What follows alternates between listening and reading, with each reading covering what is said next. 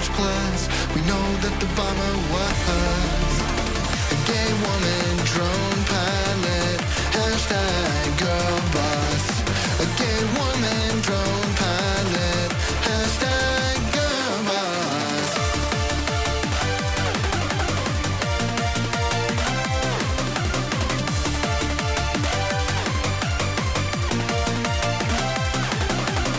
I'm here to get my kid from school.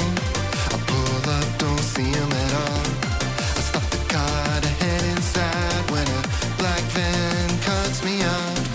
An armed agent steps out of the van. Next thing I know, I'm in an ICE camp, and I won't see my son again. At least I wasn't deported by a man. Brown woman, ICE agent, hashtag girl boss. A brown woman, ICE agent, hashtag girl boss.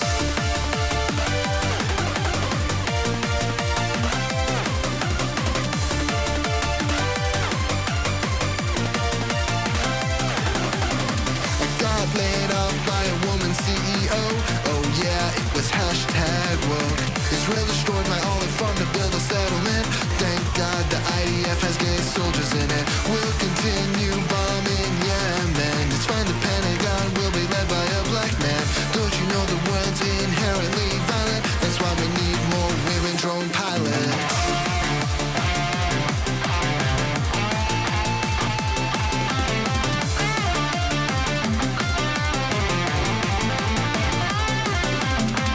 Someone murdered a white family in the year 1983. Multiple witnesses saw the crime that night. They all agreed the killers were white. The police had a different idea in mind. They found a black man to malign. They framed and sentenced him to death. His appeal rejected by Harris. Black South Asian prosecutor, hashtag girl boss. Black South Asian prosecutor, hashtag girl boss. Black South Asian vice president, hashtag girl boss. Black South Asian vice president, hashtag girl boss. What's going on, everybody? I hope everyone's having a fantastic evening, afternoon, pre-noon, no matter where you are in the world. I'm Hasan Piker, and this is the Hasanabi broadcast coming to you live from sunny California, Los Angeles. Folks, we're live and alive, and I hope all the boys, girls, and MBs are having a fantastic one, because today's a beautiful day. Today's a wonderful day. Today is Newsday, Tuesday. Your hair this morning looks like you have a hat on your head. Okay, good. It's the hat head, yeah? It's the boss, the final boss of Ibiza, Magaloff. The boss of Magaloff. The Ibiza final boss. Yeah. That's the type of hair that he has. Wait, you didn't say Hasanabi Piker, just Hasan Piker? Oh no, I messed it up. This is the part of the broadcast where I tell you about my personal news about what's going on in the world of Hasanabi Piker in between the time period where I press the stop streaming button and press the start streaming button. So help me God, that's what I'm gonna do. Ooh, goddamn. Ladies and gentlemen, boys, girls, and MBs, we are back. I've got a fucking license for this here, yeah? Oh, bruv, I've got a license for it, yeah? In any case, we're back, we're live, we're alive. And why are you so whimsical today? I don't know. I just did a good interview. It was long. I played basketball. Why are you not answering Austin's calls? Because I was fucking talking. Dude, because you know why? Because I was doing an interview, okay? I was doing a fucking interview. He calls me every morning at the same time when I'm doing goddamn press, okay? Well, thank you, Will. I'm going to call Hasan and see if he answers. Okay. I literally told the person interviewing me, I have a friend who knows that I'm doing calls at this time, and he still calls me while he's live on purpose. I'm gonna hang up on him, but I'm really sorry that, you know, we fucked up the interview, this part of the interview. Sounds good. All right. Love you, Will. Love you too. Bye. All right, chat. I'm going to try to call Hasan. He's not going to answer. Let's see if he answers. He's I'm not. I didn't. Oh, yeah. He's sitting at his desktop right now. Let's see. Ready? I'm gonna make this a stream thing where I call him every morning. I'm gonna kill him.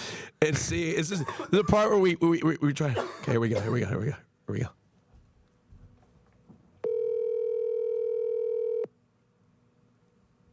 Your call has been. What? On the first. Yeah, I one tapped it. I one framed it because I was on a call. Anyway, classic.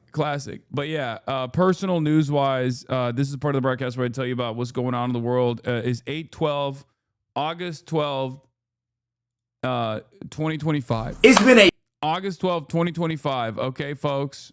Oh, the Jam Boys talked about meeting you in there. Hell yeah. I will hold on.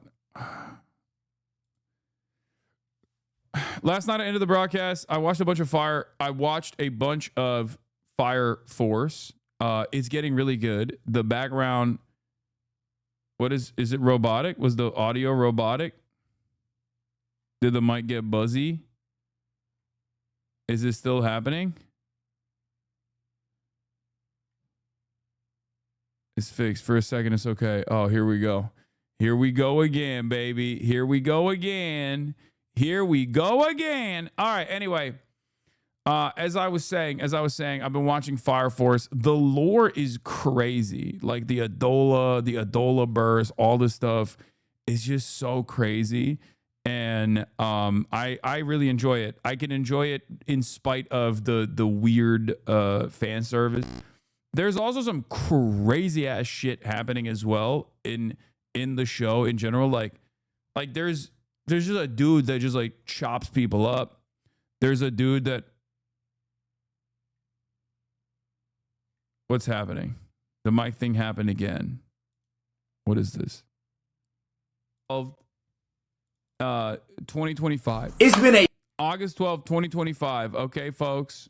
Oh, the Jam Boys talked about meeting you in there. Hell yeah. Oh God, that's annoying. Might be an issue with the cable. No, I don't even know. I don't even know. It's happening again and again and again. Great. Love that. I love that, dude. I fucking love that. That's my favorite, dude. By God, that's Hasanabi's favorite music right there. I love to see it, folks. I fucking love to see it. I love when my shit's wrecked. It's not the fucking cable, dude. It's not the cable.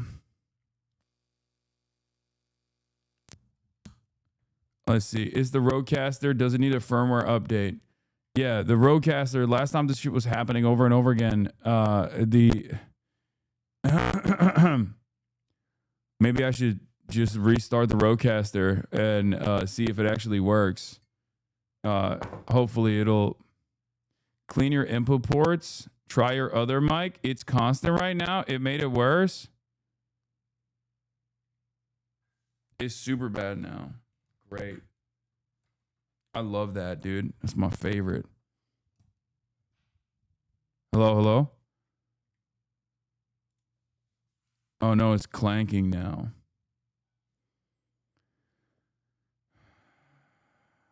Fuck. You sound like CNN. I hate this fucking stupid ass. All right, you know what? Let's download the new firmware for Rodecaster.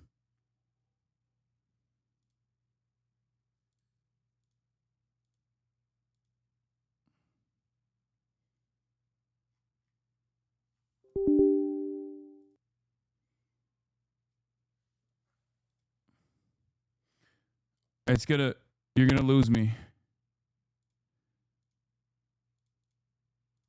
Or maybe not. Did it work? Oh, fuck. No, it didn't. It didn't. Is it still bad? All right. Updating the Rodecaster firmware.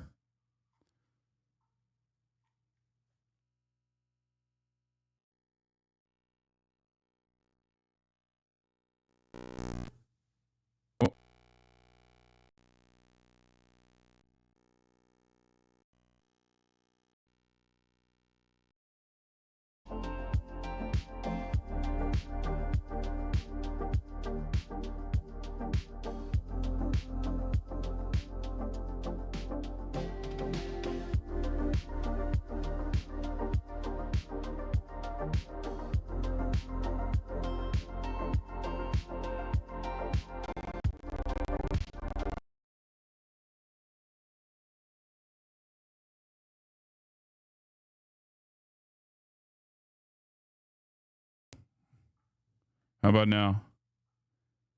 Hello? Is it still messed up? Why are people posting alien kitties? It's fixed. It's back. Okay. I'll take it. I think it's back. All right, let's see. Sounds way better. Good so far. Keep streaming. It did an update. So you posted the alien kitty on the screen. What do you mean? Are you okay? What alien kitty?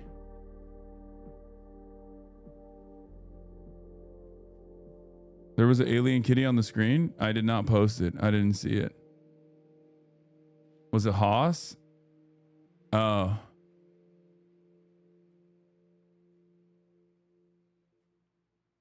I don't see it, chat. I don't see it on my end. I guess it was Haas. Anyway.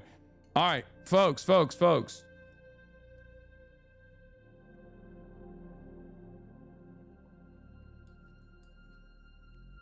was I? Oh, personal news-wise. Not much going on. Watch Fire Force. Definitely like it a lot. The backstory is getting really fleshed out, and I enjoy it. And dear friend, you're getting gray hair if you didn't know. Yeah, I didn't know that I had gray hair on my beard. Thank you for informing me. But the fights are getting really good. I'm in season 2. I'm like halfway through season 3. It's like 15, episode 15. Season 2, episode 15 is pretty good. And yeah, that's it. That's all I got on the Fire Force side. Woke up this morning, played some basketball. Lost one game and then won every other game after that. So was cooking.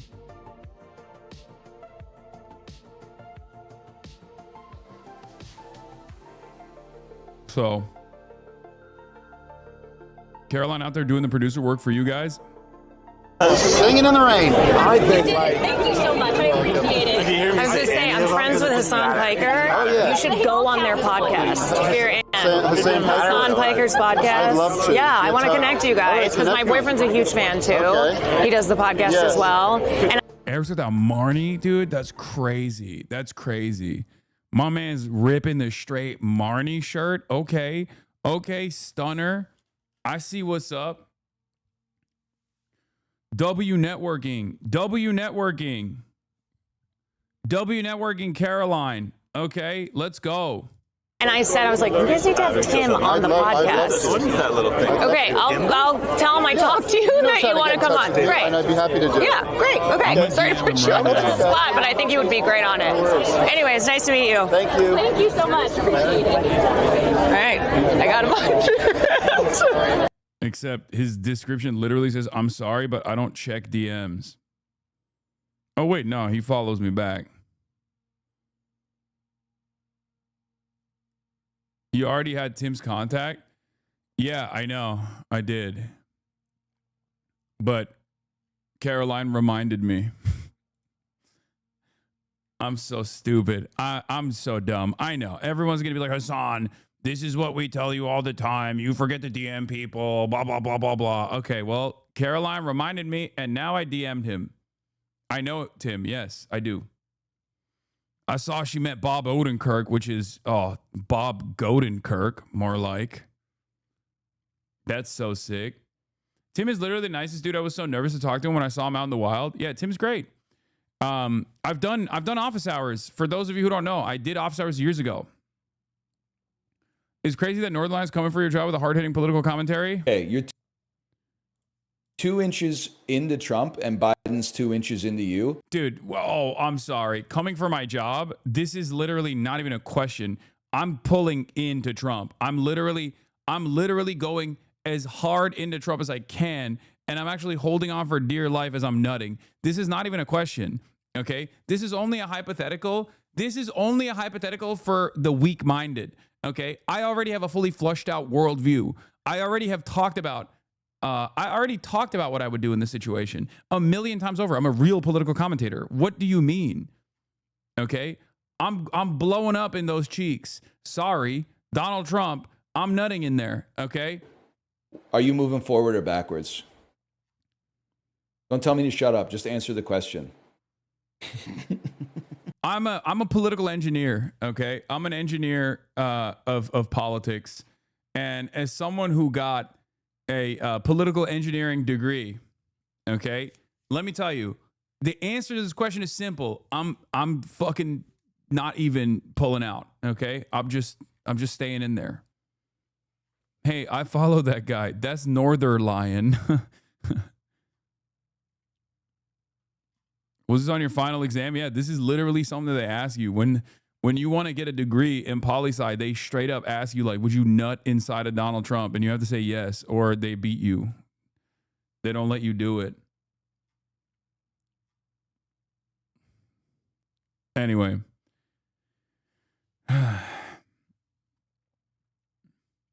Taylor talked with Cutie last night. Oh yeah, I was called. I was called last night by friend of the show, Cutie Cinderella, for Taylor talk time. It's a big deal for us Swifties, obviously. New album coming. You know, I'm very excited. Dude, I'm trying so hard not to lose her. You know what I mean? I'm trying. I have to entertain shit that I just normally would be like, what the fuck are you talking about? You fucking prudes. Your biggest L is getting the Yard getting Northern Line on the podcast before you. Yeah, that is a L for sure.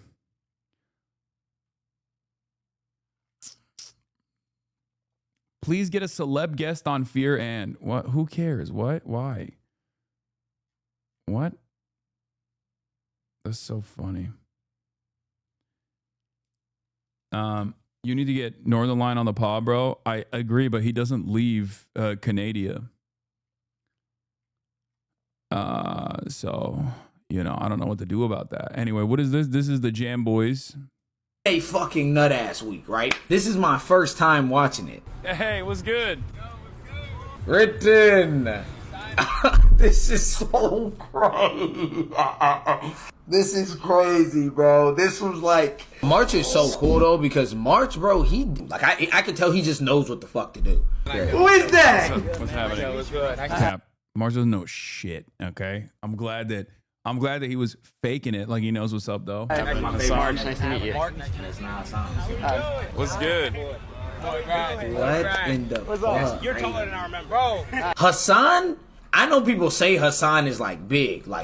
Hasan is massive, like massive. That is a big nigga. Like he will put you in the dirt, nigga. Like, somebody said his ass scared. He really in the rack. Like that's another thing, bro. This nigga did not have to get on stream today and say anything about us. We took up so much of that nigga's time. Chat. We were with Hasan from like 4 p.m. to like 11 p.m. It was a great fucking day. It was absolutely fucking insane. Okay, dude, wrap it up. You made them look like children. Okay, but like they're like 21 to 25. It's crazy, man. They're so smart. Like I was a whole ass dumbass when I was their age, and they are so locked in. They're so tapped in. They're so knowledgeable.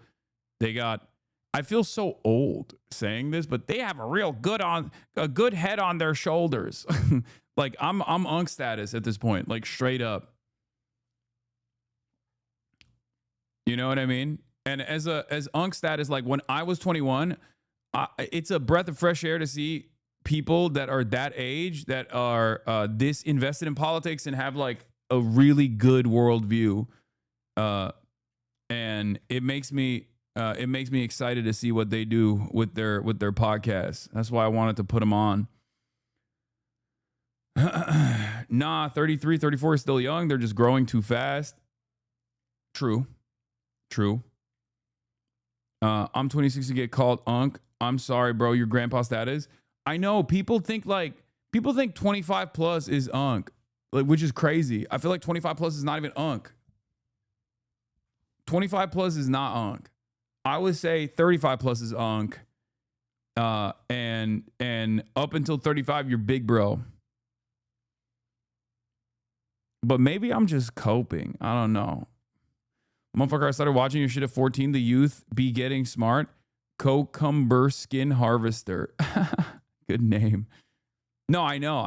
I know that there's a lot of people who started watching me when they were like 12. I know that, and they just like grew up watching me, which is good. I think under different circumstances, I say is bad, but I know what that environment looks like outside. Like, could you imagine a 12-year-old fucking learning politics from like watching fucking Andrew Tate or like Asmongold or some shit? You know what I mean? That's like devastating. That is you're just getting one-shotted from the jump. You're coming into an environment where you're just like, I am going to learn everything on the opposite side of reality.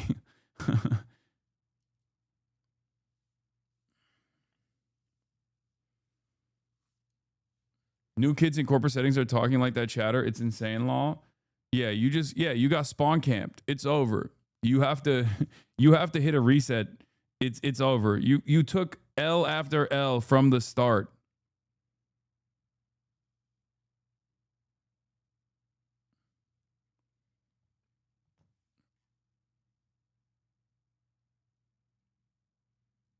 Just turned 27, started getting called Unk is crazy. Good. A lot of you don't understand. You were the ones who were calling me Unk in the chat. You were the ones who were calling me Unk in the chat, and now you're getting called Unk. It turns on you. It turns on you without you realizing. All of a sudden, you have become elderly. You know, I am Unk, but so are you now. And so will everybody. One day, everyone will be called Unk. That's just the nature of the game. Okay? In any case, let's blast off and let's do it. Okay, we got a bunch of stuff on the docket. Obviously, Trump deploying National Guard. Trump regime occupies Capitol with military. I think going forward, I'm just going to cover what like the shit that the Trump administration is doing, like the way America covers foreign adversaries. You know what I mean? Is that fair?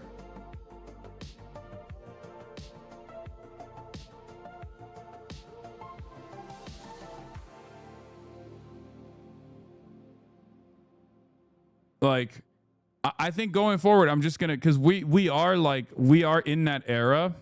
We are in that era already. We're in our, fascist dictatorship arc.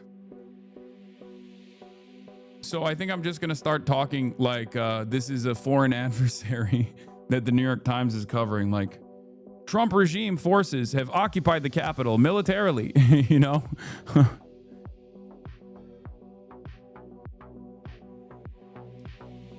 Then talk about the American regime has decided to reverse previous decision on gay marriage, taking away rights from taking away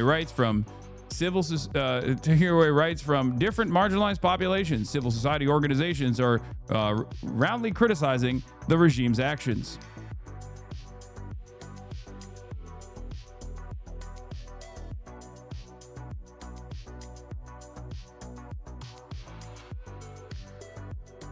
So yeah, Trump regime occupies Capitol with military. Will they come after gay marriage?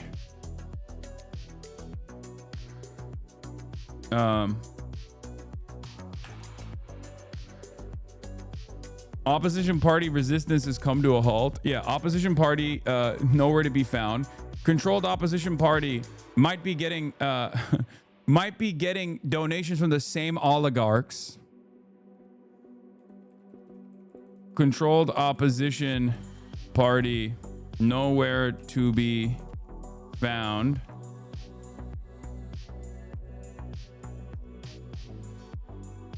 Yeah, opposition party in exile.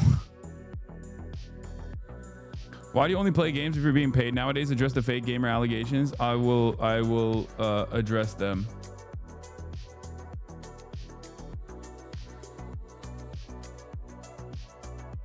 Korean filmmakers are all anti-capitalist. Why is this surprising to you? Why is this even remotely surprising to you? South Koreans literally have so much smoke for their own country, bro. They call it hell. It's a nation state that is completely dominated by like 7 families.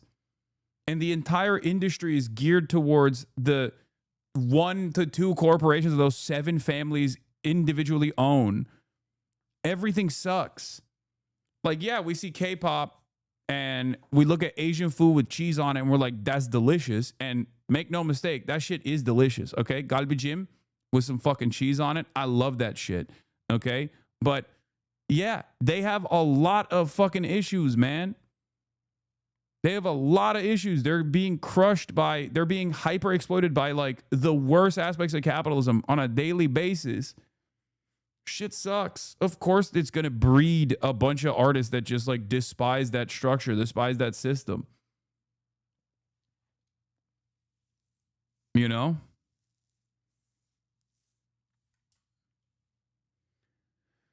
They're trying to buy the honeymoon. Yeah, they can't sing their way out of that one, I don't think. We ain't that different. Couple hundred families instead of 7. Yeah.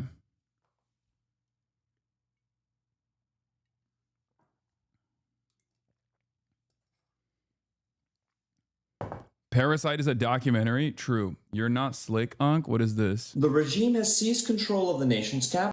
Oh yeah, this is Premis doing this. Premise doing this as well. Yeah.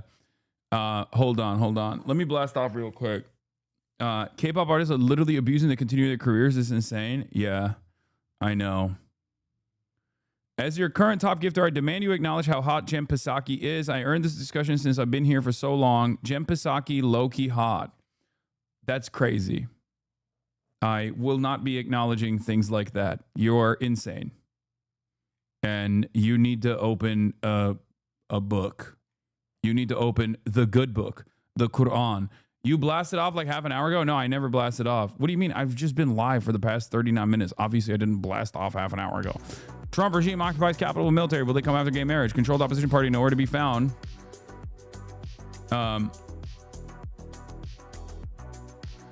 Trump x Putin fanfic over Ukraine. Palestine protests erupt as regime politicians continue funding Israel's genocide. Get in now.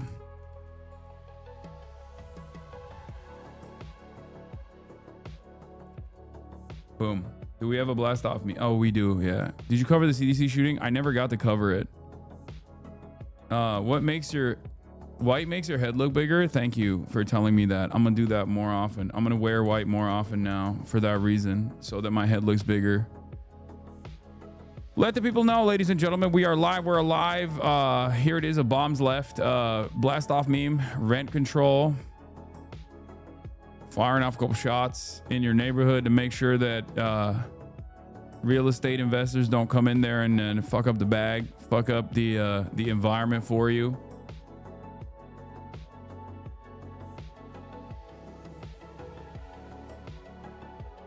Netanyahu says Israel will open borders for Gazans to leave as they prepare for the offensive. Ugh. Maybe talk about how Trump is controlling the USA close to APAC influence at this point because of Trump and Galbard, even Vance. No, there is nothing that comes near the control that Israel has over like American foreign policy. But Trump definitely does love Vladimir Putin. Like, there is, make no mistake, Trump is certainly in a way that is impossible to ignore, very invested in maintaining a personal close relationship with Vladimir Putin for some fucking weird reason. And I don't know what it is. I don't understand it. NVIDIA starting a new headquarters in Israel to improve their AIs. Time to go all red.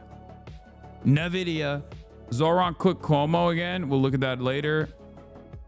Sky News interview, IOF correspondent says the info on Anas, the journalist, being a Hamas terrorist is classified. Oh, so they're saying like, we won't tell you what it is. We'll keep it a secret. We'll tell you he's a terrorist. You have to take our word for it. Oh, that's cool. Yeah, that's bullshit. Okay, I don't give a fuck. It's wild that they don't even fucking care to. It's wild that they don't even care to lie. It's not weird at all. He dreams to be USA Putin one day. I know. That is true. He does like strong men for that reason. He likes charismatic authoritarian strong men. We know this because he likes Erdogan, and Erdogan ain't shit, okay? So the fact that he likes Erdogan means that like that's the one aspect. He just loves when you got some kind of authoritarian strongman. Otherwise, why in the ever-loving hell would you ever be on board with, would you ever glaze Erdogan? He ain't got shit. He's got nothing. He's nothing. He likes Viktor Orban. He's, okay, that's an even better example. At least Erdogan, like, commands the second largest military in NATO. What does Viktor Orban have? Nothing. Okay? Viktor Orban has nothing. So the very fact that he likes Viktor Orban implies that the only thing that Trump cares about is like vibes, authoritarian vibes.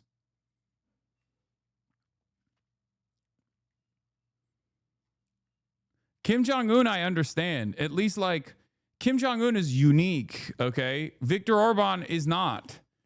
Like, liking Kim Jong-un is odd for sure, but like he's still like a fascinating character. He's like in control over one of the only countries that's like not even one of the only remaining like nation states that's like completely remote. Okay. Viktor Orban is the leader of Hungary. He's smack dab in the middle of the fucking, well, not in the middle, but like, you know, he's right there in the European continent. And he's just a fucking powerless autocrat. He has power over his own country, but ultimately in the global scheme of things, like he has no motion. Do you not understand what I'm saying? Like him liking authoritarian strongmen for only the quality that they are authoritarian strongmen is perhaps most evident in someone like Viktor Orban, because Xi Jinping is a charismatic strongman leader for sure, commands a lot of power he's the leader of China, okay? China is a hegemonic superpower. Kim Jong-un, again, understandable that you would like find him to be a fascinating character because he's responsible single-handedly for an entire nation state that is like a sovereign nation state that has nuclear weapons, and also on top of that has been completely outcast from the global marketplace. Like they're not a part of the regular international system that we've designed. But when you got, and even with like Erdogan is a feckless servant of the American state. But having said that, he at least has like NATO. He has like a NATO army. You know what I mean? But with like Viktor Orban has nothing. The only reason why you would say you like Viktor Orban is because he's an authoritarian strongman who's right wing, who like says he hates gays. He has nothing. What do you mean? He plays both sides. He's like beholden to Chinese influence, beholden to Russian influence. Obviously, still a servant of American reactionary sentiment as well. He's got nothing though. You know what I mean? No disrespect to Hungary, but like in terms of like all these other global leaders and shit, like he has no motion whatsoever, other than like the only quality that he brings to the table that you might find fascinating or good is that he just sucks. He's just a bad dude. He's a bad dude, and he's right wing, and he's authoritarian.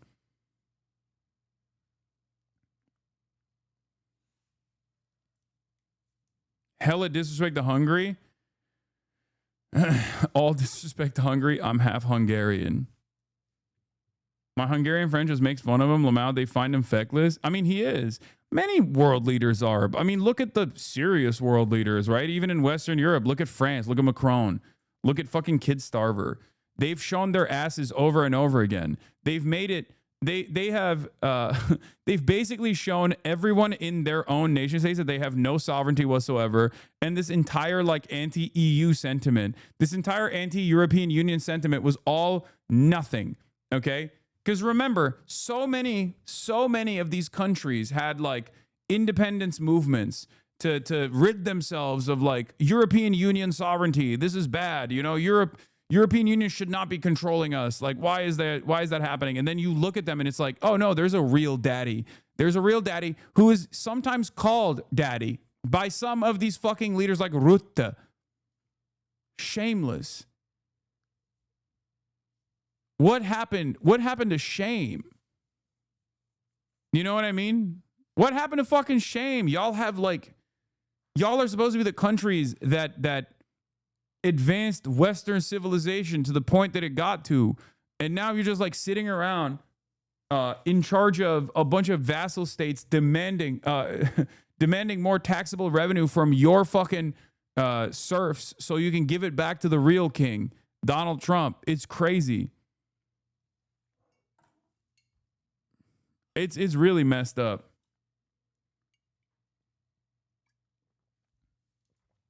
Generational fall off. It just makes me upset because like I can't do anything in America. I constantly yell about America and the ways in which we dominate the planet and how unfair it is for everybody else. So I just expect I don't know, European leaders to be able to like get their shit in order and to actively push back against American intervention of this sort, right? Like, I wish. You support China and Korea. You're a weirdo, buddy. And Kim Jong-un isn't a bad dude. Okay, buddy. Did I say anything of the sort? Did I say he is a good dude? No, you heard that. I said he is a fascinating character. So it's understandable that at least like in comparison to Viktor Orban, he's a more interesting character than Viktor Orban, given that he is in charge of fucking North Korea. That wasn't glazing Kim Jong-un, which I do with regular frequency. This is just not one of those moments. I'm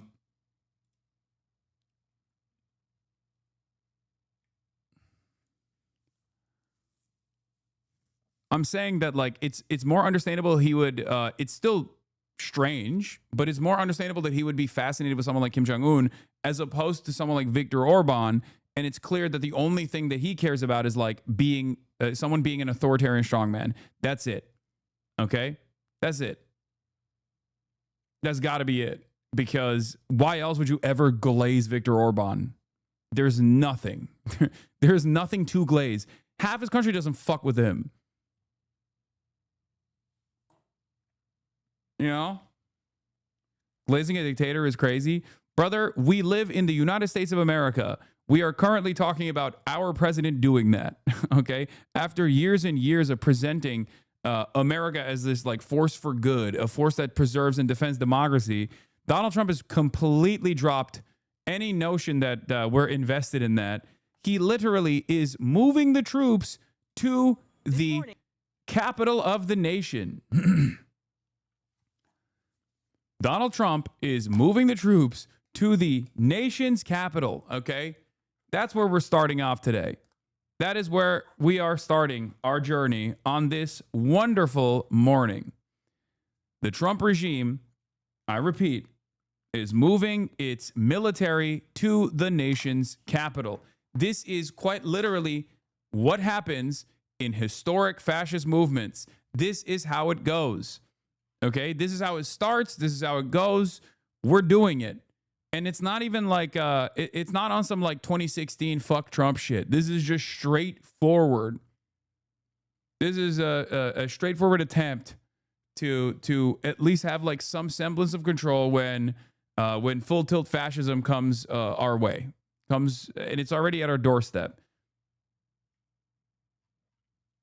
And of course, the hilarious side of this otherwise like somewhat scary story is that the inflection point for this military takeover of law enforcement duties in the nation's capital is that a dude by the name of fucking Big Balls got his ass beat by a 15-year-old teenage girl and a 15-year-old teenage boy. That is the reason why we are now having a fucking fascist military takeover of the nation's capital. What are we doing? I'm losing my fucking mind. The nation's capital put on notice, awaiting the arrival of hundreds of National Guard troops as the president places Washington, D.C. under federal control. This is Liberation Day in D.C., and we're going to take our capital back. President Trump declaring a public safety emergency in D.C., placing attorney. Yeah, Big Balls is a Franz Ferdinand, you know?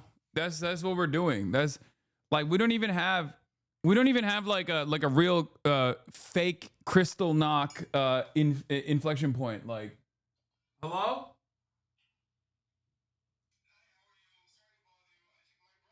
General Pam Bondi in charge of the D.C. Metropolitan Police and activating some 800 National Guard troops, the first time the National Guard has been deployed to D.C. since after the 2021 attack on the Capitol. Overnight, the Secretary of Defense saying they'll be ready to act. They're going to be proactive. If you take an action or a shot at them, there will be a consequence. We're not going to have National Guards just sitting there like this, seeing a crime committed and not do something about it. The Guard is being deployed to assist with law enforcement activities. Guardsmen always have weapons available, according to a U.S. official, but whether they will be armed for these duties is up to their commander. The president is painting an apocalyptic picture of the nation's capital, adamant crime is spiraling out of control. But the official figures show crime in the capital is actually in decline.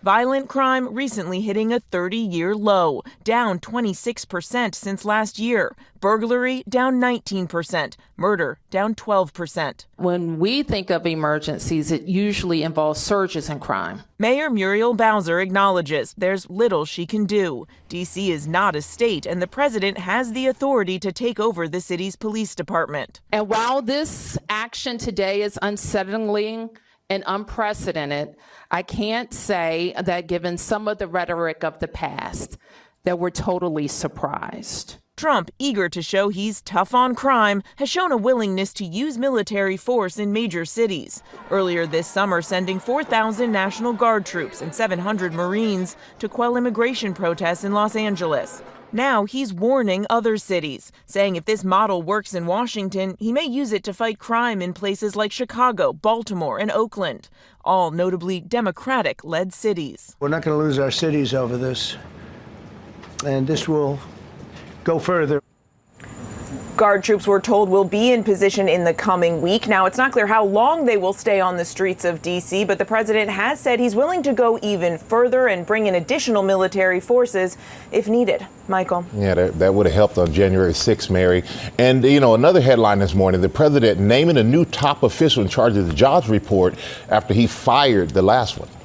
Yeah, the president announcing a new commissioner for the Bureau of Labor Statistics, E.J. Antony of the Conservative Heritage Foundation. He has criticized the Bureau in the past and questioned its data. He also contributed to the Conservative Project. I mean, massaging the numbers, deploying troops to the fucking nation's capital, blackbagging people from the streets, and then when there's any sort of inevitable resistance against that sort of thing, utilizing the military to violently squash attempts to stop that sort of thing from happening. It's here. We have concentration camps. We have concentration camps. We have concentration camps in this country currently. Okay. It's here. It's here. This is like, I think this is exactly how this kind of shit happens. Like historically, this is how it has happened. I don't know what more you need to see to arrive at this conclusion. It's just like, what do you want him to do? Run around saying he's a fucking Nazi? Is that what you want to do? Is that what you need to hear from him? I mean, he's got people in his cabinet that have fucking Sig Heiled. You got Elon Musk Sig Heiling at the inauguration. You even got that. Fuck the mainstream media bullshit reporting. This coverage is so weak. Brother, Close your eyes and imagine Joe Biden doing that in a red state. Okay? Just do it. And there was good reason for him to do so when Greg Abbott was actively ruining the executive authority over immigration, actively defying the interests of the federal government. He could have done that. Imagine a military takeover of Texas.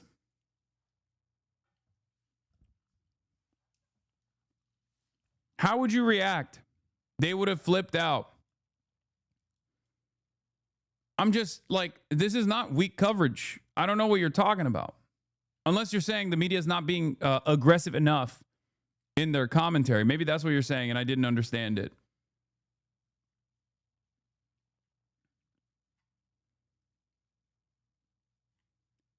Like, I have detailed exactly how this is going to happen, and it's going along in the exact ways that I said it was going to happen. 2025 blueprint. Now, this comes after the president fired. Oh, you're saying the media is weak on calling this bullshit out. Even my hog parents are increasingly saying they just can't watch the news. They don't watch because they know they're complicit, but they have stopped denying this shit isn't happening. Yeah, this is exactly the kind of like aesthetic stuff that Americans, regardless of what their political background is not in favor of either. I think a lot of this stuff is being, I think a lot of this stuff that's doing, what? You're giving 2019 voice today? Maybe. I think a lot of what's going on is happening specifically for like extremely online aspects of the movement. Like, this shit is not something that like average Republicans, if they pay attention to it, this is not the type of shit that average Republicans would be on board with, I don't think. Maybe I'm wrong, but I just don't see like regular ass Republicans, like lifelong Republicans, turning around and just being like, oh my God, this is great. I love sending the fucking police. Like, fascism theater is not something that everyday Americans will be on board with. It's kind of like when I got detained, there were people, there were immediate family members that had literally, that had been to January 6th, like that had gone to the Capitol on January 6th, like massive Trump supporters. Okay, I know people who are not my family members, but like friends of mine and their immediate family members. When they heard about that, they were pissed off that the government was literally detaining people because they pegged them as political dissidents. Like, that's the type of shit. I feel like that is the type of shit that pisses off even Republicans in general. You know?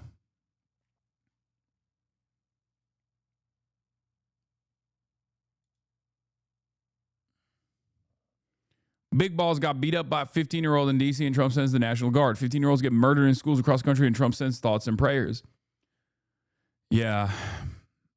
There's a bunch of interesting stuff, but it's framed as law and order, so Republicans do kind of like it. Also, there's a lot of black people in D.C. No, for sure. This is for that reason. He's doing it for that reason because D.C. is a black city, okay? That is the main reason. This is a way to stop.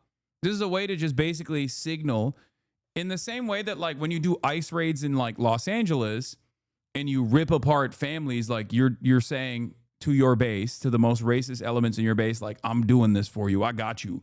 No more Mexicans. Like, I hear you, right? This is the same version of that, but just for black people. Ironically enough, it's also for the same base because those guys want brown people and black people to get the fuck out of the country, right? Or to be violently suppressed. So you're designing this like incredibly fucking violent, ridiculous, this incredibly violent, ridiculous enforcement mechanism specifically to soothe the interests of some of the most reactionary elements within your base. I don't think you can keep pushing like this without significant response. I think this creates a lot of animosity. The problem, of course, is that you don't have a well-organized opposition party against this kind of thing that's like actively egging on the population to respond, to actually throw a fit, to fuck shit up. You don't have that anymore within the Democratic Party. they're gone. And you kind of need that. This is not me shepherding people into the Democratic Party. This is just me saying that, like, you do need that because you need your parents and your grandparents to also be on the fucking streets. There's no other way to stop this. And if your parents and your grandparents are going to get on the streets, the media has to cover it. The media has to cover the anger and the resentment that people feel. Okay? And in order for the media to cover it, you need the opposition party to actually go out on television with regular frequency and constantly give quotes and constantly say, this is fucked up. This is pissing us off. This is not what we are. This is not what America is supposed to be about. What the hell is going on? We need to go out and protest. The previous commissioner claiming without evidence that last month's poor job. Or people don't do crime? What do you mean? What? People don't do crime? Dog. Crime is a constant. Okay, when you live in an environment where there's poverty and wealth, crime is always going to exist. But what you're supposed to look at is if crime is out of control. Trump claims crime is out of control. DC numbers show the exact opposite. It is at a 30-year low at this point in DC, which means that for all its faults and failures, what they have done so far has been kind of working. This doesn't mean that there isn't crime that's still taking place. Crime is still happening, of course. Crime happens all around. It's a matter of whether you tune into it or not. And unfortunately, despite the fact that red states have higher homicide rates and higher rates of gun violence than fucking blue states do, we all seem to think that blue states, where there's a lot of black people, are the only place where crime is manifesting. I wonder why. If I were to ask an average person on the streets, who has a higher violent crime rate? Which state has a higher violent crime rate? New York or South Carolina? They would say New York, but it's actually fucking South Carolina because it's directly a consequence of poverty. It's directly a consequence of people's material conditions. Military will only target criminals? Yeah, no, totally. Just like they always do. Brother, the military has no training for law enforcement purposes, okay? You have the military police, but even then, they don't do necessarily a good job. Cops don't even do a fucking good job with this shit, especially in America. The military is even worse than that. The military has one purpose. It's to kill, okay? That is what the job of the military is. They kill people, okay? That's what they do. They kill people. They get sent somewhere and they shoot. They use lethal weapons and they shoot. They don't do crowd control. They don't do any of that shit. They are there to kill. This is precisely the reason why there are laws in the books against this very same thing that's happening currently. Okay? Now, DC, of course, is unique because it's not a fully fleshed out state. It's a District of Columbia. So obviously, for that reason, you can federalize. You can basically do a forcible takeover of the policing in DC. That's probably why this is the entry point for Donald Trump to test this process out. There's also, after the 48-hour takeover, you have to justify, like in the first 30 days, exactly why you need to control or federalize the policing in DC. And then after the 30 days are over, you have to go back to Congress and get congressional approval to continue extending the military occupation of the nation's capital. Now, there are also rules against this sort of thing, specifically designed so that, you don't have some fucking random psychopathic fascist fucking leader decide single-handedly that he's just going to use the military as a mechanism of law enforcement on domestic soil. Like that's the whole point of this is that you're not supposed to do this. Has it been stated where the National Guardsmen are coming from that are being deployed to D.C.? It's Southern troops that are being sent to D.C. I'm not sure. I don't know where they're coming from. Bob's report was manipulated to make him look bad. Michael. Well, numbers don't lie, Mary. That's what they say. Yeah, crime is always relative. Is crime bad? Yeah. Is it particularly bad more than usual? No. Has it ever been better than it is now? Also no. Crime rates in the U.S. fell off a cliff in the 90s and never went back. But people still have an understanding of crime based on memories of the 1970s, especially among those who are the children of white flight. There's also a different assessment of crime. What we actually perceive as crime is entirely different than what is actually crime, okay? we perceive homeless people, which is the most visible aspect of poverty, as crime. We see Target locking up, deodorant as a visible aspect of crime. Many of the things that we see as crime that we actually experience as like crime rates getting out of control are simply aspects of poverty, okay? We associate visible aspects of poverty with crime.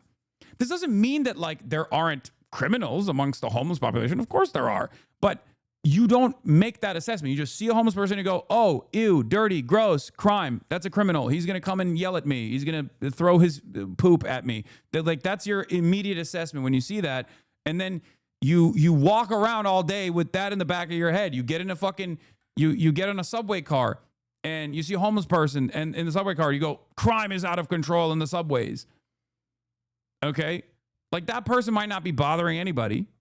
Or even he might be loud and abrasive and experiencing a mental health episode, right? But even then, like our assessment of what is a crime, what is contributing to the crime rate, is entirely out of whack. And the example I can give you is like if it wasn't a homeless person that was experiencing a mental health episode, but instead like, I don't know, a regular 9-to-5er in a fucking suit, you would treat that situation differently than you do with a homeless person. Okay? That's it. And you wouldn't immediately assume that this is like a criminal doing crimes. That's just kind of how it works. It is what it is.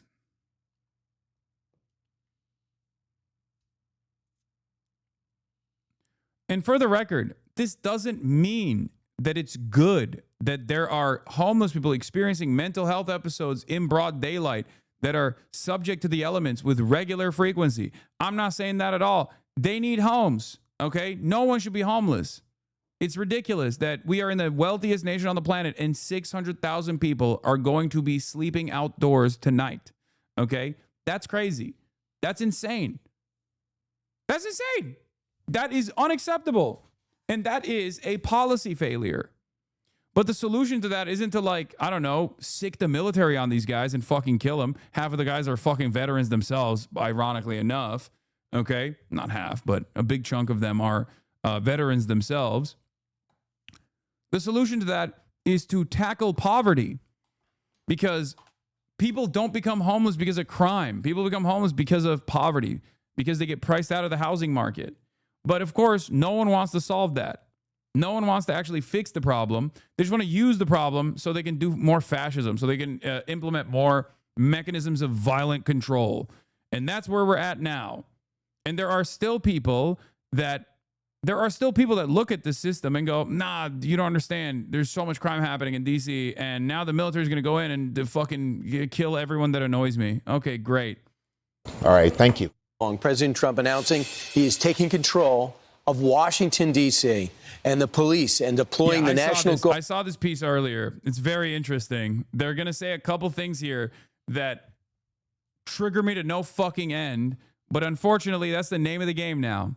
You're going to hear the Fox News host say, who cares about statistics? What actually matters is anecdotes, okay?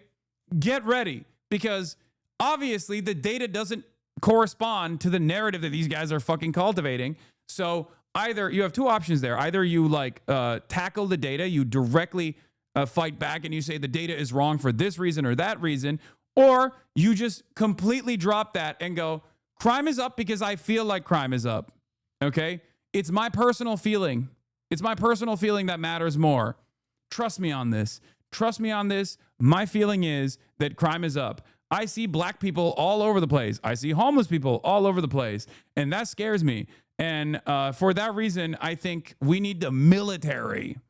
We need the military to occupy the nation's fucking capital. In an unprecedented crackdown on crime in our nation's capital. Mark Meredith joins us now from Washington with the latest. Hey, Mark. Ainsley, Brian, and Lawrence, good morning, friends. Once again, traditionally getting tough on crime is not controversial, but the White House is facing opposition from D.C. leaders after it vowed to help clean up D.C. streets. We got the idea of what the president's unveiling here. He's dispatching 800 National Guard troops, taking control of D.C.'s police department, and offering more federal resources to help the district get crime under control. This issue directly impacts the functioning of the federal government and is a threat to America, really. It's a threat to our country. We have other cities also that are bad. We also got a statement from D.C. City Council. They responded to Trump saying this is a manufactured intrusion on local authority. Violent crime in the district is at the lowest rates we have seen in 30 years. The statement goes on to say federalizing the police department is unwarranted because there is no federal emergency. But guys, crime is still happening, including overnight. There was a fatal shooting roughly 1 mile from the White House. Now we're hearing from D.C.'s U.S. attorney, who is urging local leaders to stiffen the punishments criminals may face for crimes both big and small. We've got to repeal these laws of the left-leaning D.C. Council, one member of whom I just indicted recently, and we've got to make this place safe for the people in the district. D.C.'s sole congressional delegate is calling this all political overreach, but D.C.'s police union is applauding the White House for taking action. In order to fix this problem and make sure that it doesn't ebb and flow and that the feds come in and we lower crime and then they leave and we're left holding the bag, it's very important that people know that there is underlying legislation that needs to be corrected so that we can actually properly staff this police department in order to properly police the city. Now, the president says he's open to additional crime crackdowns in major cities like Chicago and Los Angeles. The mayor of Chicago said if Trump were to send the National Guard, that it would destabilize the city. That's the quote out of Chicago. Lawrence, Ainsley, and Brian, back to you guys. Mark, the dynamic was so fascinating yesterday because you have the mayor come out and go, well, crime is down. I don't know why he's doing this. He's got a pandemic mindset. But almost everyone in the press room is. This is the best part. This is the best part. Get ready. Brian killed me about to pop off.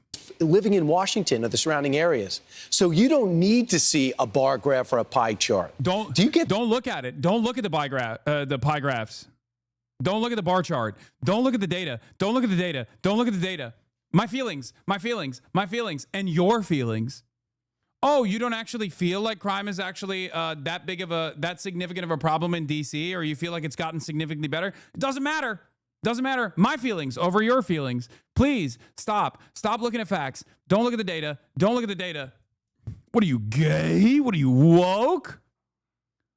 They're fucking the framing here from a mainstream instrument of media is so alarming, dude.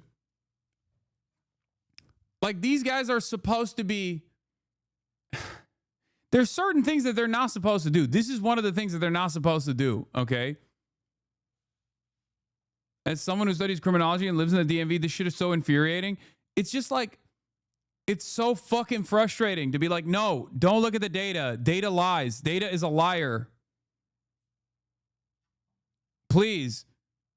Your feelings. That's what matters. The sense that no matter your proclivity or what you thought of the president, the people in that room know there's a problem with crime in that city, regardless of what stat is out there? Brian, I couldn't agree with you more because statistics don't tell the entire story. And obviously, if you're a victim of crime or if you know somebody. Statistics don't tell the reality. Oh, that's right. Hey, man, perhaps there is a need for statistics for this exact same reason. Because personal anecdotes, especially as it pertains to crime, are so emotional. When you have a degree of emotional investment, when you actually have like a low impact crime, let's say someone broke into your car, okay? Someone broke into your car. They didn't even steal anything. They just broke your window. That is a costly endeavor for you. But more importantly, it's an emotional endeavor. Why is it an emotional endeavor? Because you feel like your sense of security has been ripped away from you.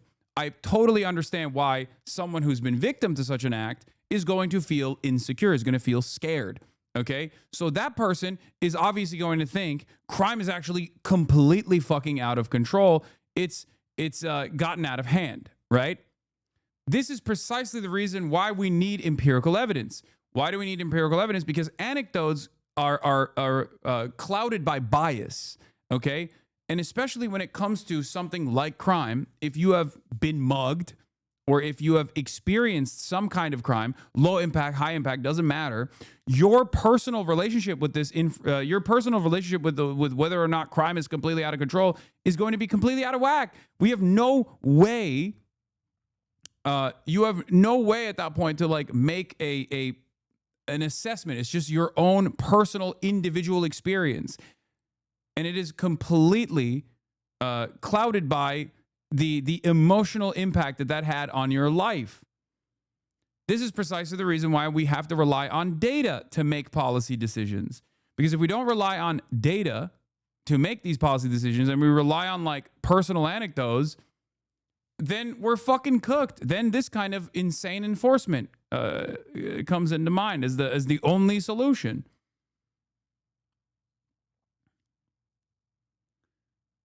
So you want empirical things now, socialist boy? Yes.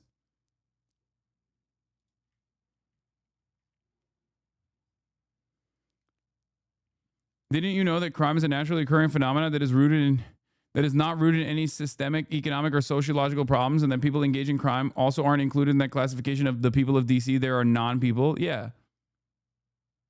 You seriously need to wake up to the reality? Yesterday, a crowd of perhaps 15 to 20 people in keffiyehs and watermelon t-shirts were on my street, and I walked past them. They saw my star and looked at me with intimidation. I felt outnumbered and sincerely wondered what would happen if it had escalated.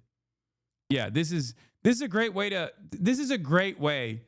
to describe exactly what I'm talking about. Like in E. Fatlow's mind, okay, this was an anti-Semitic hate crime. Do you understand? But in the real world, that's not what happened at all. Do you understand? Nothing happened. She is recalling an incident that wasn't an incident at all. She just happened to exist around other people. Okay? So what are we supposed to do? What are we supposed to do? Are we supposed to legislate off of the paranoid delusions of people? Is that what we're supposed to do?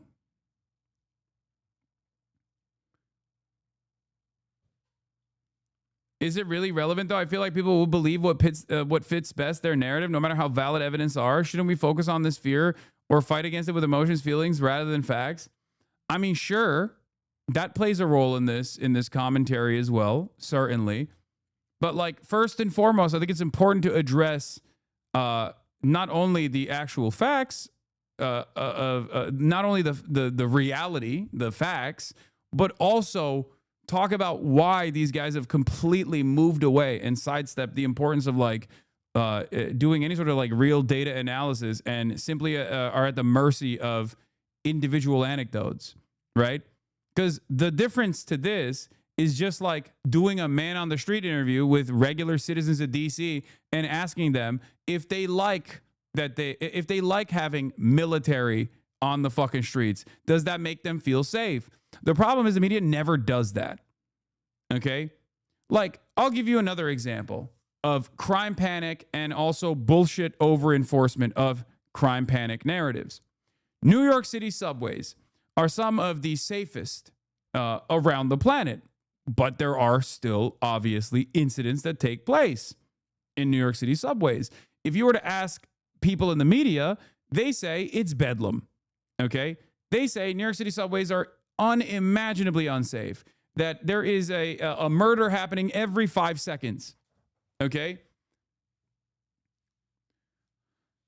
And what do you have to do to combat this fear that people have? You have to send in as many fucking militarized police forces as possible to the New York City subway so they can sit there and play Candy Crush.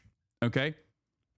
But at the time, if you were to ask people how they felt about all of these like heavy duty, heavy set, militarized cops at subway stations playing Candy Crush, they didn't like it. They didn't like it at all. Like the people who are actually commuters don't like it.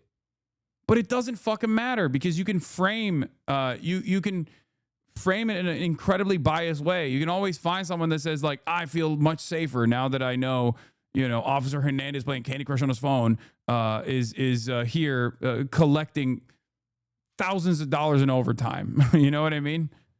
Like you can find people that will say that. So you can craft a successful narrative around like how great this is actually. And that's precisely what Fox News does. As opposed to liberal media outlets don't do that, to develop a counter narrative to say like, this is not something that people are fucking with. They don't like this. Doors open. Doors open. Wait, hold on.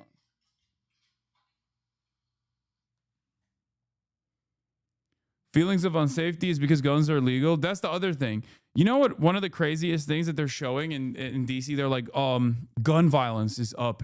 Gun violence is much higher in DC than these other fucking nations, right? It's like, dude, yeah. It's because they have hella guns, man.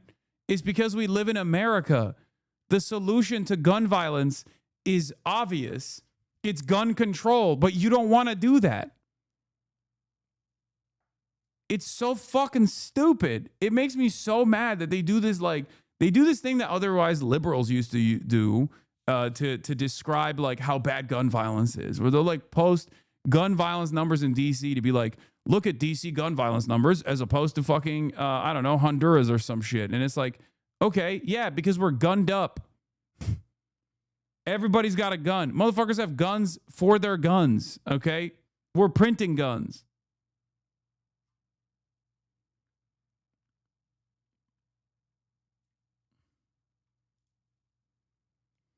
I am DC born, raised, and currently living in the DMV area. DC has been gentrifying for over a decade. The dwindling remaining black residents that comprise of the old chocolate city got fucked over years ago.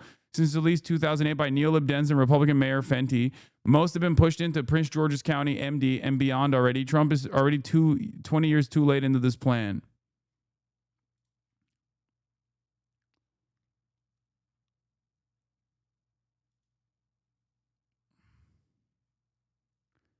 President.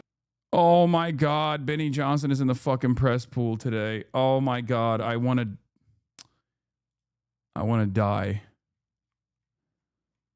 We got gum boo boo. Yeah, we motherfuckers have la boo boo. We got gum boo boo. And we're talking about gun violence in DC. It's like, yeah, I don't know. I wonder why. Nah, it's just because it's black people. Black people are there. That's why. Please do not look at the one factor. The one factor that is ultimately so different in America.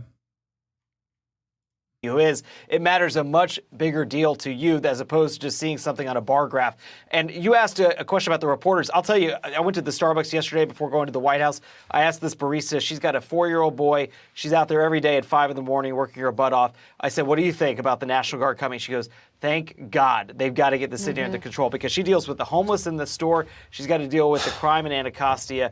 DC residents, yes, they are aware that this is going to be a huge political fight, but there is absolutely a crime problem in the nation's capital. Yeah, if you live in a neighborhood, you just want safety. You don't care how it's done. So Donald Trump said that he's invoking this under Section 740 of the DC Home Rule Act. He had to notify Congress, right? Yeah. And he is able to bring in the National Guard for the next 30 days without having a vote from Congress. Brother, a cool story, by the way. But also, even if it was true, how is the military the solution to this? We're such a stupid society, man. We are so fucking stupid. This wave of anti-intellectual thought has completely destroyed any kind of good governance that we could have. Okay? It's over. It's done. It's fucking Jover.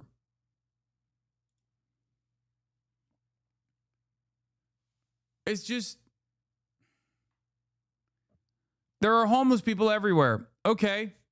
How do we solve it? I don't know. Fix the housing market. Offer them fucking permanent shelter. Okay. And then start the rehabilitation process with the housing first policy. Okay. Those are successful methods of combating homelessness. Nah, I don't want to do that. We should just kill the homeless with the military. We should use the military to kill the homeless. Okay, we'll just go with that one. Like, nobody asked why the guy is homeless, how he got there, how we can make sure that this doesn't happen again. We're just like, oh, I don't want to see it. Gross. Get him out of here. Kill him. Kill him with the military. Kill him dead.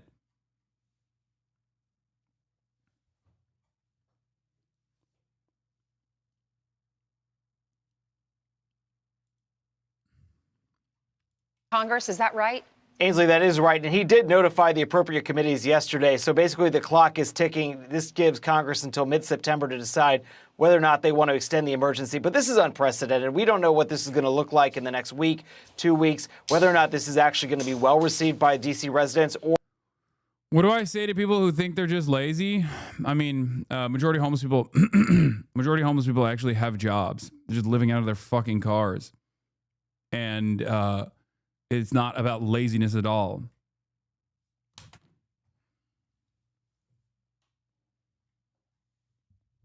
Like, they literally work. They just are priced out of the housing market. A reality that is a lot closer to the average American than they think as well, by the way. You're like one fucking horrible medical incident away from also being on the streets. And many Americans are there. They just don't realize it and turn a blind eye to it. And they see, I've talked about this before with different tiers of homelessness. Like, I call it the 3 tiers of homelessness. Like, the most invisible tier of homelessness is the majority of homeless people, which are like people without permanent shelter, a permanent home, either couch surfing or living out of their cars. They still go to their jobs, you know what I mean? But then, like, because they don't have access to running water at any given moment all the time, it becomes increasingly more difficult to maintain your job. And then you go into tier 2 of homelessness, where you're like in the period where you're like kind of living outdoors and braving the elements and don't have any shelter whatsoever because you can't pay for your car or whatever, right? And then you're now living on the streets. And then you get to the last tier of homelessness in that process because, like, you're doing drugs to try and cope with your reality, to try and just, you know, try and deal with your everyday existence where you're exposed to the fucking elements. And basically you arrive at the 3rd tier of homelessness, which is what most people see or most people think when they think about homelessness, which is like a person who has been out there for a decade. And at that point, you know, they've kind of lost their minds a little bit, understandably so.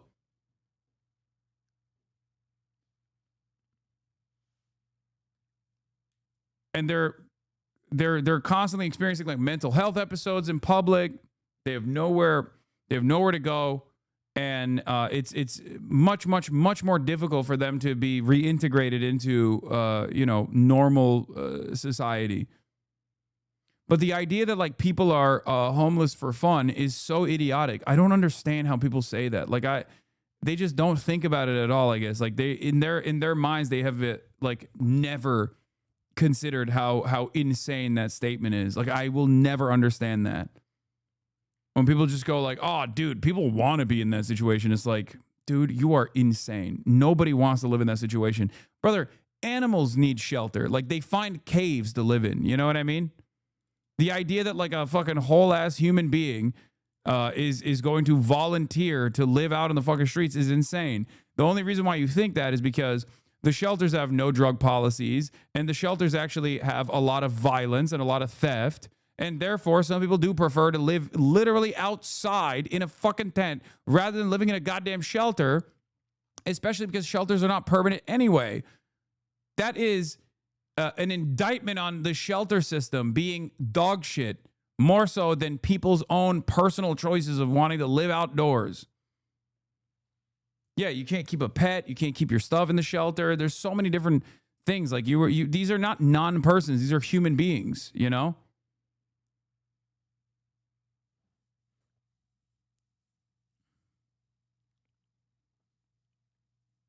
Or if there's going to be pushback, my bet, Ainsley, guys, would be that by the weekend, when there's going to be an uptick in whether or not there's people out and about, whether we see more crime and how it's handled, if people say this is a good thing, or they're saying this is going in the wrong direction. But we had a fatal shooting just last night. So crime certainly, that was my favorite point, was that the council was saying there is no crime emergency. And then we had a fatal shooting 1 mile from the White House, Logan Circle. Yeah. Yeah, one fatal shooting a mile away from the White House does not mean there's a crime emergency. What are you talking about? There's never going to be zero crime, dude.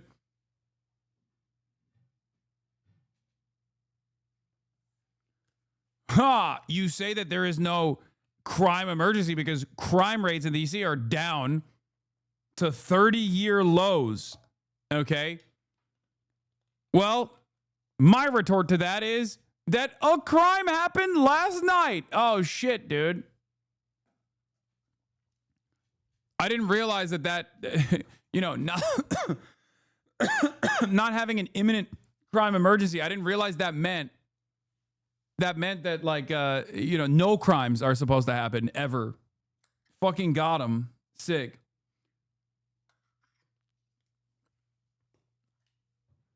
You know what the worst part about this is that the worst part of this narrative is that, like, a lot more people find comfort in this kind of fucking argumentation. And when the overwhelming majority of society is looking at it and saying, what the fuck do you mean there's no crime emergency? A murder happened. And that's like the best possible counter narrative against anyone that tries to say, hey, you have to look at the data to make these decisions. Like, what are you talking about? Like, people have actually tackled crime. Crime is obviously going to happen. It's not good that it's happening. And we should continue to try to solve this problem. But the real way to solve this problem is by focusing on the underlying material circumstances in which crime manifests. When you say that, the easiest counter to that is shut the fuck up, you nerd. You're woke and gay. Crime is happening, and I'm scared. So we have to kill them. We have to kill them all. That's it. It's endlessly easy to be right-wing. It's endlessly easy to make the person, your interlocutor, look like a fucking silly person by simply saying data is woke, data is lame, you're a nerd, shut the fuck up, my vibes over, my vibes and everybody else's vibes over whatever kind of fucking weird narrative you're attempting to push for. I'm scared. Is a nice area of this city. Not that it means that it shouldn't happen in other areas, but it's still absolutely happening. All right, Mark. Thank you so much. Yeah. Our children, and the murder rates are plummeting. We are now able to report that the murder rate is on track to be the lowest in U.S. history. Whoa, wait a minute. What? What the fuck? What the heli? What the heliante? Wait, hold on. I'm confused, bro. I didn't know he was just a little guy, by the way. That's kind of funny. Huh. Interesting. I guess it's already working. Donald Trump's true positioning has worked already in spectacular ways, in ways that you never thought was possible. Pre-crime is down. Interesting.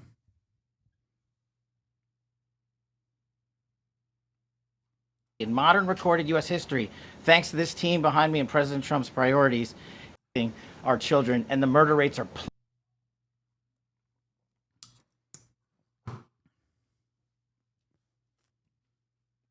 interesting. So I guess crime is down after all. The reason why they won't use statistics is that they would have to show that red states have higher rates of crime than blue, and they will never admit that to their base. Yeah.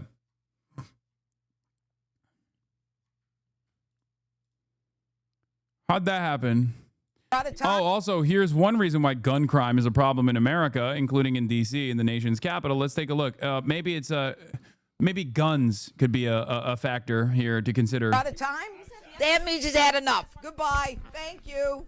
I want you to report on But this. you said it's guns. You said it's guns on the street that's causing this problem. Are you concerned that the DOJ's funding cuts to gun violence prevention programs undermine the effort? Stop it. We are putting all kinds of resources onto the street.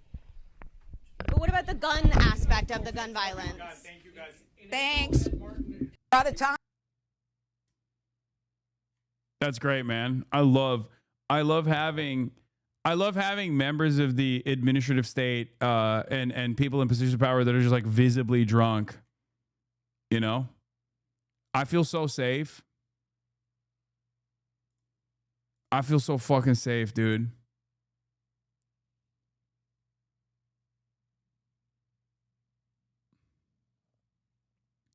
Don't you? That means. Oh, stop it. Thank you, Mark. So, Brian, to your point, the press is in the city. You don't know what you're talking about. Yeah. I don't know what I'm talking about. This drunk asshole who is a fake judge on television knows what she's talking about when she's visibly hammered. Me, on the other hand, what do I know? I'm only using woke data to point to the actual reality and not one that is crafted off of narratives and anecdotes and hysteria. Right? We've heard stories for years. We've seen camera crews be attacked. But I'm sorry, their questioning of the president during the press conference yesterday wasn't reflective of that. And they kept citing numbers. Well, we have some numbers for you. So if you compare Washington, D.C., the District of Columbia's crime to everyone in the country, when it comes to total violent crime, it's the 10th highest in the country. When it comes to homicides, it's the 4th highest in the country. And vehicle theft, which we've heard this for years now with the carjack, they're number 1 in the country. So don't tell us that it's safe and the president's overreacting and that the numbers are going down when this is the case. Yeah, we hear all about drugs down in Colombia, right? When you compare D.C. to other countries around the world, look how much higher the murder rates in that capital city per 100,000 people is.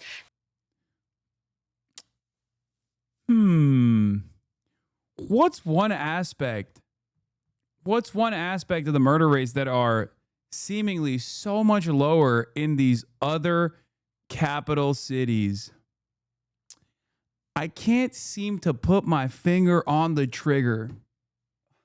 What could it be? Let me see. Hold on. What could it be? I just can't seem to figure out what the reason is. Okay? What could it be that Paris, London, all these other places, like, there's only fucking one. There's only one gun store in the entire fucking state of Mexico, in the entire nation. Okay? They get all their guns from us. We give them the guns in exchange for drugs, of course. And even then, it's seemingly lower.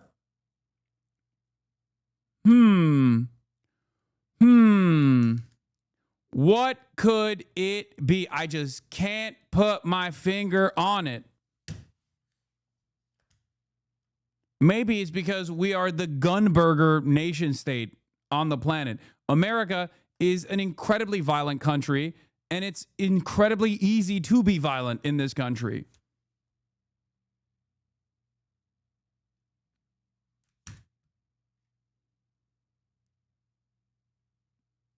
D.C. has almost 28. Colombia, 15. Mexico City, almost 11.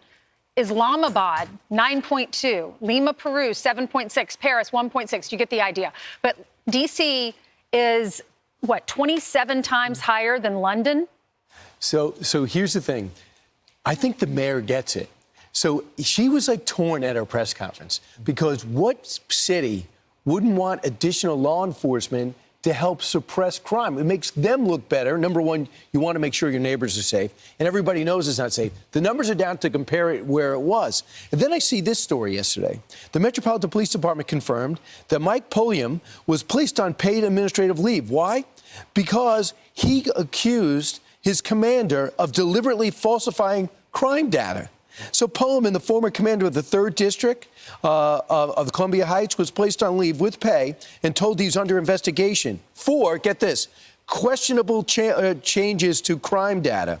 Now, he says that came after a week after he filed a complaint against the executive assistant chief for doing the same thing.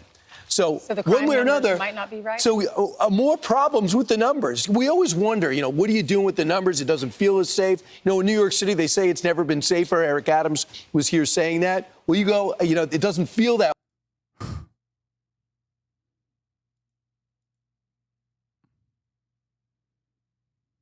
Just saying.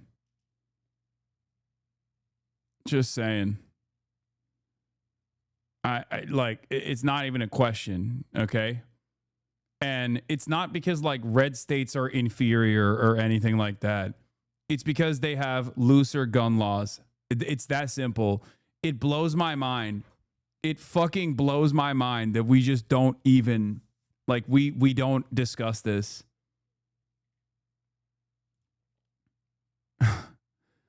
America's murder capitals, 2025 ranking of the deadliest cities.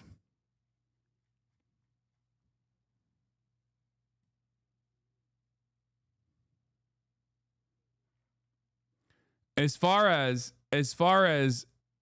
the murder rate, as far as cities with the highest murder rate, it's poverty and access to weapons. That's it. When you have poverty and you have access to weapons, it's a PvP unlocked area, okay? America is a PvP server. American cities are a PvP server. There is a major reason why people talk about how fucking safe they feel walking in the streets of European capitals. There's like theft that happens there too, you know? But it's because motherfuckers don't have guns, and you know that. So when you don't have guns, when you don't have readily available weapons, okay? When the guy coming up to you probably doesn't have an arsenal under his fucking coat, you feel a lot safer. Income inequality has a higher correlation than straight poverty, for sure. Yes, income inequality is right. It's not just poverty. It's poverty relative to wealth. I mean, even wealth and poverty are relative concepts anyway, but if you have an area that is wrought with poverty and then an area that is not, an area that is wealthy, you're going to have a lot of crime.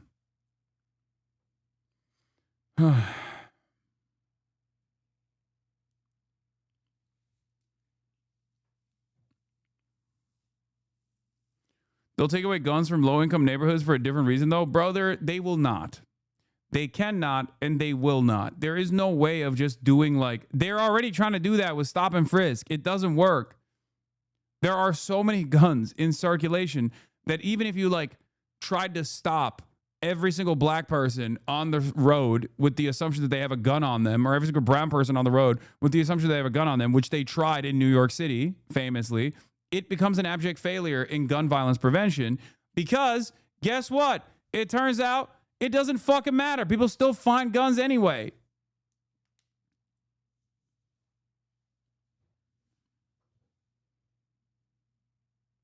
They have tried this. I suspect the Trump administration will try to nationalize stop and frisk anyway. And it'll make people feel like this police state is doing some kind of enforcement. And it's enforcement that is like heavily racialized anyway. So then the white people will feel safer about their guns. Using New York City as a benchmark for high crime rate is so unimaginably false and grasping at the highest reaching straws. What?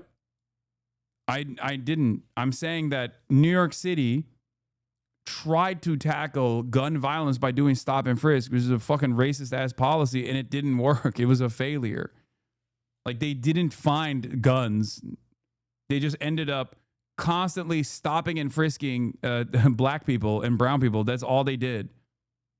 That way, and you certainly don't feel that way in the subways. And then you have the anecdotal information. But now I can't even believe the numbers are going in the right direction, even though the numbers are not strong. But guys, this is just the beginning. I think he's going Baltimore. I think he's going Chicago. I think he's going Philadelphia. I think he's going New York. And you know why? Because I noticed you didn't mention any of the red states. Interesting.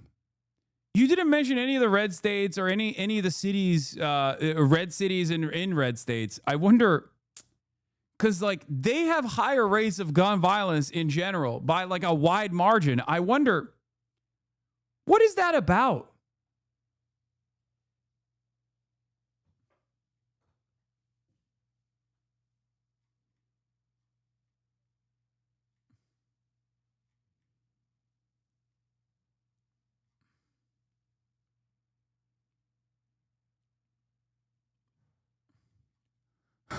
Bro, he's looking at him like, I notice you're mentioning a lot of black cities.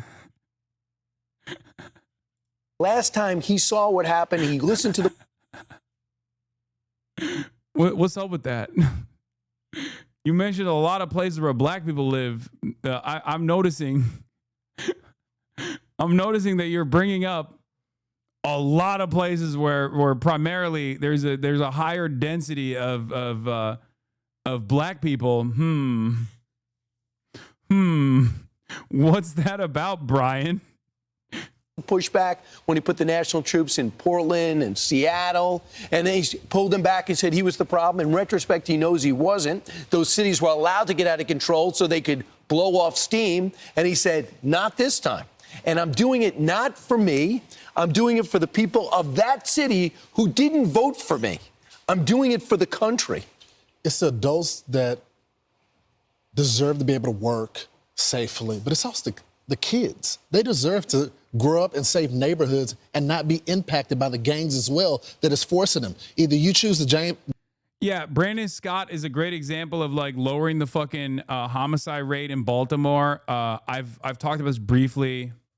A big part of that was obviously training programs for at-risk youths and also after-school programs in general. That's it. There's a solution for this, okay? Especially when you come across like youth crime, which is what started this process in DC to begin with. Like, kids need something to do. That's it. They're fucking kids, man. They're kids. They're kids. They're literally kids. When you're 15 years old, you're a fucking child, okay? Your brain hasn't developed. And they just need something to do. And if they don't have anything and they're fucking poor and they have, access to weapons, they're just going to fucking do crazy shit. It's that simple. It's literally, it sounds crazy. It sounds crazy when I explain it like this, where people are like, what do you mean? Like, you look at the Kia boys, right? Like, Tommy G has done extensive reporting on this stuff. He'll go to like some of the most like underserved, impoverished neighborhoods that are primarily black. Okay. And he'll interview these kids like that steal Kias with regular frequency and they're just like joyrided and shit. And it's incredibly fucking dangerous. Those kids, I can't believe like how people get mad when I say this kind of shit because they want me to like engage in heavily racialized, like aggressive language when talking about these children. But it's the same. They're no different than like white kids from rich neighborhoods. Okay. As a matter of fact, they have more reason because they have less options than white kids in rich neighborhoods that engage in similar kinds of like fuck ass behavior. Okay. If they had parks, if they had fucking tournaments, like sporting events and things of that nature, then they wouldn't be doing this shit.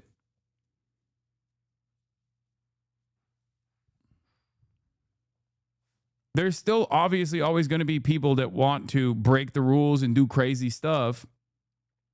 You know, they're children, but children have a lot of energy. You have to put that energy into good use.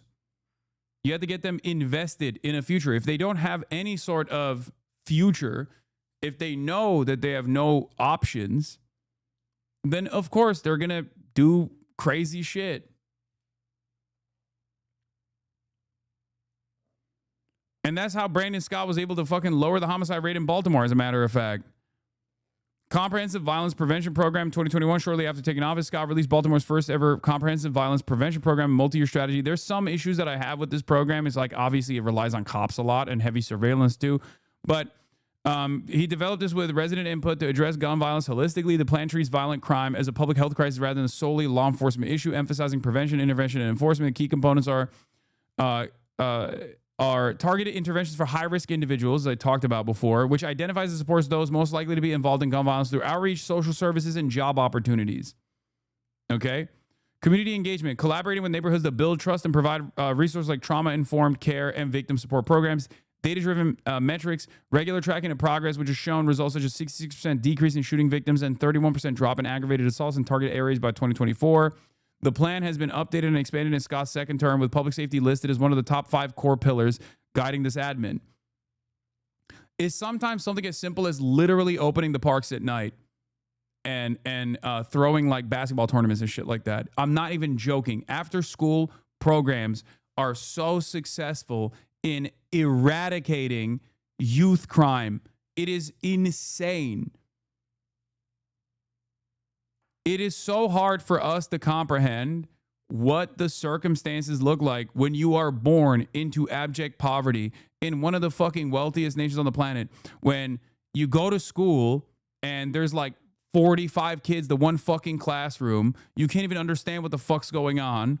Okay, you can't pay attention, and you have nowhere to go. You got nothing. You have nothing. You have no future. You have nowhere to go. And then, like, you know, older people in your vicinity are leading you down this other path. And you think, all right, well, these guys have cool shit. I want cool shit. I want nice things. I'll just do the things that they're doing. Sometimes it's that simple. Unless the city installs double rims, man. Yeah.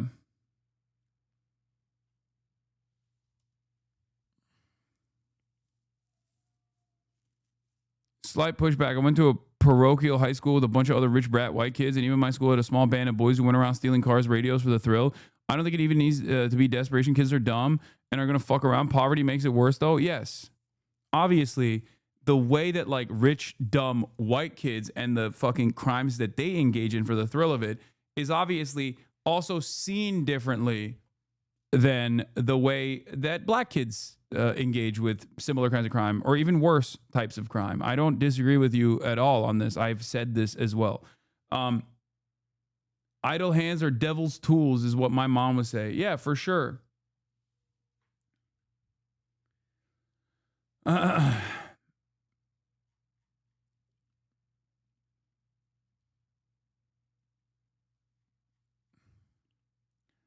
It's something so solvable too. It's crazy. It's so incredibly solvable. That's what sucks about it. But that's what I loved about the back to school drive that they were doing and the different programs that exist in places like this, and like specifically Southside Chicago, where if you were to offer a decent future to the next generation, they're not going to fucking choose to do fuck shit. Is that simple.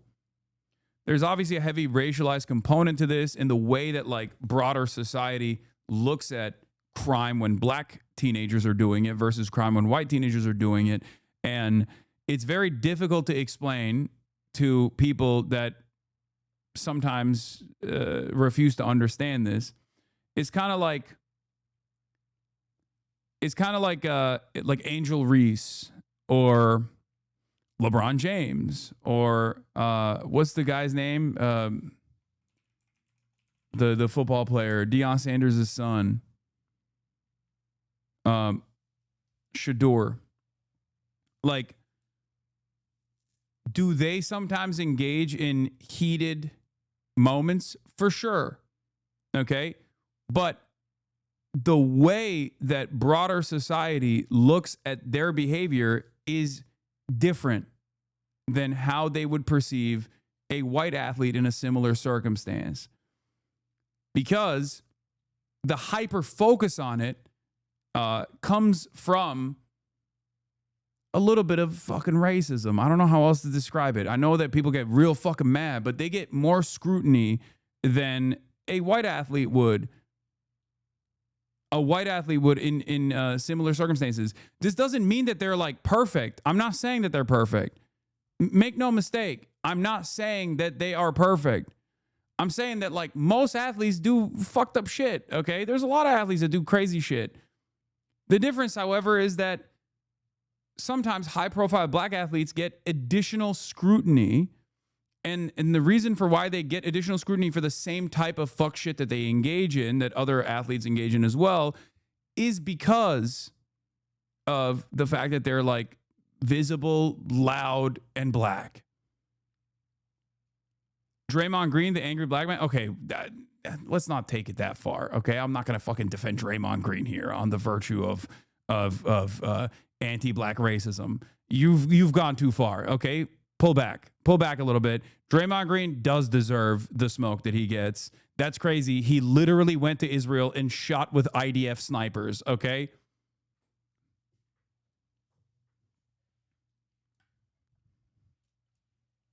He's also crazy, and he's playing karate ball. Anyway, I'm not even going to get into that. That's crazy.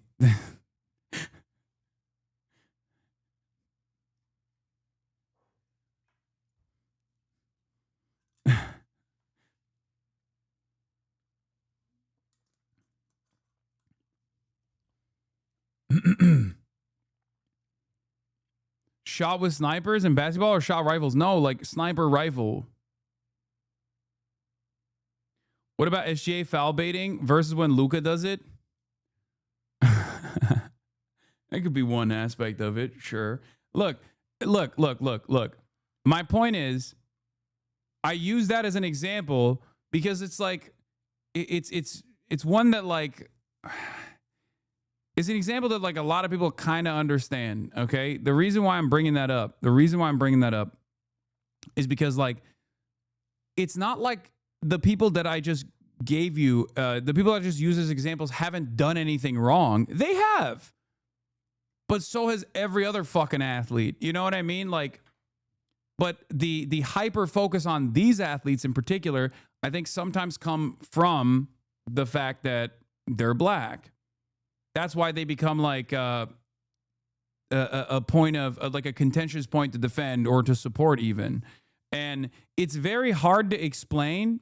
It's very hard to explain because most people will just say, well, look at this and that. Like, look at Angel Reese. Like, she's loud. She's brash. You know, she deserves it. Why are you trying to defend Angel Reese? I'm not even saying that, right? I'm not even saying that they don't have negative qualities to their persona that they've crafted. They do.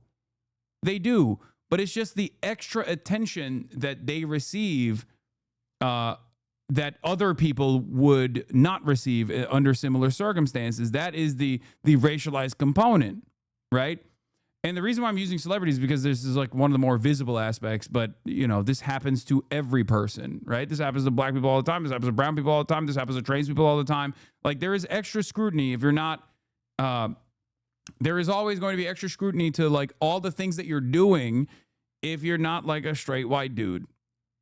This doesn't mean that straight white dudes aren't scrutinized. It's just that this dynamic means that you get hyper focused on in a way that just kind of smells weird, you know, in a way that feels kind of strange.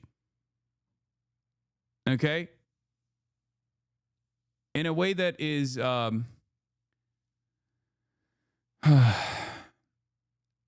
I don't know, in a way that it feels like there's a extra attention on the things that you're doing. Okay?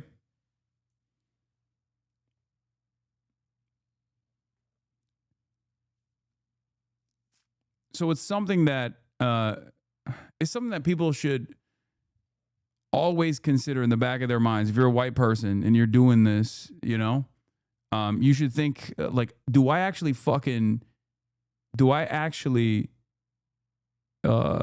get mad at this person because of like what they did, or like is it normal for me to fucking hyper scrutinize this person? Like is there some other reason why I'm like hyper focusing on this person?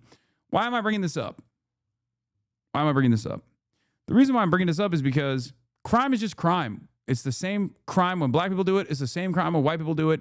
And obviously, black youths statistically have a higher likelihood of being born into an environment where they are most likely going to have less options, less career options, less educational options, and therefore they are more likely to engage in criminal behavior for that reason. But it's not any different than like white children in similar circumstances, but they're hyper scrutinized because they're black. And this presents a real issue in terms of finding an adequate solution, because the solution here is not to over police these neighborhoods. The solution is to actually offer additional resources to these neighborhoods, these communities. That's it.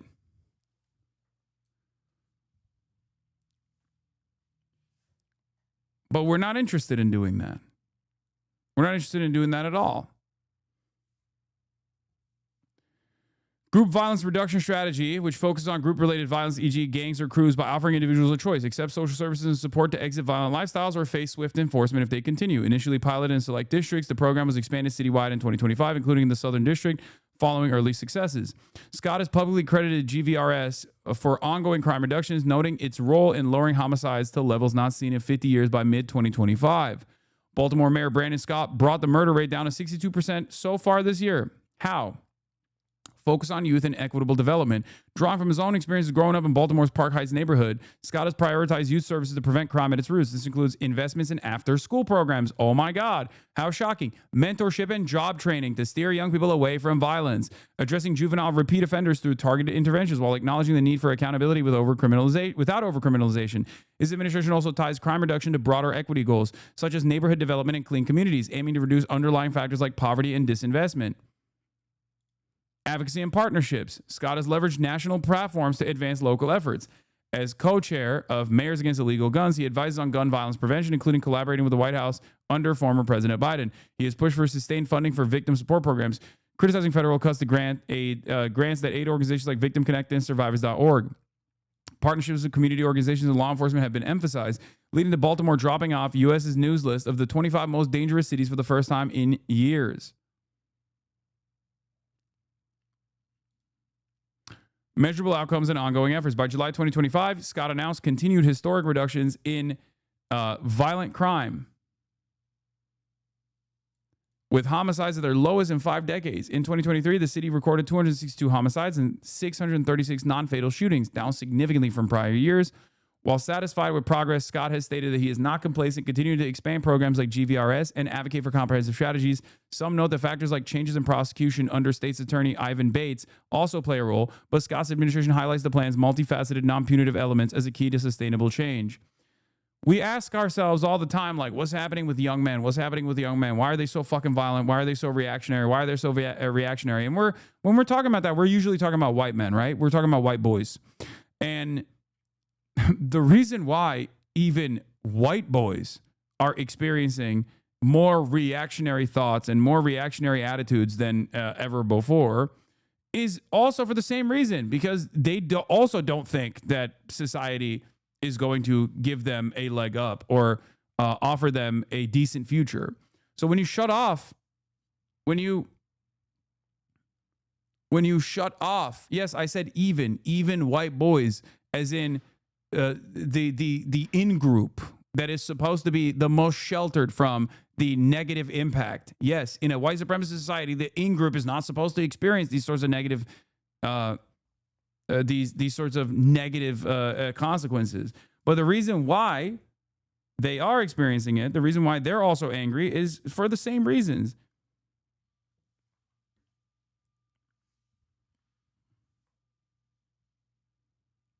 Gang lifestyle, because we control the block, or we'll go after you. And so that's why you need the law and order as well here. Let the National Guard control the block, and you won't have the crime. I'm Steve Doocy. I'm Brian Kilmeade. And I'm Ainsley Earhart. And click here to subscribe to the Fox News YouTube page to catch our hottest interviews and most compelling analysis. Overnight, his country already battered. Сьогодні була доповідь розвідки. Ukrainian President Volodymyr Zelensky saying Russia is planning new offensive operations. This coming just days before the historic summit in Alaska between President Trump and Vladimir Putin. I'm going in to speak to Vladimir Putin, and I'm going to be telling him, you got to end this war. You got to end it. But the president seeming to downplay expectations. I'm here for one reason, to get rid of a war that somebody else started. And after months of positive interaction. Yeah, somebody else. Who's the somebody else? Not Vladimir Putin. If you make a majoritarian in-group feel excluded and responsible for the crimes and failures of their ancestors and parents, that undermines your movement if it requires their involvement, it's why universalist leftist policies are the most effective in both political and policy sense. I mean, I don't do that. I don't. I only shit on people who still, whether they're a part of the in-group or not, still defend those systems of inequality and racialized violence and disproportionate targeting right now. That's what I care about.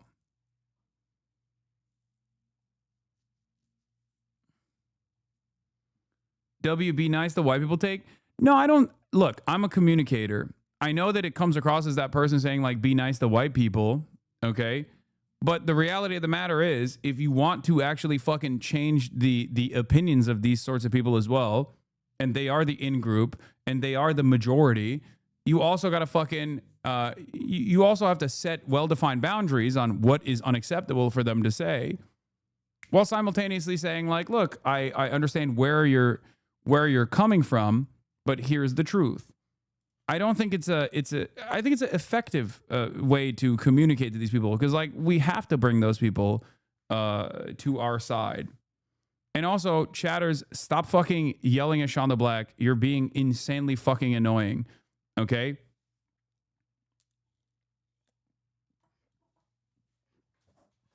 It's a bit of both. Obviously, it doesn't mean that you're supposed to fucking, let people pop off.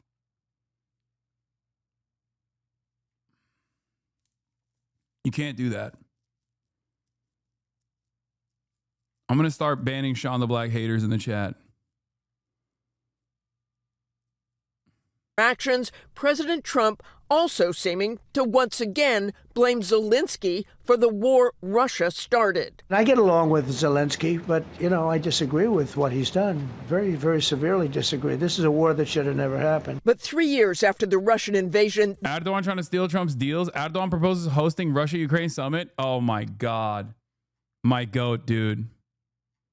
My goat. He's the table. He wants to be the table so bad. He's like, bro, come on. I'm right here. This is the Ukrainian land the Russians now control. Is this what President Trump is talking about when he suggests Russia and Ukraine could swap land, something Zelensky has said he would not approve on his own? I was a little bothered by the fact that Zelensky was saying, well, I have to get constitutional approval. I mean, he's got approval to go into war and kill everybody, but he needs approval to do a land swap, because there'll be some land. Yeah, who could forget when Zelensky invaded Russia? February 2022, Zelensky said, I got congressional approval. We're invading Moscow. Bro, what do you mean? God, I can't even fucking make fun of Zelensky. I want to, but I can't, because this motherfucker's so crazy. Okay? It's just like, it's so stupid. Zelensky got invaded.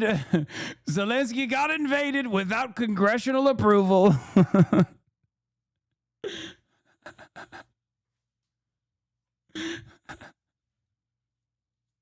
No congressional approval then. What now?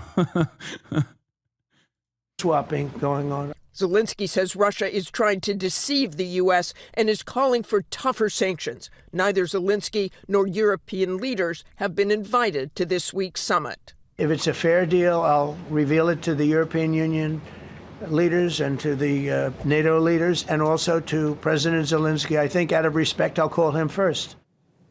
President Trump also saying he hopes in the future all three of the presidents can meet, but that would very much depend on what happens at this summit on Friday. Michael? Yeah, we will see what happens, Martha. Thank you.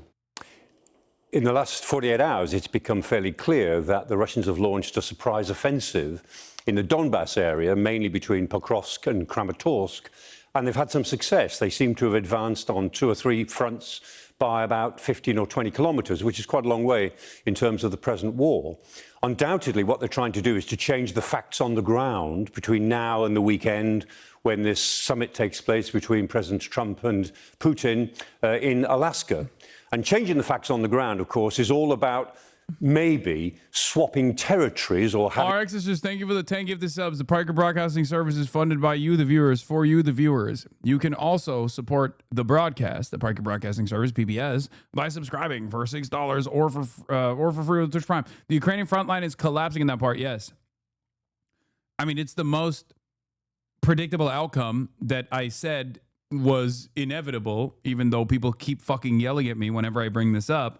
Because they don't have manpower. That's it. That's why there's only two options out of this. If you want Ukraine to continue the fight without a reasonable managed negotiation for a ceasefire, you have to literally deport every Ukrainian man in the Western world, whether it be from Poland or any number of different Western countries, the United States of America, back to Ukraine so they get forcibly conscripted to go into battle. You have to train them. There is a runway for this. It's not going to be easy. That is the only possible way that you can make up for the lack of manpower. Even if you send all the weapons, it doesn't matter.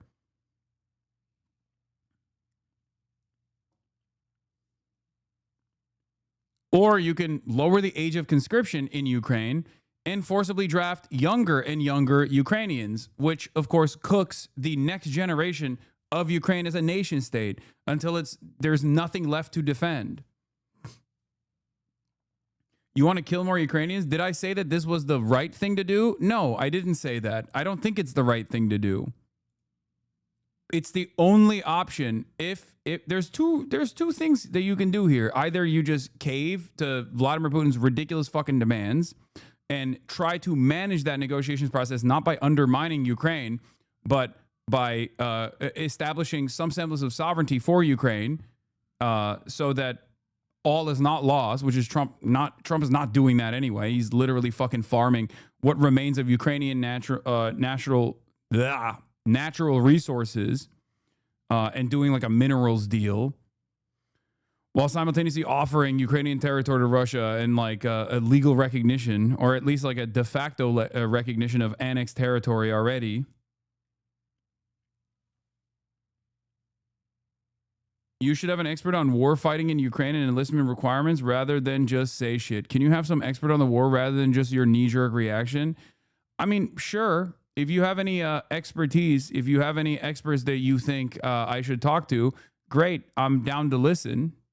Having said that, I do fucking read the experts in war fighting, and their analysis has been incorrect. My knee-jerk reaction, which is what I've been at, that ultimately, in terms of just like the meat grinder that Eastern Ukrainian territory looks like, Russia has the capacity to send more manpower, even with like diminished weapons. Like one of the things that I saw that I read from frontline Ukrainian soldiers, like one of the reports that I read that stuck with me was a Ukrainian troop position in Eastern Ukraine. I forget exactly where it was. There was this guy that was talking about how, like, even if there is one Russian soldier with a busted ass, like old ass, dusty ass AK-47, okay, positioned in a fucking building, that still requires a tremendous amount of manpower and a tremendous amount of resources to successfully fucking remove from that position. So like the problem is there are a fuck ton of Russian soldiers. There are just more Russian soldiers than there are Ukrainian soldiers. So even if they don't have the best gear, even one person can hold an area for an extended period of time. And it makes the operations infinitely more complicated. Okay?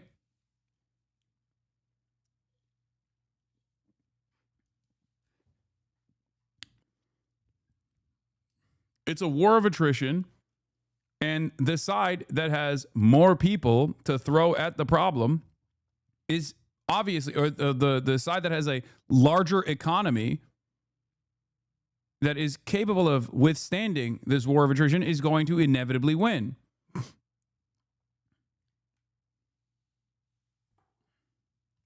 Ukrainian here, if the U.S. and other Western countries allowed Ukraine to use their weapons all the way, including on Russian territory, and did not undermine our counteroffensive in 2022, we would be having a very different conversation.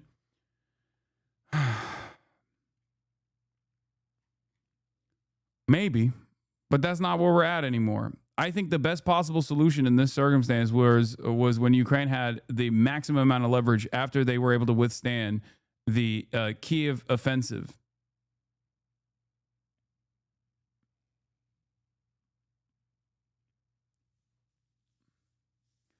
But ultimately, right now, what we have in front of us is a smaller country, Ukraine, completely incapable of withstanding further Russian offenses. Their positions are dug in eastern Ukraine, and they're slated to take violently more territory.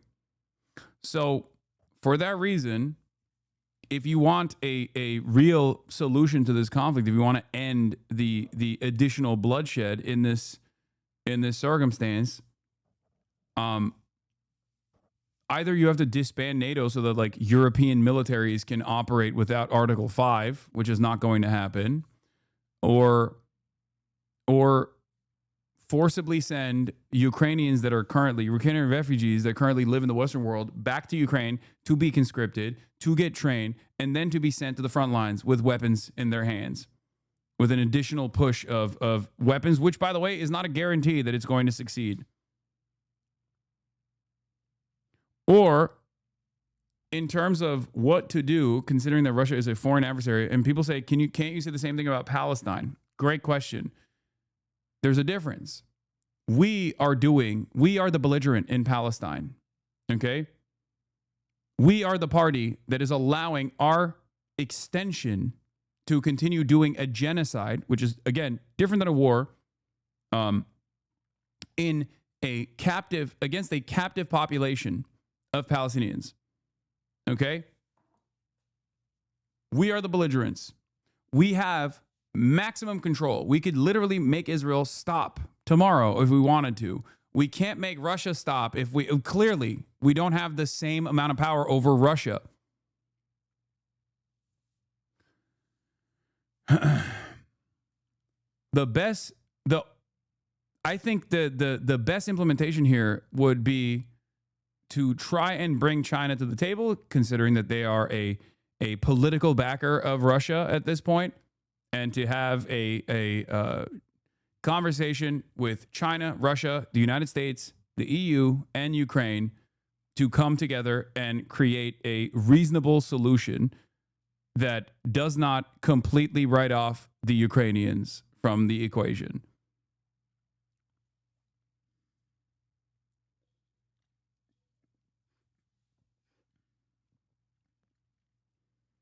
Does Ukraine have nukes? No, they gave up the nukes, and that's why they're currently getting fucking destroyed. A territorial transfer ahead of some sort of ceasefire. So what might that transfer look like? If there is going to be some sort of territorial transfer, I'm pretty skeptical myself, but this may be what we're talking about. There are 4 areas to think about. One of them is Crimea. Crimea is really important. The Russians will not give up Crimea. The Ukrainians are in no position to take it back anytime soon. So although Crimea is very important legally and militarily, it's off the table as far as present negotiations go. A second area... Remember when I said this and everybody fucking yelled at me? Well, 3 years in the future, now you got fucking traditional mainstream outlets saying it too. They got there. This is still something that people fucking point to. They'll be like, dude, I can't believe you said that. You love Russia. You're pro-Russia. You want Russia to fucking take over the entirety of Ukraine. Would be the marginal areas up in Sumy and Kharkiv. The Russians... No, you were saying Crimea is closer to Mongolia than Ukraine. That's what you get yelled at for? Wait, what? Crimea is closer to Mongolia than Ukraine. No, I jokingly said Crimea is first and foremost Ottoman territory because it's supposed to belong to the ethnic group, the Tatars. What? That's not my serious assessment. Obviously, that's a joke.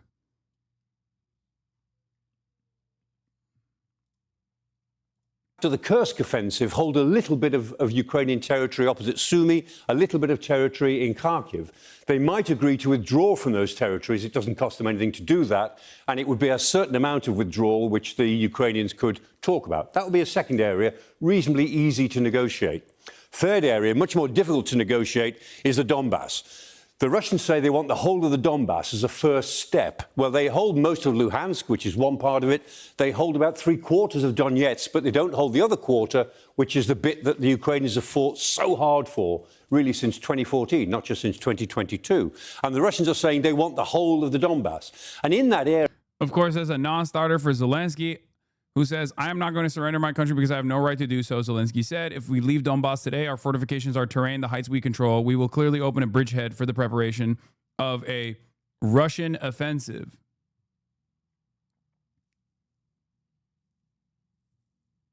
You said appeasement over and over again? Yeah, no. From the river to the sea, except not for Ukraine. Why? What am I missing? By this logic, Palestine should give Gaza City... Dog, I'm an American, okay? Do you understand? I am an American citizen, okay? I am an American. As an American, we have technically, theoretically, some kind of say over what America says and does around the world. And as an American, I'm telling you that Israel would not be able to genocide the Palestinian people without America's go-ahead. Russia is a foreign nation, a kleptocracy, which with American intervention initially in the dissolution of the USSR that became what it is now, but it's a right-wing authoritarian kleptocracy that is held together by a bunch of fucking former KGB oligarchs that took all of the state enterprises and turned them into their own fucking unlimited money faucets. Okay? We, as Americans, do not have the same level of control over what Russia does. Russia's incursion into Ukraine is unjustifiable, immoral, incredibly violent. Okay? Its invasion is completely unacceptable. No one is disagreeing on this. I'm not disagreeing on this. I've never fucking said it was good. Do you understand? I'm simply looking at the situation right now in front of us. If you think this is, if you want my moral opinion, okay, my moral opinion, yeah, of course Ukraine should be fucking free of Russian incursion. Yes, I agree. What do you mean? Of course. But that's not what we're having a conversation around. Russia is not Israel. Israel, well, a lot of Russians in Israel, but Russia is not Israel, okay? Israel is a extension of the United States of America. Israel cannot exist in the violent, belligerent ways that it does without America's go-ahead, without America's unlimited support. Okay? That's it.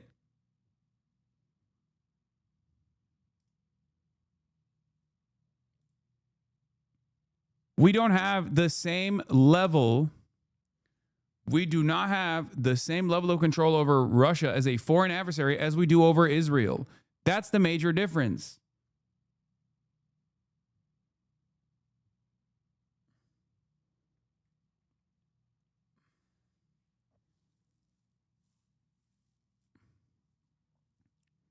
We have the same level of control over Ukraine that we have over Israel, but Ukraine is the wronged party here.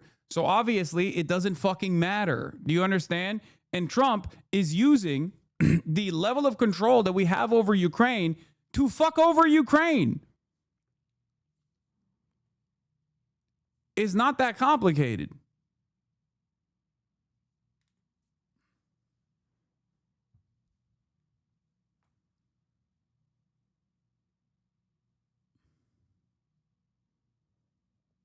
If we leave Donbass today, our fortifications, our terrain, the heights we control, we will clearly open a bridgehead. Which, by the way, I don't even think this is a false assessment.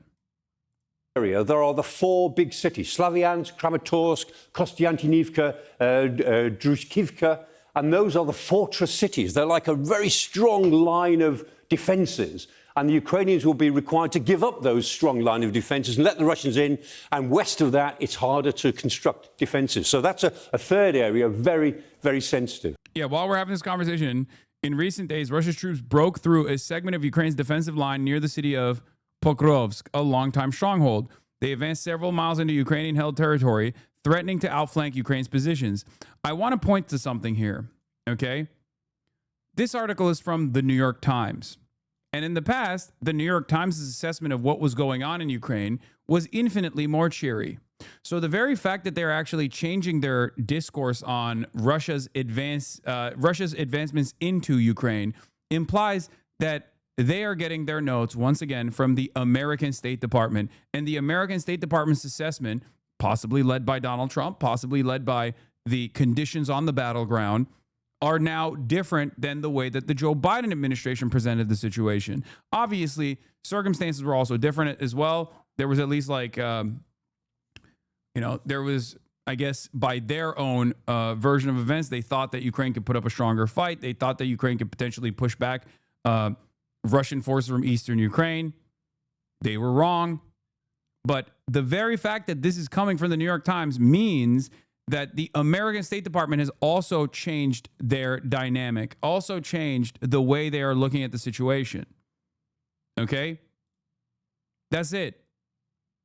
When this is a reflection, in my opinion, this is a reflection of the State Department's attitude.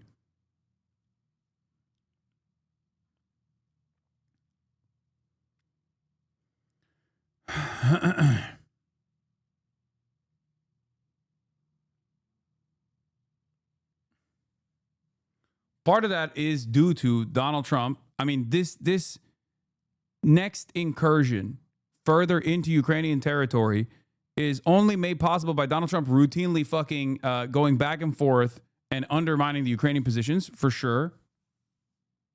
I'm sure that played a role on this. But the major reason here is because Ukraine is running out of manpower.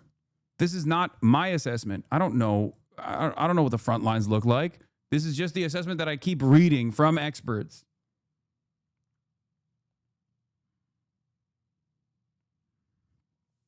Having said that, do I believe Russia has the capacity to militarily occupy eastern Ukraine permanently? I do not. For the record, I don't. I don't think that they have that capacity. So this will cook Russia in the long run, is what I think. Okay, there will be covert operations. There will still be guerrilla warfare. I'm certain that there will always be Ukrainian resistance in these areas against the newfound Russian annexation. It's going to be incredibly difficult for Russia to hold the eastern Ukrainian territory. But that's for the future. For the time being, it doesn't seem like this can continue as like state versus state warfare.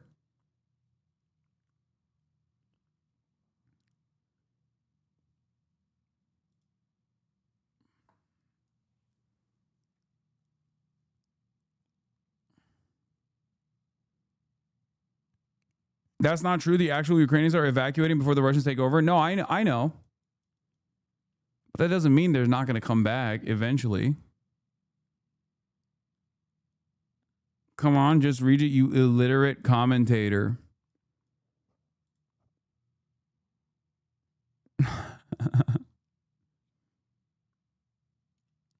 It's crazy because a lot of people would see Israeli annex of Gaza with full rights for Palestinians as a much better situation. Israel isn't just grabbing Gaza for land. They want the Palestinians dead completely and pushed out. They want the land with no Palestinians on it.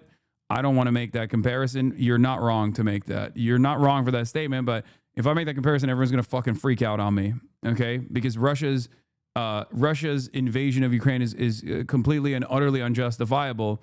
But yes, that is the major difference. Israelis will not offer any fucking citizenship, even with like complete re-education and whatnot, and ethnic domination over the out group. They will not offer any citizenship whatsoever to the Palestinians. They literally want to eradicate the Palestinians. That's the major difference between what Russia is doing, which is military occupation and making that quote unquote a part of Russia and all the citizens a part of Russia as well, which is again completely unjustifiable. But there are differences between what Russia is doing in that regard as opposed to what Israel is doing to the Palestinians, because Israel does not want Palestinians there. Israel does not want to give Palestinian citizenship.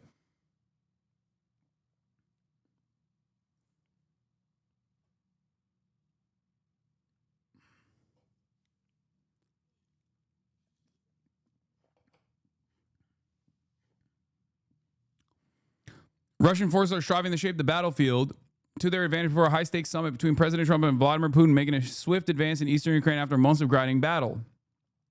In recent days, Russian troops broke through a segment of Ukraine's defensive line near the city of Pokrovsk, a longtime stronghold. They have advanced several miles into Ukrainian-held territory, threatening to outflank Ukraine's positions. The situation is quite chaotic, as the enemy, having found gaps in their defense, is infiltrating deep inside, trying to quickly establish a foothold and accumulate forces for further advancement. Advancement said Deep State, a Ukrainian group with ties to the military that maps the battlefield. President Zelensky of Ukraine said in his evening address on Monday that the Russians are redeploying their troops and forces in ways that suggest preparations for new offensive operations, and that they are not preparing for a ceasefire or an end to the war. Or this could be seen as a last-ditch attempt to conquer additional territory so that there's a stronger foothold to stand on for Vladimir Putin when he goes back to the ceasefire negotiations process with Donald Trump and say, see, we took these areas, we could take even more areas, so now you have to give us those areas, which I understand is a non-starter. That makes no fucking sense. The idea that like Russia would take over areas as well that they haven't even militarily occupied is completely fucking ridiculous.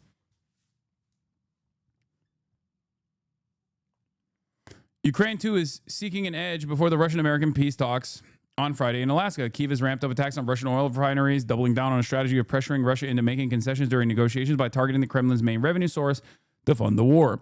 Pressing their advance as peace talks gather pace has been a recurring tactic of both sides throughout the current war and the one that preceded it starting in 2014. Ukraine's bold June drone attacks deep inside of Russia, which destroyed many strategic bombers, came just a day before negotiations in Istanbul. In 2015, Russia intensified fighting during ceasefire talks surrounding the eastern town of Debaltseve to force political concessions from Kyiv. Russia's recent push near Pokrovsk in the Donetsk region, Oblast, sends a stark warning that Moscow's forces remain capable of making rapid gains on the battlefield. It comes as Mr. Putin is expected to present Mr. Trump with major demands during Friday's talks, which could include an insistence that Ukraine cede part of the Donetsk region that Kyiv still holds. Pokrovsk, which was once a critical logistical hub for Ukrainian forces in the east, is now semi-encircled from the northeast to the southwest. Ukrainian troops must pass through a narrow 10-mile corridor to enter the city, leaving them vulnerable to drone attacks. Russian forces are likely to try and tighten their noose around the city to force Ukrainian troops to withdraw, a tactic they have successfully used to capture other cities. Pasi Peronen, an analyst for the Finland-based Blackbird Group, which tracks battlefield movements, said Russian forces have quickly infiltrated Ukrainian lines at a depth of roughly 10 miles in the past 3 days, a contrast of Russia's usual slow grind. The next 24 to 48 hours will likely be crucial in whether the Ukrainian army can contain the push, Mr. Peronian wrote on X. Even as both sides keep fighting, they have tried to show Mr. Trump, who has long condemned the war as a costly waste of lives and resources, that they remain committed to pursuing peace.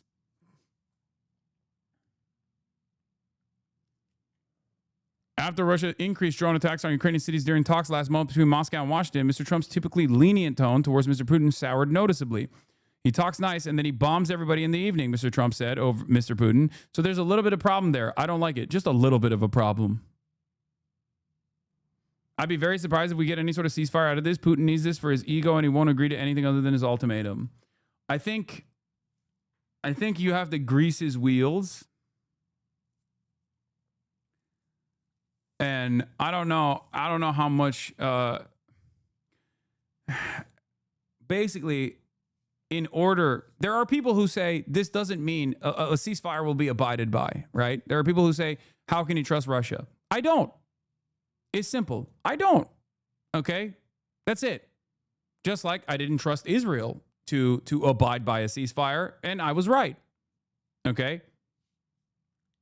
So the goal of a real solution to this conflict is supposed to revolve around making it so that it is less costly to pursue the path of peace for Vladimir Putin in order to preserve his, in order to basically throw some red meat his way to make it seem like he got a tremendous victory over this, okay? While simultaneously making it so that it's more costly to continue pursuing further land grabs and further land incursions.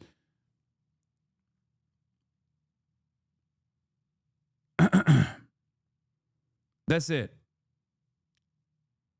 I guess like one aspect of that is to punish India for allowing Russian oil and gas to enter the market by trying to shut off another way to continue funding Russia's war economy. But then again, I don't know how much success Donald Trump will have in that regard, considering that we have basically fucking cast aside all of our international allies in Donald Trump's mass terrorism.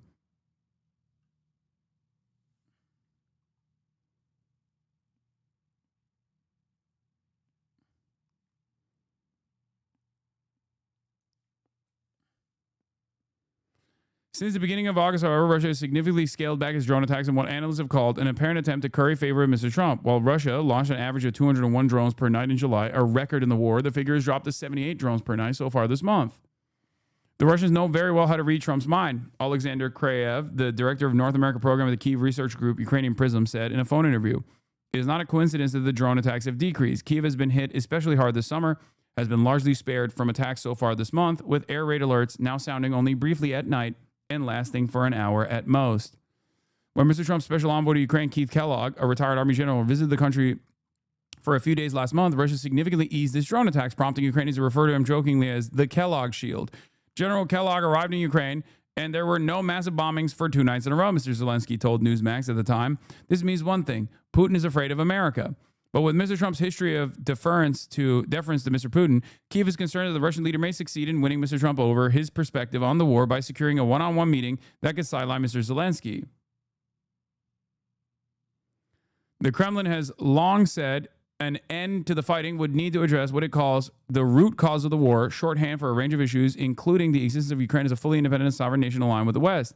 To prevent that outcome, Kyiv has rallied its European allies to pressure the Trump administration against letting Russia dictate the terms of peace talks. A statement released by Tuesday by all European Union members states, except for Hungary, said that said that the path to peace in Ukraine cannot be decided without Ukraine. All of this is purely symbolic. It's no different than the way that they go, oh, we're going to recognize Palestine as a state. Okay? Europe has shown its belly over and over again to Donald Trump. They have no autonomy. If they do, they should show it. I highly doubt, maybe I'm wrong, but I highly doubt that they have any real autonomy outside of whatever the American state decides.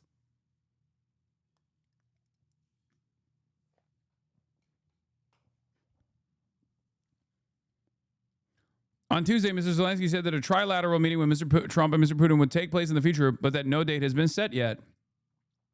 Several European leaders, together with Mr. Zelensky, will join an online meeting with Mr. Trump on Wednesday. The German Chancellor, Friedrich Merz, said the discussions will focus on options to exert pressure on Russia, on preparations for potential peace negotiations, and on issues of territorial claims and security.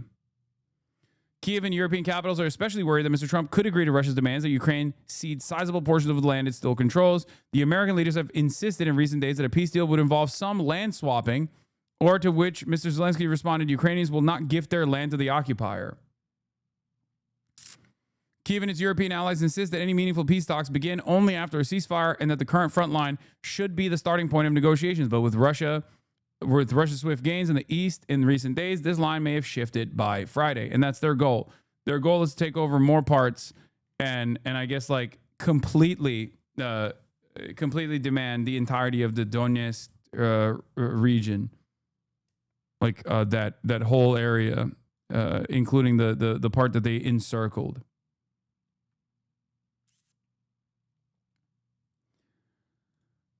That's where we're at. And then a fourth area is that it is reported, I'm not sure at all about this, but it is reported that maybe the Russians would give up some land in southern Zaporizhia and in Kherson as long as they could keep a land corridor between Donetsk and Crimea. So how big that land corridor would be, how much territory they might give up to create that corridor, we just don't know. It's possible that President Putin would see the idea of giving those concessions as a way of getting the Ukrainians to give this concession. But ultimately, our suspicion is that President Putin, if he is going to talk about territorial swaps, will be trying to persuade Trump. Yeah, Trump is going to give Putin Odessa and then establish a land bridge and then inevitably give Putin Moldova in its entirety. Okay? Moldovan Mama Liga, where are you? Get ready. Get ready to learn Russian, buddy. Trump is like, come on, let's just throw Moldova in there. Let's just throw it. What is Moldova? It's fake news. To present Zelensky with a deal he simply cannot take. And Zelensky will turn it down, and then he will be blamed for the breakdown of the talks. And the reason that the Europeans are so active at the moment, ahead of this meeting on Friday, is that is a trap. Yeah, Moldovan Mama Liga is in America currently. They're desperate not to fall into. We are just... It would be possible for a liberal to wheel and deal this. Even a Reaganite could do it, but Trump is so bad at diplomacy, his patience won't last in these negotiations, and Putin will play that all the way to win. Yeah. No. Putin is dangling a ceasefire in Trump's direction because Trump knows it's like politically unfeasible, especially by his base, because he kept attacking the arming of Ukraine as like as a negative thing, not realizing that if he was inevitably in charge, he would have to be the guy who's like fighting against Russia. And now that he is the guy who's fighting against Russia, I guess he overestimated his relationship with Vladimir Putin and thought, oh, Putin will offer me a concession. And Putin knows that, so he's using that to continue making territorial acquisition. And he can keep making Donald Trump shit on Zelensky over and over again and make it seem as though Ukraine is like a sovereign entity here that magically arrived at this conclusion. Because like without American intervention in Ukraine, I don't know what it would look like. The annexation would probably resemble like Crimea, you know what I mean, of eastern Ukraine. Because since 2014, America has steadily funded and built up the arms and built up the training and built up the standing military of Ukraine. And it was obviously successful. It was so successful that like Russia thought that they could take over Ukraine in its entirety in a couple days, knowing full well where the anti-aircraft defenses are and everything like that. But they failed to do so. And that was directly as a consequence of like almost a decade of like American support to Ukraine.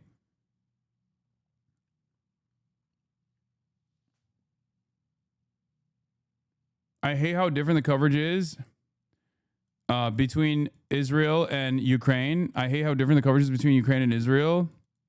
What do you mean?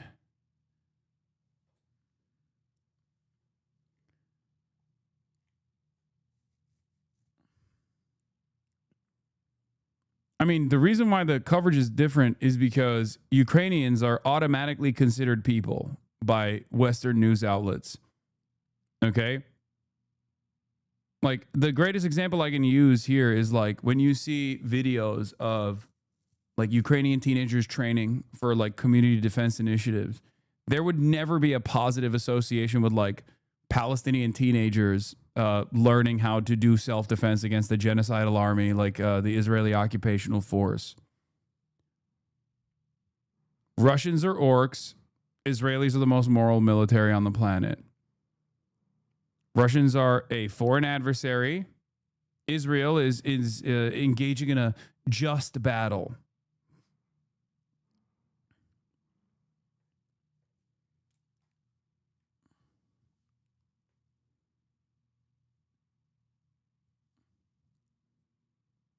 One is certainly an incredibly bloody war with a litany of war crimes.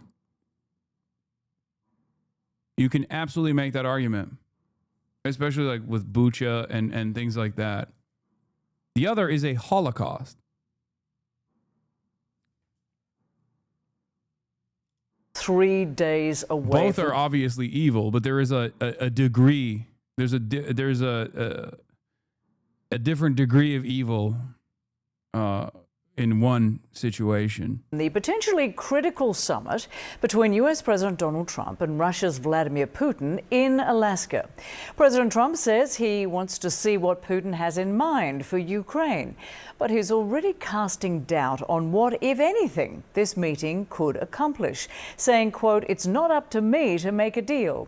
Trump also claims he'll know in the first 2 minutes if a deal can be made. This is what he says that deal could include. There'll be some swapping. There'll be some changes in land. And the word that they will use is, they make changes. We're going to change the lines, the battle lines. Russia's occupied a big portion of Ukraine. They've occupied some very prime territory. We're going to try and get some of that territory back for Ukraine. German Chancellor Friedrich Merz says he will host a virtual meeting with European leaders on Wednesday to discuss options to put pressure on Russia to end. I just don't know what territory Trump is talking about that Russia is going to give back to Ukraine. I don't understand. I don't really. Is he saying he's going to give? I joked about this, but I was like, he's going to give Alaska and Canada to Russia. Here, you take it. You deal with these guys. I don't like it. I don't like them. They're woke and gay. Canada is yours now.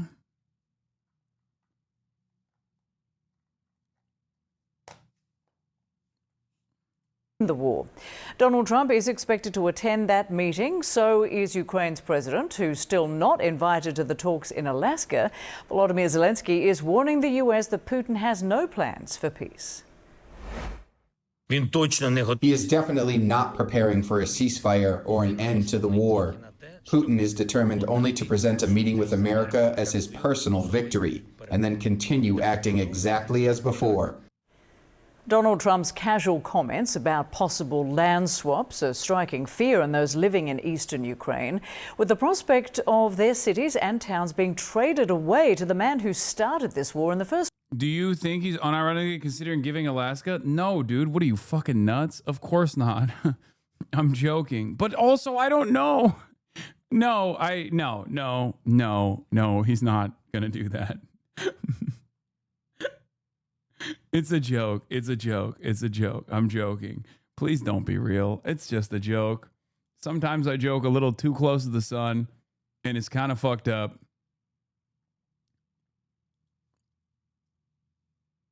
Place. CNN's Nick Payton-Walsh speaks to some of the Ukrainians who could lose everything after already losing so much.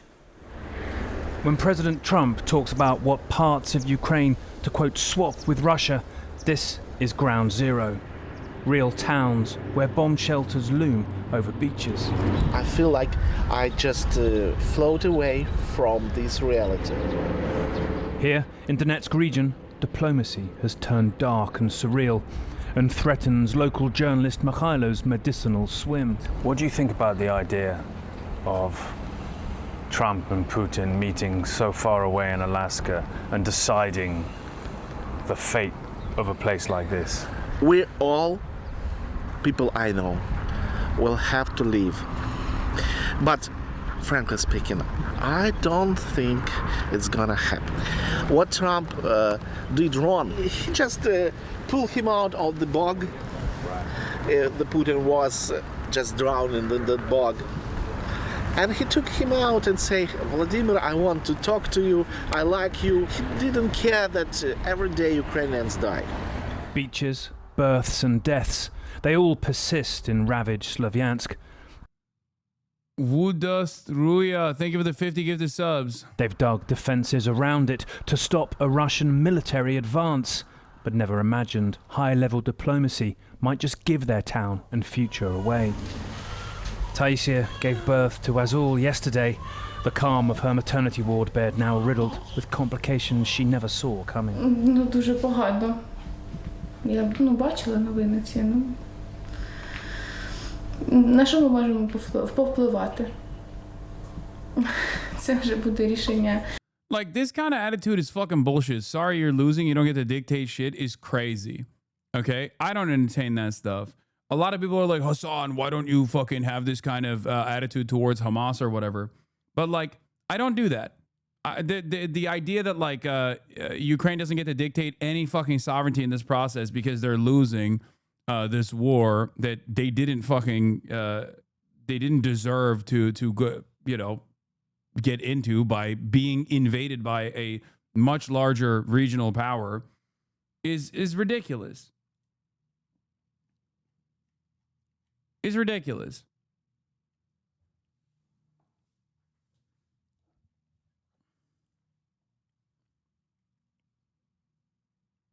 They are the ones who are, at worst, being played as a proxy against a larger foreign adversary. They're stuck in the middle, and they're cooked. No matter what happens, they're just always going to be fucked over. They were either going to be fucked over by Russia, or they were going to be fucked over by the West. Right now, they're getting fucked over by both, somehow. It's insane. Shouts out to Donald Trump for that one.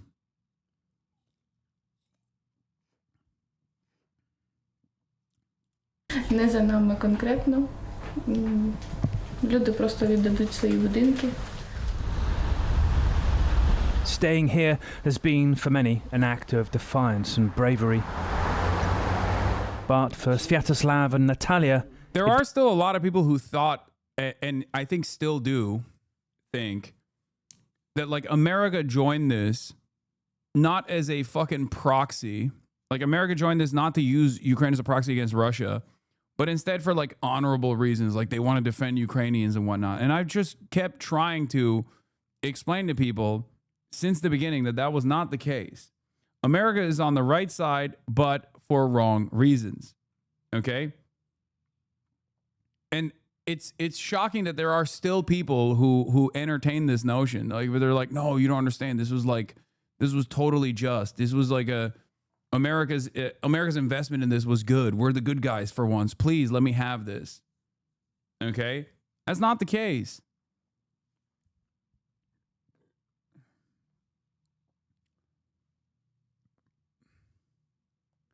Ultimately, it still falls. The responsibility is still entirely in the hands of Vladimir Putin. That is the case. He is the party that invaded Ukraine. He is the singular responsible party. It does not matter if like America agitated and tried to create a security, like tried to create a security problem for Russia by saying like, oh, we're gonna bring Ukraine into NATO. We're going to do this. We're gonna do that. None of that matters. Russia, at the end of the day, as a regional power, had every option not to invade Ukraine, and they should have never invaded Ukraine.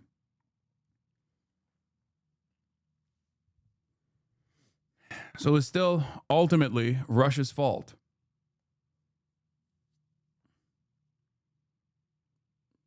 Their position is the West's primary fault. Russia warned Ukraine and the U.S. Not saying Russia is correct, just saying Putin warned about the presence of NATO. Yes, America also knew that would be a non-starter. I mean, this is the Mersheimer assessment, and it has been shown to be correct.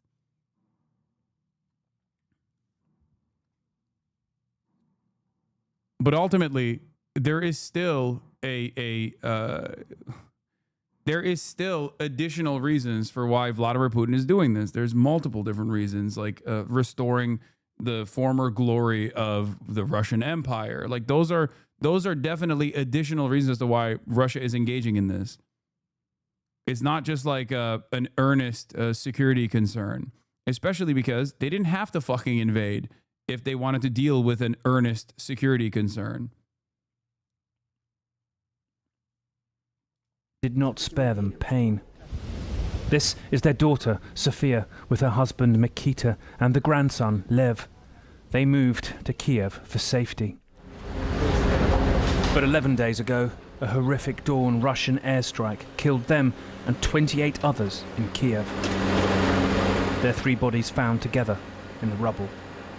Уехала она от войны. От войны уехала туда, было на данный момент там тихо, а потом такое, вот видите, как бы семья здесь, в Славянске, и война настигла их там. Так. Да, справиться с этим, знаете, по-человечески это невозможно. Невозможно справиться с потерей детей. They had been due to visit days later, bringing news that Sophia was 3 months pregnant. Do you remember the last time you spoke? Да, это было в 8:30 вечера. Она шла со Львом, она так готовилась в Славянск. Она говорит: мамочка, я так хочу в Славянск. И поделиться этой радостью, этой новостью с другими. И, не приехали. Приехали по-другому все вместе. They came together to be buried on the town's outskirts. I hate to break it to you, but it's too late. It's Alaska over. He already gave Alaska away, brother. Wait, what? Trump, it's embarrassing. I'm going to see Putin. I'm going to Russia on Friday. Wait, what? Tragic emergency. And it's embarrassing for me to be up here. You know, I'm going to see Putin. I'm going to Russia on Friday. I don't like being up here talking about how... Never mind. He already gave it. Okay. Well, R.I.P. R.I.P. To the Alaskan Hasanabi heads. Better start learning Russian, buddy.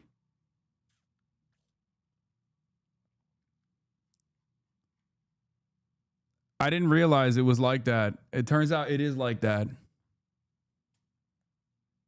Stop joking. It becomes real. Yep. Got to change the flags real quick. Everything is Tesla. Everything's computer. Everything is Russia, Russia, Russia. Where the war permits no calm for grief. A Ukrainian jet roars overhead.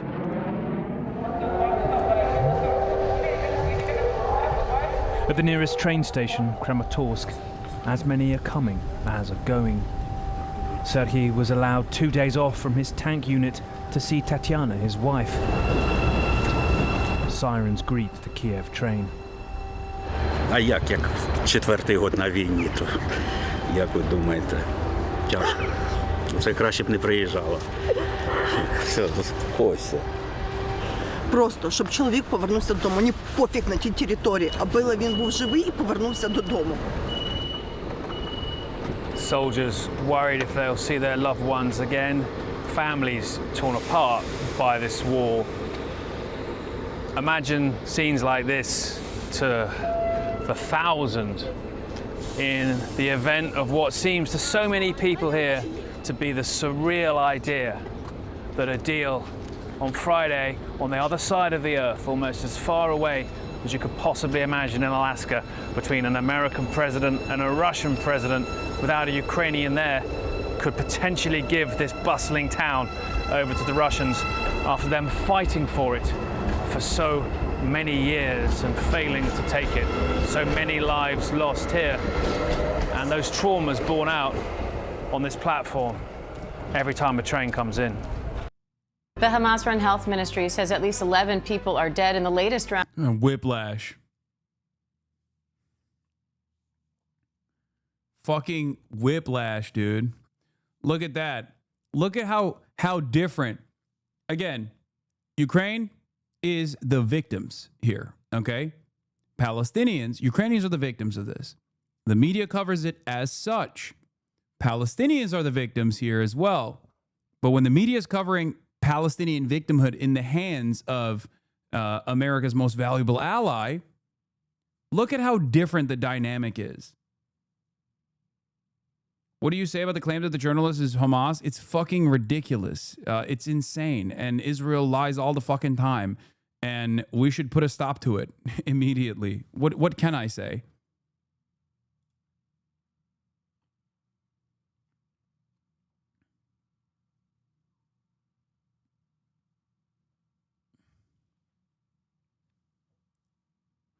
Palestinians barely get a blip of the same coverage, the same humanizing coverage that Ukrainians experience. It's so fucking insane. Of Israeli strikes. Tanks and warplanes bombarded parts of Gaza City overnight. Local officials report more than 100 people have been killed in the past 24 hours, including 31 people trying to get aid and 3 adults and 2 children who died from starvation. Foreign correspondent Marcus Moore is tracking the latest from London for us. Marcus, what do we know so far? Hey, Diane, we know that there are the reports of the increased bombardment in Gaza City, and according to the health ministry, a number of victims remain under the rubble of collapsed buildings, and that at the moment there are areas that ambulances and rescuers cannot reach. And so it remains a dire situation there. And all indications are that Israel is preparing for that expanded military operation to occupy Gaza City. And this is a plan that sparked outrage and also concern about the impact it could have on the humanitarian situation in Gaza. And as you noted earlier, more people have died. Yeah, mainstream media also always points out when Russia negotiates in bad faith, but we never get the same coverage about Israel. And like, there have been less opportunities for Russia to even behave in bad faith because there's just been less negotiation talks in this process. Israel has like actively lied more than 40 times. Hundreds of times in total, but like 40 official ceasefire negotiations on the table, and they fucked it up every single time. They've done what Russia is doing right now to Donald Trump, dangling like a potential ceasefire while simultaneously having no interest in continuing with like a reasonable solution to this conflict. And they just keep lying over and over again. And our media also, literally, if they were covering Russia's actions as though Russia was like Israel, they would keep saying like, well, Russia wants a ceasefire, but those pesky little Ukrainians constantly want sovereignty. It's really fucked up. Which, by the way, if the State Department change in attitude holds, you will probably start seeing that. That's what I was trying to imply with the way that the New York Times is covering Ukrainian positions and how they're losing territory to a final Russian push right now. So maybe it won't be that far in the distance when you will hear the media offer cover to Russia dangling ceasefire as a carrot and pulling back, like just like Israel does, and then have favorable coverage on that part and make Ukraine look like they are the spoiling party here. While trying to get aid, while others have passed away from malnutrition. And there's also, Diane, been new condemnation over the deaths of 6 journalists after an Israeli airstrike. Well-known correspondent from Al Jazeera, Anas al-Sharif, was among those killed. Israel claimed that he was a Hamas terrorist. Yeah. It's like, can you imagine anytime someone talks about like how unjustifiable Russia's invasion of Ukraine is, you just hear, don't you think Russia has a right to exist? Don't you think Russia has a right to exist? You're being Russophobic. You're being Russophobic. Wow, you hate Slavs. You know who else hated Slavs? Hitler. Why don't you think Russia has a right to exist? The Al Jazeera network vehemently denying those allegations. And Diane, the United Nations has condemned what happened, calling it a violation of international law. And Marcus, it seems hopes are growing that there could be a ceasefire back on the table soon. What are you watching for? The thing is that's what tankies online say on a daily basis. Brother, you're fucking out of your mind if you think that there is any like serious political movement in this country that is like that is so insignificant. Like, you're talking about 10 total people online, okay? That's it. In America, there are certainly a lot more people. This is what I try to explain to people. Like, there's a lot of animosity, understandable animosity in the global South against the United States of America. So for many of those people, they see it as like, oh, this is the enemy of my enemy. Like, they see, and this is incorrect, but they see Russia's actions as like the only country to violently push back against American influence and American incursion. That's the way they see it. That's the reason why you see so many other countries around the world, not in the Western world, okay, but outside of the Western world. That's why you see so many countries assume the pro-Palestine, pro-Russia position. That's real. There's a real position. They see Russia as like the tip of the spear. A country that is like offering military pushback to America in a somewhat successful manner. Of course, they do not see Ukrainians as being used and abused in this process, ironically enough, which is precisely the position that they've been in time and time again, for the record. Like, if you're from a country that's been fucked over by Western Empire, then you should be perhaps even more supportive of the situation that Ukrainians have found themselves in currently. But ultimately, as far as like the Western world goes, the number of people that are fucking pro-Russia are a handful, and they're so inconsequential that there's no reason to even bring attention to those people on that front.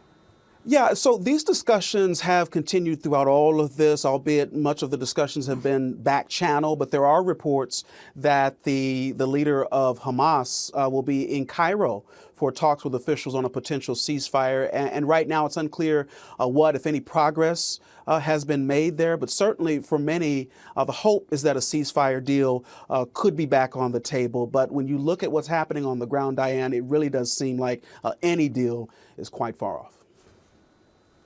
All right, Marcus Moore, thank you. Israel has defended killing 6 journalists in Gaza, claiming one was a terrorist currently working with Hamas.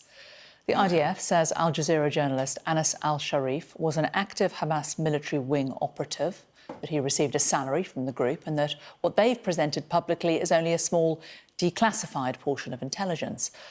4 of al-Sharif's colleagues from Al Jazeera, as well as another independent journalist, were killed in the same strike in an attack widely condemned by organisations advocating for the freedom of the press. Well, we are joined now by Nadav Shoshani, a spokesperson for the IDF. Thank you for joining us today, Mr. Shoshani. Why is the IDF killing journalists? The CPJ accuses Israel of directly targeting and killing at least 20 journalists and media workers since October the 7th. The latest, as we've just heard, an entire Al Jazeera crew with the weekend. Fred, thank you for having me, Jen. First of all, I want to say the IDF does not target journalists. In this strike from 2 days ago, the IDF targeted a Hamas terrorist, an active Hamas terrorist. His position, he had a few positions in the Hamas terror organization, but he was part of their rocket brigade. He was a head of a cell in their rocket brigade, and that's who we target. And I think the question needs to be asked, why is Hamas and why is Al Jazeera having terrorists on their payroll working as journalists? And why are terrorists also functioning as journalists with press justice? I think that those are questions that need to be very alarming, and we need to ask them about what's going on in Gaza. But the IDF does not target journalists.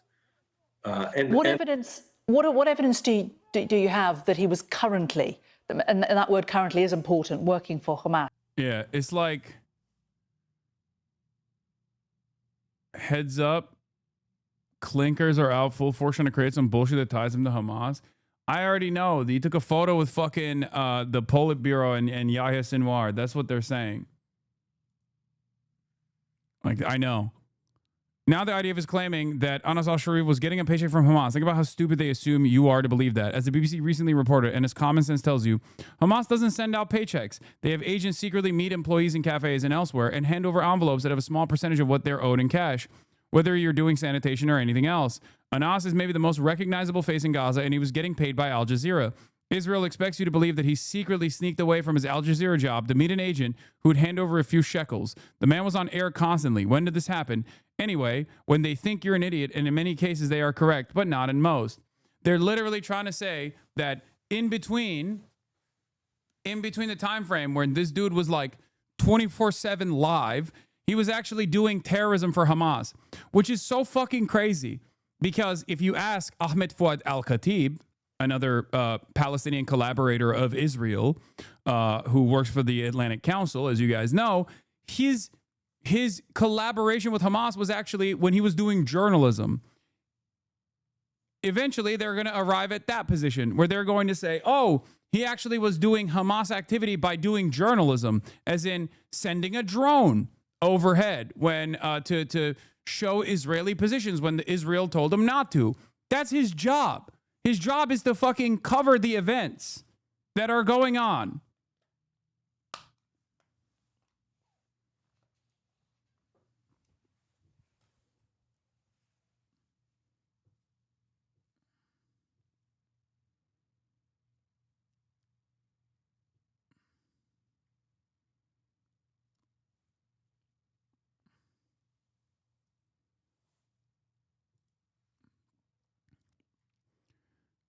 The playbook. They make up a lie. There's no evidence for it. Western journals spread it like wildfire. Diplomats and politicians parrot it loudly. A narrative is built. The general public believes that the damage is done. Then they finally admit it never happened. This was on October 10th, 2023.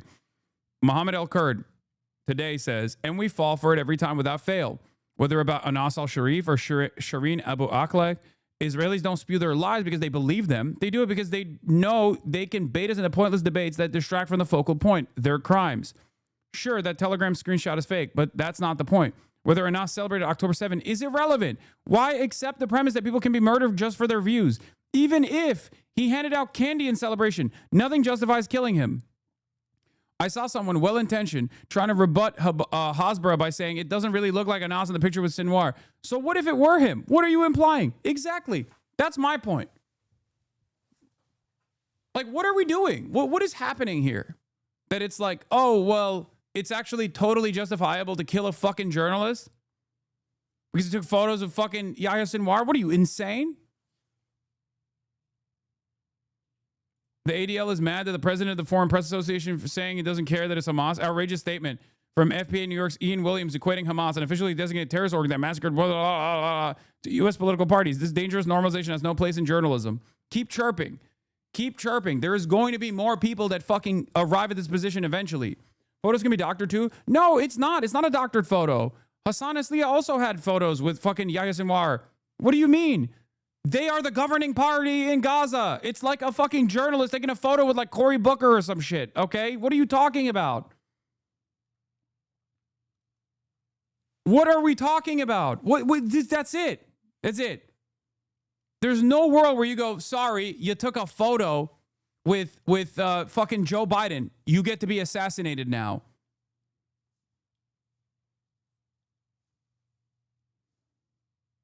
What? This is a ridiculous framing, okay? This is a ridiculous fucking framing. What are we doing? Stop eating the fucking propaganda dick, okay? It does not matter. It literally does not matter. Israel cannot kill someone because they don't like them. That is fucking ridiculous. Israel can't kill someone for thought crimes. That is not allowed. That is insane. What the fuck?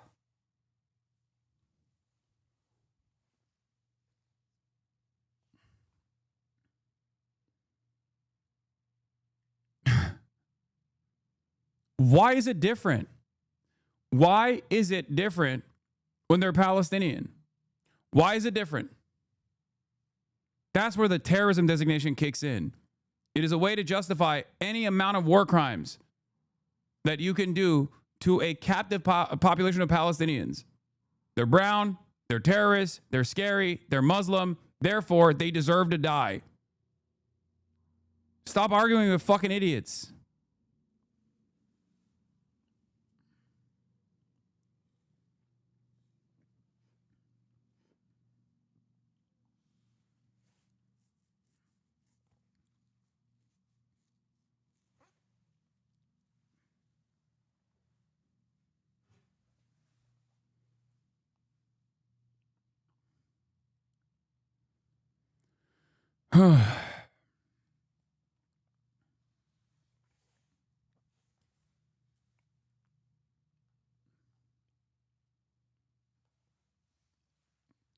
It's not about arguing with idiots. It's about having arguments on idiots' terms. Yeah, I mean, I've said it from the first moment.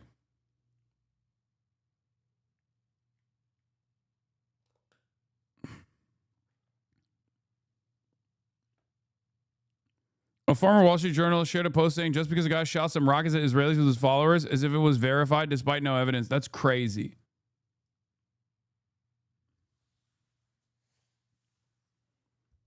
That's crazy. I'm curious, though, what do you have to say about Islam having a part in the Quran about killing non-believers? Yes, dude, that's what I'm here to do, okay? As a Muslim, I'm secretly invested in this idea that you fucking came up with. That's what Muslims are invested in doing. We don't entertain idiotic fucking assessments about like the Talmud or whatever, and we correctly declare it anti-Semitic when people do it. But God forbid, it's fucking open season when motherfuckers come in here and they're like, oh no, what do you think? What do you think about Muslims wanting to kill non-believers, dude? Yeah, that's why I'm here. That's my primary purpose here. As a Muslim, I'm doing taqiyya and sheltering you from the truth about my religious perspectives, my religious belief. Jesus Christ. Palestine was at its most peaceful position when Jews, Christians, and Muslims lived there under the banner of the Islamic Caliphate that was controlled by the Ottoman Empire. What the fuck do you mean?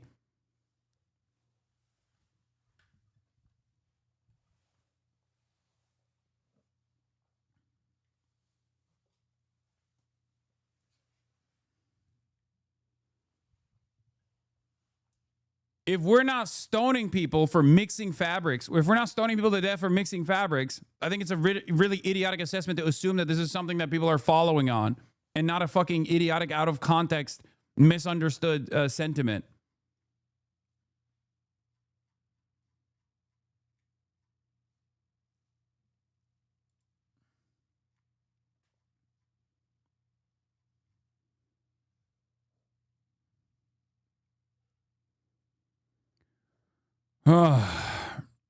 Exclusive. The White House plans to conduct a far-reaching review of Smithsonian Museum exhibitions, materials, and operations ahead of America's 250th anniversary to ensure the museums align with President Trump's interpretation of American history. Nice.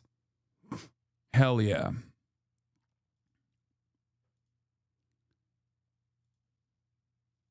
At the time of his death, because the information that you have released to us dates back to 2019, the information that the IDF has released to the public. Why are you not able to release information that shows that he was currently working with Hamas? Right. So there's many types of intelligence within Gaza.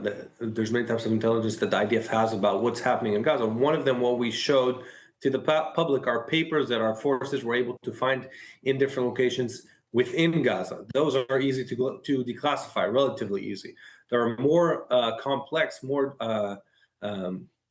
He's not even doing a good job. Why is this person on television?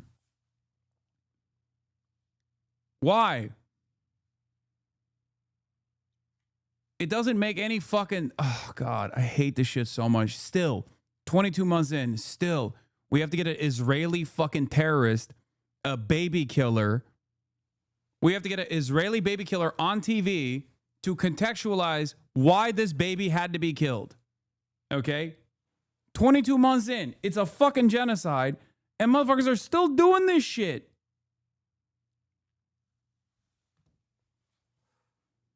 A delicate intelligence that we have to treat very carefully, because intelligence that you declassify, if you do it in an uncareful manner, you can't use it the next time. And it's important for us to save life and to have relevant, real-time intelligence. I don't think it's easy to find a specific person in the Gaza Strip, and we're able to do that. We're able to have intelligence on who's a terrorist and who's not, and it's important for us to keep that ability. That means that you can't declassify everything you have.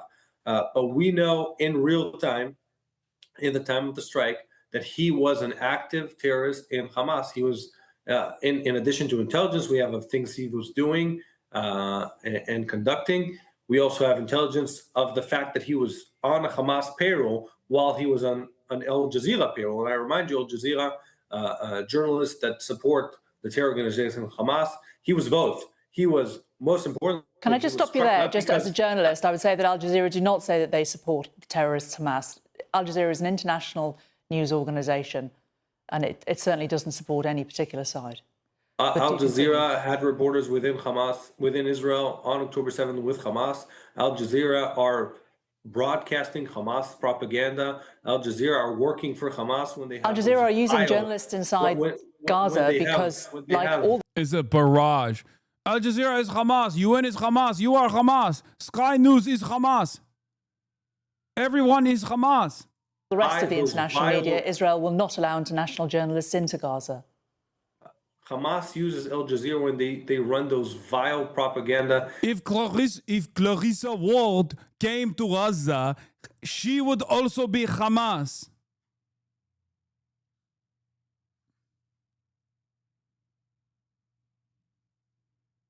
Everybody's Hamas, baby.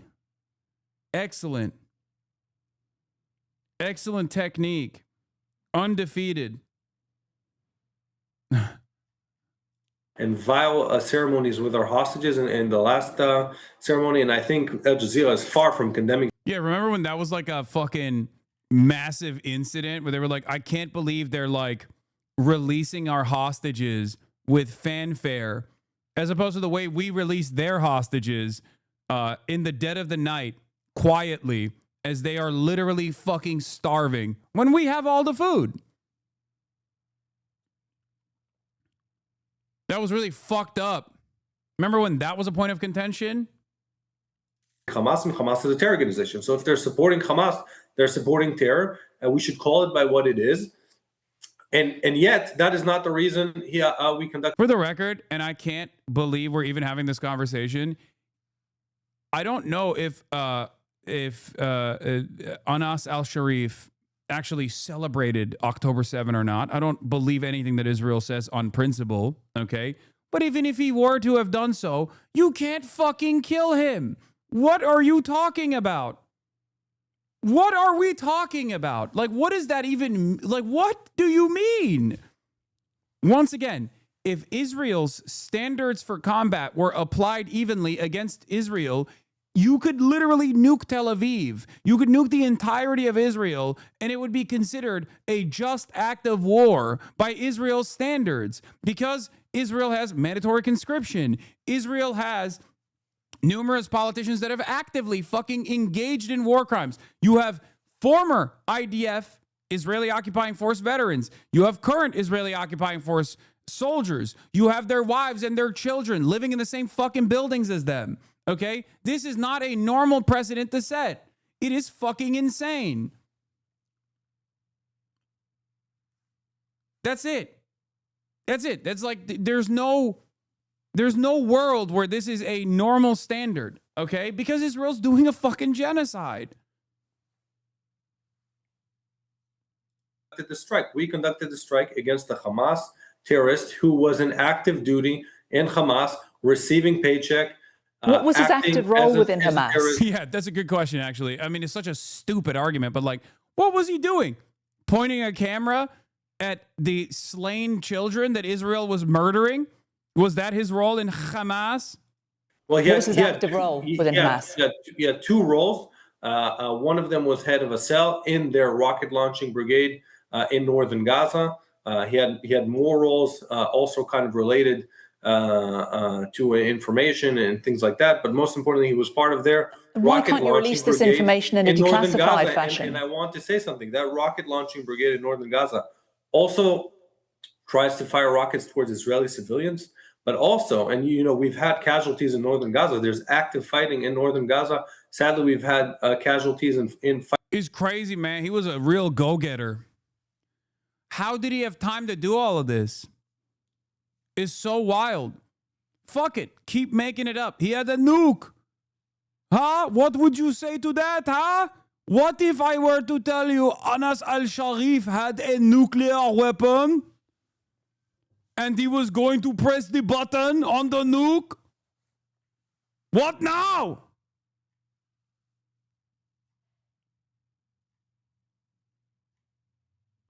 Yeah, he was a rocket launcher specialist in northern Gaza, which of course he was killed in southern Gaza in a tent with other Al Jazeera journalists. I guess he was at two places at the same fucking time. He was just able to move through the tunnel network. You want to nuke Israel? No, that's not what I'm saying. I'm saying that it's unacceptable. Israel's standards are unacceptable.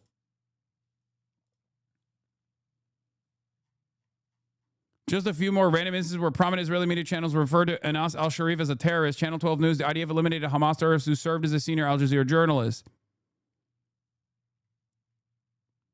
Israel Hayom, a hug from Sinwar and documents in Gaza. The IDF proves the eliminated journalist was a terrorist. Haaretz, the IDF, we've killed an Al Jazeera reporter in Gaza, served as a unit commander in Hamas. By the way, Haaretz also engaging in that atrocity. 2 terrorists in 1 photo. The incriminating footage of the journalist eliminated in Gaza from Channel 14.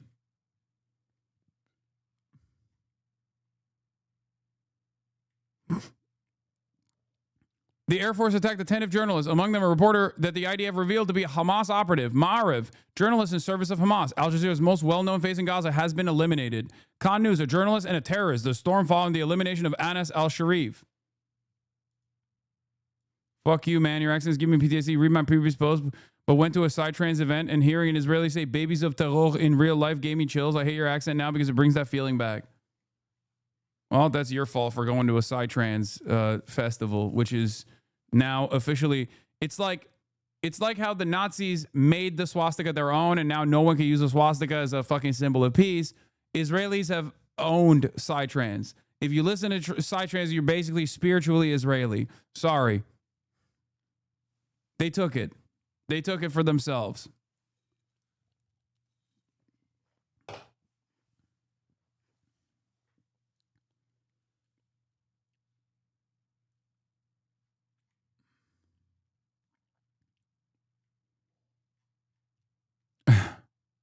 Yeah. Psytrance and Star of David are now stained with Israel's bloodshed.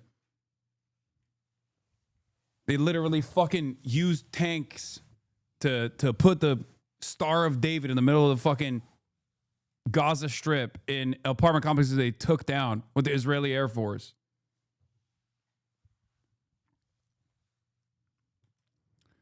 I-24 News. Undercover as Al Jazeera journalists, 2 Hamas terrorists have been eliminated. Unsurprisingly, these are not some innocent media persons. Anas al-Sharif served as a unit commander in the terror organization, and there are many documents to prove it. Again, they just fucking keep repeating over and over and over again. Why you gotta be so hateful? I hate Nazis, man. I fucking hate Nazis. I don't know why this is so hard for people to fucking comprehend. I despise Nazis. I fucking despise fascists, okay? Israel is a fascist Nazi country doing a fucking Holocaust that is live streamed in real time. We get to see it every fucking day, okay? That's it. It's that simple. Israel's a fucking Nazi country, and its defenders are Nazis themselves. They are doing a Holocaust.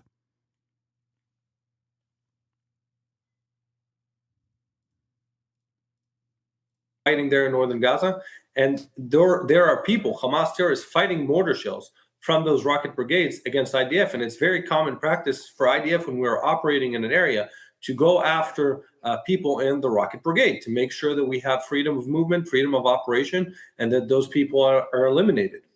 I'm just struggling to understand why you cannot release this information in a declassified fashion. You've released... Because it's fake. Because they need time to doctor it, okay? They need time to doctor it, which I will never believe. I will literally... If Israel...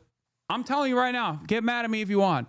If Israel fucking showed me a photo of like Yahya Sinwar with a fucking envelope of cash, handing it directly to Anas al-Sharif, I would still not believe it, okay? There's no way. There's no way. I'm not a fucking moron, okay? I'm sorry. They've lied far too much for me to ever take anything that Israel says seriously. They've lied far too much while defending their genocidal actions, while defending their genocide. They are doing a genocide. If you are even a remotely reasonable person, you would look at this and go, okay, fuck you, suck my dick. The information that you've released already is very old. Again, there are specific types of intelligence that are very delicate and are very complex to declassify. We can speak of them in some sort of paraphrase. It's more complex than that to explain the process of declassifying intelligence. It's a long process, very complex, and you need to keep your sources of intelligence active and not harm them by taking out information from them in a way that would harm those sources from functioning. As you know, the International Committee of Journalists, which is an independent non-profit organisation based in America that promotes press freedom worldwide, absolutely refutes the allegations that you're making about Anas al-Sharif, as did he when he's alive. Based on their dealings with him, he also refuted your allegations whilst he was alive. Isn't the burden of proof on the IDF to prove this now? Well, I think, first of all, we've put out documentation that we found in Gaza. We put out the original papers in Arabic that we found in Gaza proving he is a terrorist. And I don't think in any case in the world, anyone would take someone's word as just saying, hey, I'm not a terrorist. Okay, we believe you. And that's exactly what happened in this case. That's what's happening. in this case, and I think it's just very easy and comfortable. And to be honest, you've been fair in this segment, presenting him as we say that we claim he's a terrorist. But in many outlets, they don't even present IDF proof that we put. If you don't believe it, it's okay, but do your job and present it. And more than that, do your job. Every person that is remotely connected to Israel, the Israeli state, has this insane attitude of arrogance and entitlement. What do you mean, do your fucking job? I mean, if she was doing her job, she would have shut off this conversation. She would have just never had this conversation to begin with. I don't think it's a productive conversation to literally have a fucking Nazi 4-star general at the age of 22 come on the broadcast and fucking defend the Holocaust. Okay?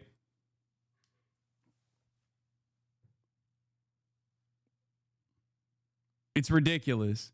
Yeah, why aren't you just taking my Nazi ass statements at face value? Why aren't you doing that?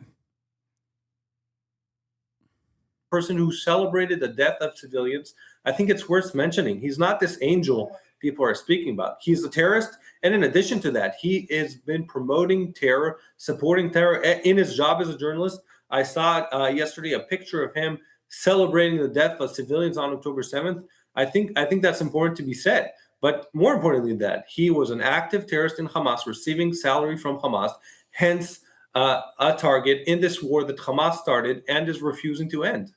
Okay, and just to reiterate, this is something that he and his employer all denies. There were 7 other people killed in that attack, including another Al Jazeera correspondent, Mohammed Kreke, and the camera operators, Ibrahim Zaher, Mohammed Dufal, and Momen Aliwa.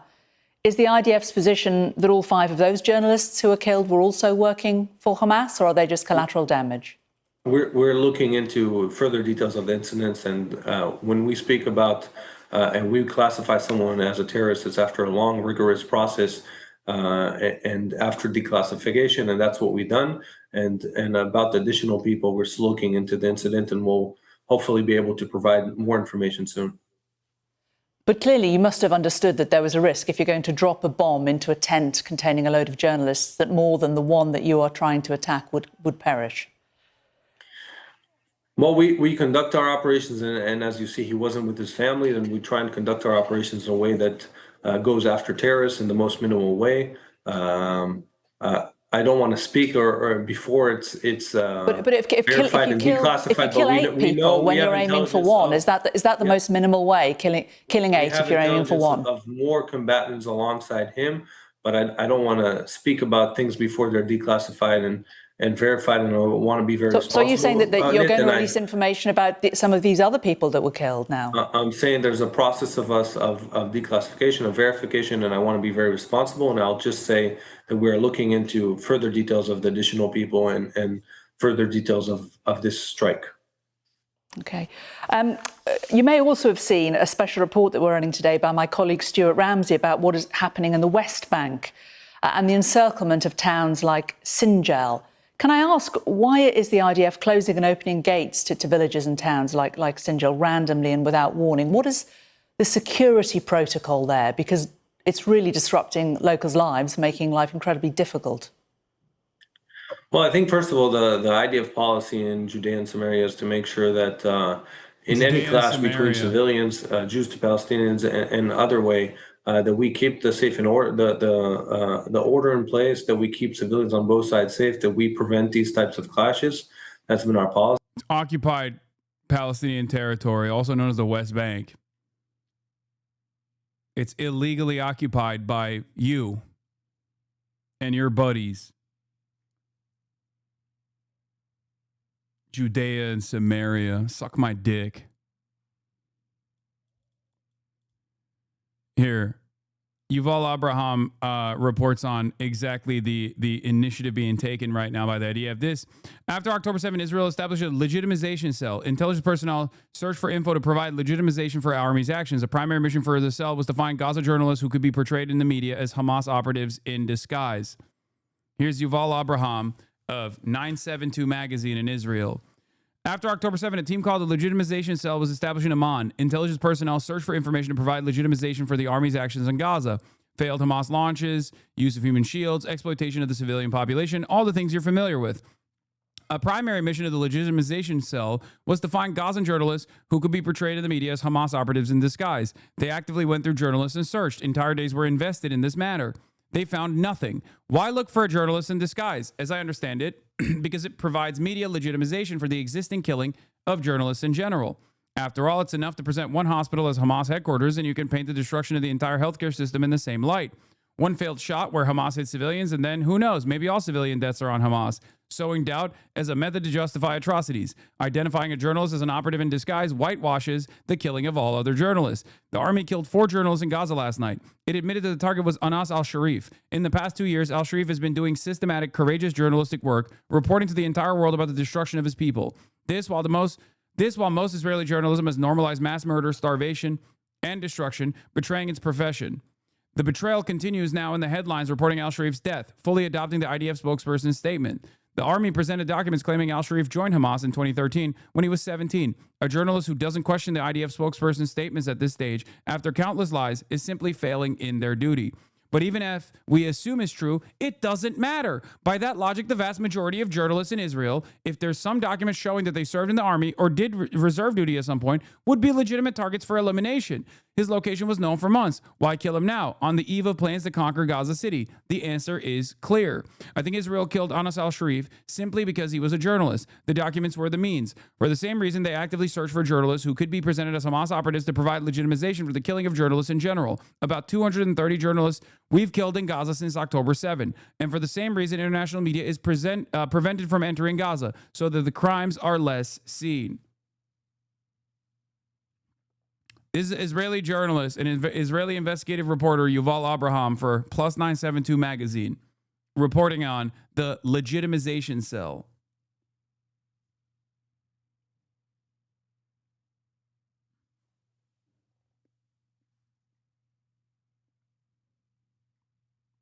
It's all fucking bullshit. Everything Israel is saying is bullshit. The notion that he has taken photos with Hamas leaders is not a justification for his extrajudicial assassination. It's not a justification to even punch him in the fucking face. What are you doing? Suck my dick. 10 toes fucking down. Once again, these are the types of things that I feel like people took advantage of for the longest time. That you couldn't just like say that. You could be like, what do you mean? He took photos with Hamas. Of course he can be fucking killed. No, that's not the truth. That's not the case. You can't fucking do that. If someone were to entertain a role reversal in this regard and put Israel in the crosshairs, you would cry about how anti-Semitic this is.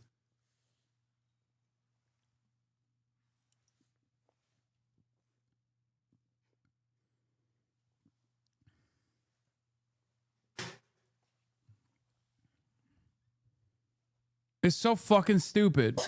And specifically in some You guys voted for Trump? Ha ha ha. Does it make it easier to fantasize about a thing that did not happen so that you can feel more comfortable in your position of not giving a fuck about Palestinians? Like, even at this stage,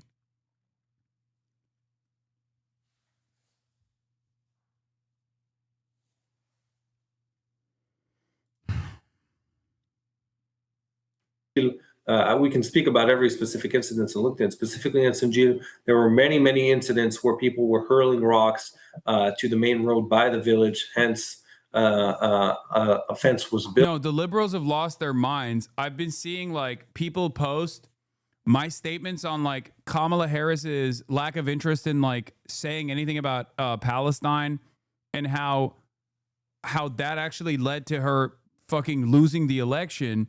And liberals keep posting that over and over again without context to make it seem like I'm saying like Kamala Harris would do the same thing as far as like, taking away a gay marriage or something. Like whenever Trump does some other fuck shit, something that I'm like actively fucking pushing back against, when they're not doing that, they're too busy trying to fucking tarnish the reputation of someone who is actually fucking anti-Trump because they're not, clearly. And they use my criticisms of Kamala Harris and the liberal the Democratic Party in general and their closeness to Trump's policies, which led them to lose against Donald Trump, as a way to say, oh, dude, look, see, the left is actually in the wrong still. I'm not in the wrong at all. It was actually totally valid.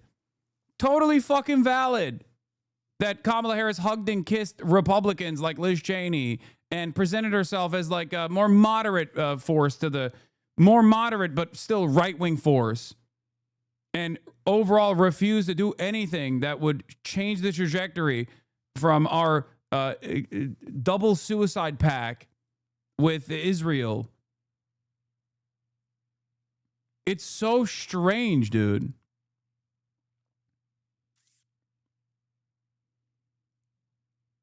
If at this point your hyper focus is still on like trying to prove to yourself and others around you that you weren't wrong and that this leftist political commentator on Twitch was actually wrong for correctly identifying many of the issues with the Kamala Harris campaign because he didn't want fucking Donald Trump to win again. But in the aftermath of that victory for Trump, in the aftermath of all of that, when Trump is like doing a fucking forcible fascist takeover of the American government, okay, and you're still worried about a fucking left-wing Twitch streamer who was right all along, you're a fucking moron. You're the reason. You are part of the reason why these guys get to do whatever the fuck they want.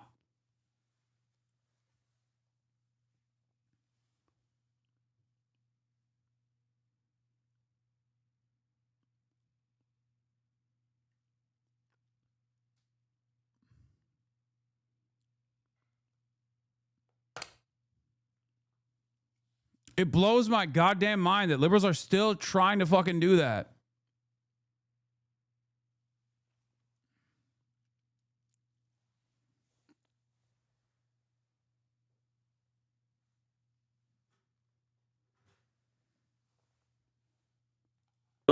You know, those rocks have killed people driving in cars, caused car accidents that led to death and many injuries, and that's a threat on security. And generally speaking, our policy has been very clear. We do not limit movement as a goal to limit movement. We take steps to provide security. We take steps to... Great argument. Yeah, but this is why single issue voting is dog water. Great argument. Kamala Harris literally lost partially because her inability to address the violence that was unfolding in Gaza was emblematic of the Democratic Party's unwillingness to actually listen to the demands being made by its own base of support. She literally tied herself by the neck to a fucking anchor like Joe Biden. It's been months since she took a fucking fat L against a goddamn rapist felon who is a fucking literal fascist, and a fascist that lost once, by the way. A fascist that was president once already and then lost. Took a fat fucking L. Where has she been? Nowhere. Nowhere to be found. Just writing a fucking book. You're so stupid. You will never actually be able to understand the argument that I'm presenting because you're just unable to hear what I'm saying. You just go, oops, sorry. Vote blue no matter who. Not understanding that that kind of fucking rewarding of failure is how we got here to begin with. It's so crazy.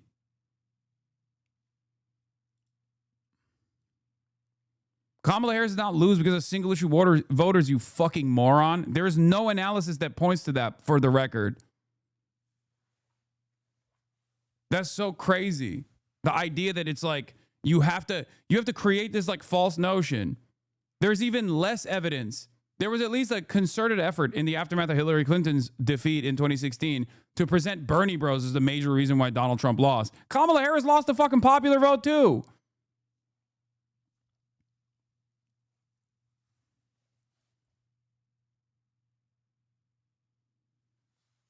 deconflict when there's conflicts in the area, and we make sure that we do it with as little as possible limitations on the people from both sides in this region. If you well know, as a result of the Oslo Accords, it divided up the West Bank into three areas, Area A, B and C. Area A, these are areas governed by the Palestinian Authority and its security services. Israeli forces aren't meant to be in these areas. They have access to areas B and C. You must know this. Why are the IDF shutting down markets and See, look at this fucking active cope. But you guys voted, but you let Trump win. Virtually every single person here voted for Kamala Harris, you dumb fuck. It doesn't matter. At the end of the day, a Twitch streamer cannot fucking change the trajectory of American politics if the Democratic Party is unable and unwilling to listen to the demands being made by its fucking base of support. Kamala Harris pushed people to stay home. It is ultimately always going to be the fault of the party. Stop trying to defend the party. The party does not give a fuck about you. Do you work for the DNC? Show me your motherfucking pay stubs. Why the fuck are you defending the DNC for free? What is wrong with you? Kamala Harris lost 7 fucking swing states, dude. What are we talking about? What is this argument? It's so insane. It is so, like, I can't comprehend it. I can't understand it. These guys, these liberals, they fancy themselves to be more intelligent than the average Trump supporter. And yet here you are regurgitating idiotic arguments like you're a fucking Trump supporter, but this time for the Democratic Party. Kamala Harris could not fail. She could only be made to fail. Failed by who? The voters who didn't understand that she would be far better. It's like, no, that's her fault. It's her fault for not being able to present herself as a better alternative to a fucking rapist fascist, brother. What are we talking about?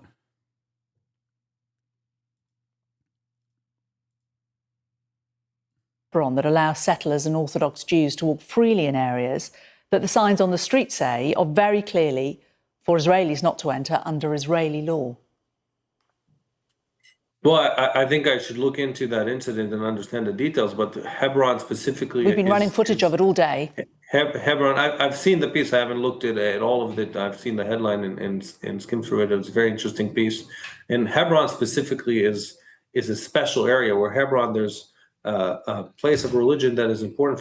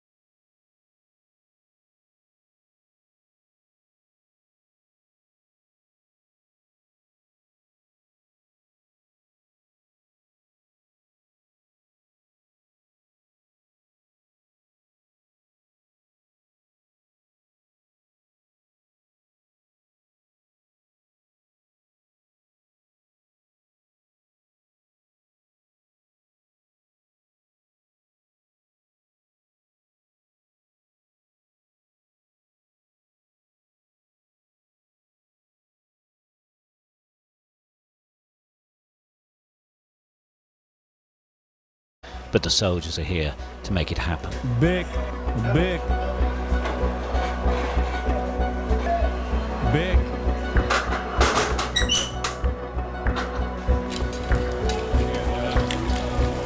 It's obviously massive disruption. This is a massive market. Now the whole of this section of town is being closed down.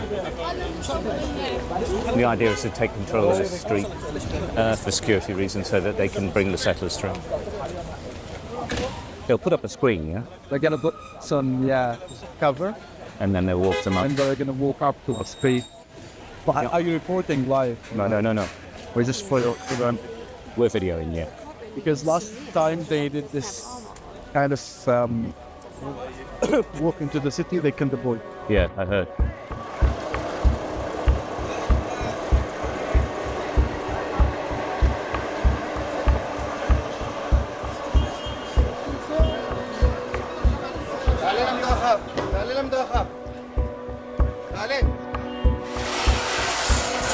Hold the pressure. All right. Don't play with me. All right? For now, this part of Hebron is a military zone, and nobody at all is allowed past the Israeli lines. This is armed settlers and segregation inside the West Bank. A new Sky News documentary that just came out 16 hours ago. No politics here. Israel number one. No Palestine, no Palestine. No Palestine here. No politics here.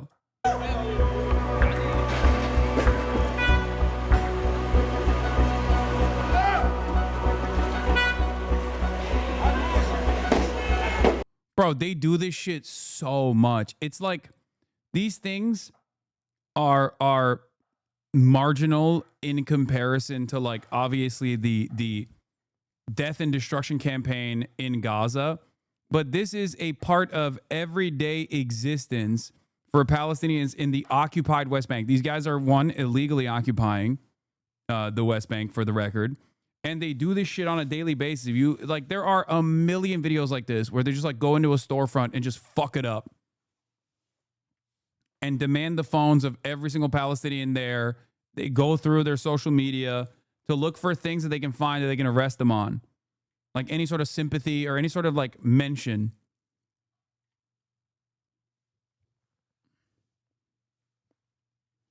These are images not dissimilar to the Gestapo harassing random fucking citizens and packing up Jewish people in Nazi Germany.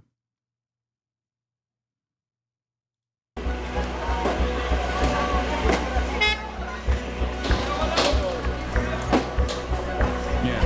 There's no, like, there's little to none armed resistance against these fucking freaks, for the record. Behind a large. Even though they are terrorists, they are in direct violation of international law, and it is legal. It is literally legal if every single Palestinian there took up arms and started actively fighting against those terrorists, the Israeli occupying force. That is literally legal and moral. Okay? Understand, no matter what all of your previous social conditioning has taught you, understand that what they are doing, regardless of the state violence that they're doing here, what they're doing is illegal.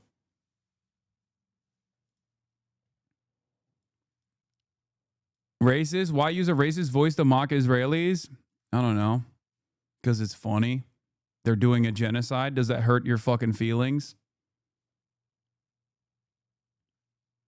I agree with you, but I don't think legality is the issue. No, I'm just explaining to people that, like, what they think is legal is obviously seeing armed military, members of the state, members of the fucking military, members of the police force. And automatically we're conditioned into thinking like, oh, what they're doing is a legal thing. Maybe it's racist, but it's like still a legal occupation. It's not. It is completely illegal. Okay? This is not like a member of the police force like being of racist to a citizen. This is like even beyond that. That is abhorrent. That is fucked up. That should be prosecuted. But this is a step beyond that. Green screen, the visitors arrive in small groups to look at a tomb up the street.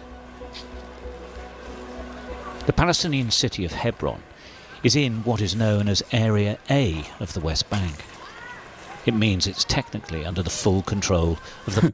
That chatter literally said, "Why you no love Israel? You are being racist."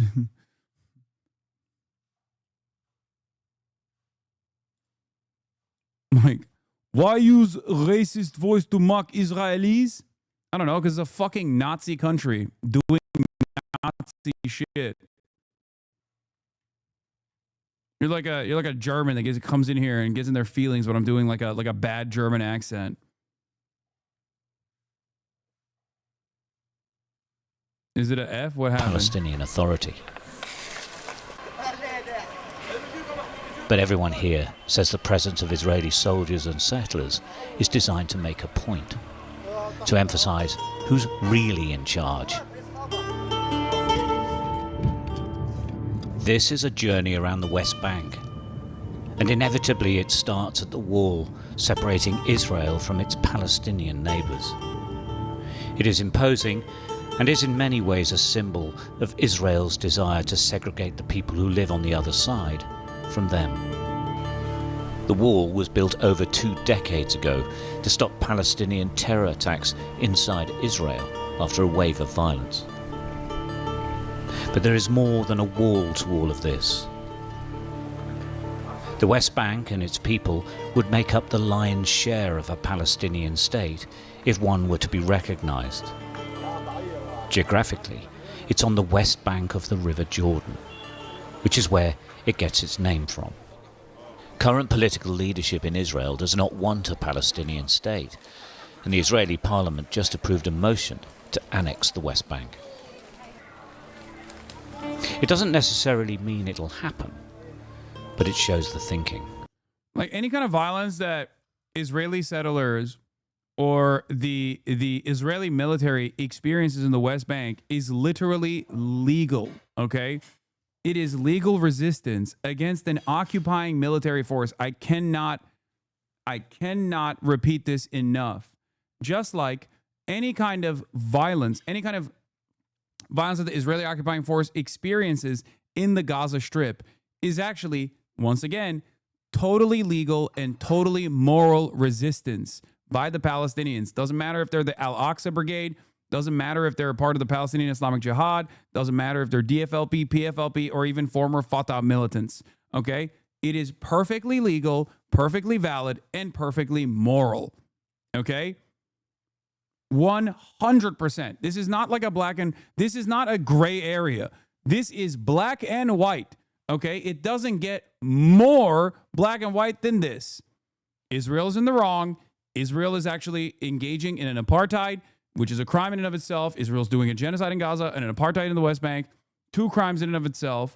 And every type of armed resistance against both the settlers and also the Israeli occupying force in the West Bank. Doesn't matter if it's your favorite podcasters like Wife that participate in these raids.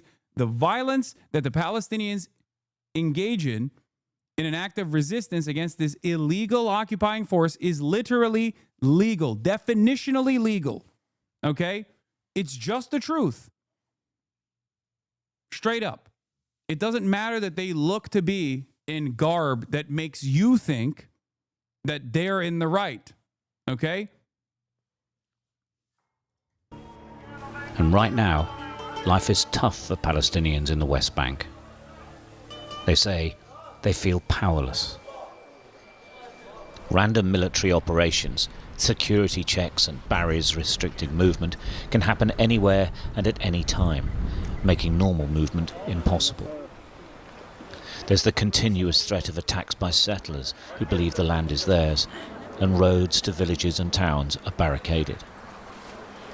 The building of iron gates that close off vehicle entry and exit to Palestinian communities has dramatically increased since the October the 7th Hamas attacks on Israel that led to the Gaza Wall.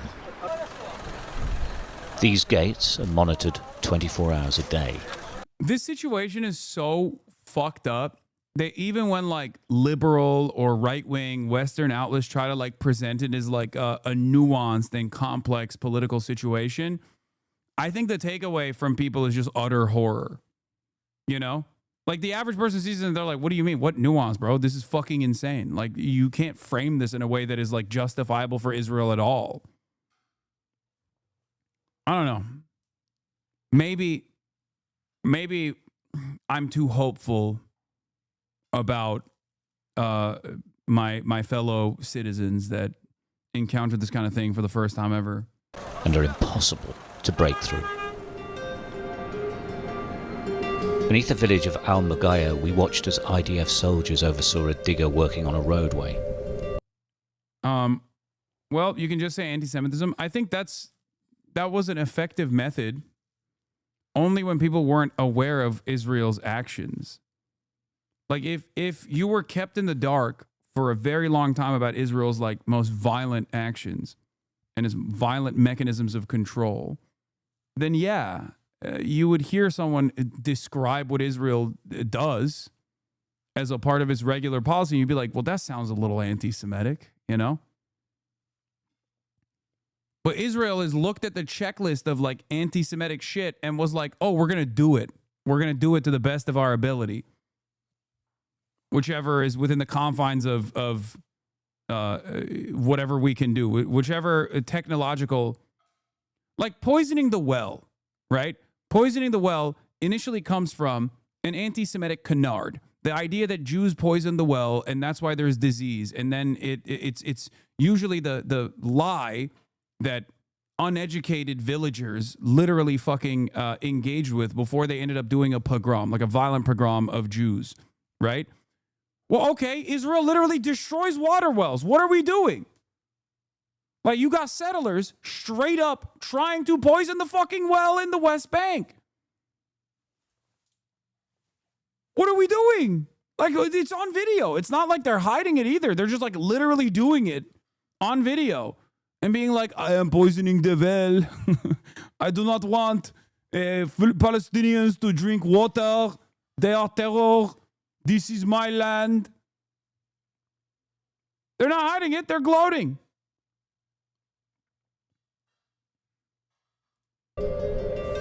And a new barrier gate being moved into position from the back of a lorry.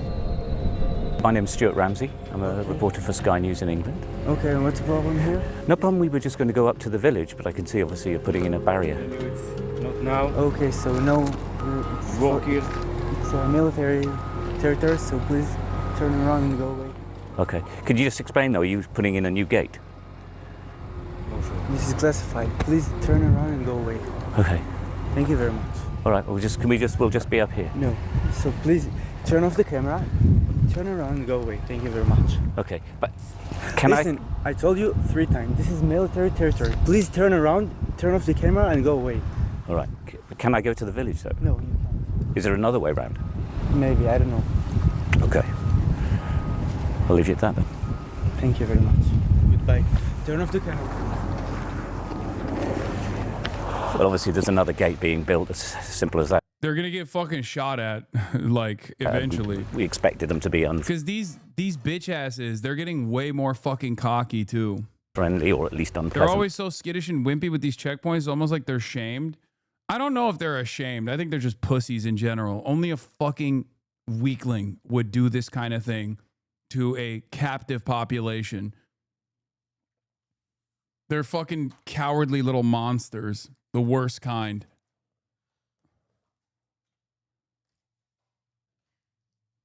Go away. Go away, please. About it, I suppose they've been reasonable, but that's what happens all over the West Bank. These villages, Palestinian villages. I don't think those motherfuckers have the capacity to feel shame, bro. Like, I'm gonna be honest. Go back. As you can see behind me, get cut off by gates, and that'll be closed, and access in and out is totally controlled. But as we've seen before, it gets described as a military area, and therefore you've got no options, because when they say it's a military area, that's it, you're out.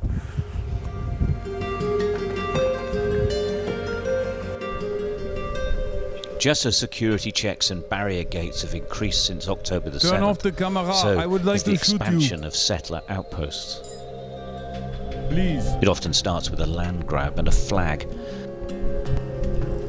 then the building of temporary accommodation.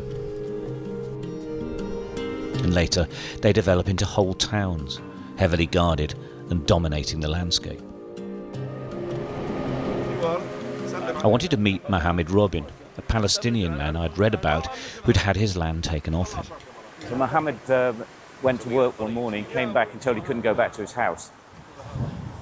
Now going to follow him, see where he is. Settlers have taken everything apparently from inside the house as well, which is fairly common. But we're going to follow him and see what it's at.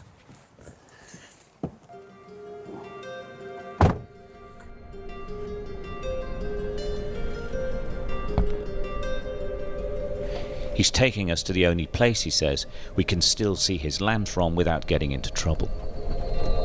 It's off the main road, on gravel and dirt tracks leading to a windy hilltop.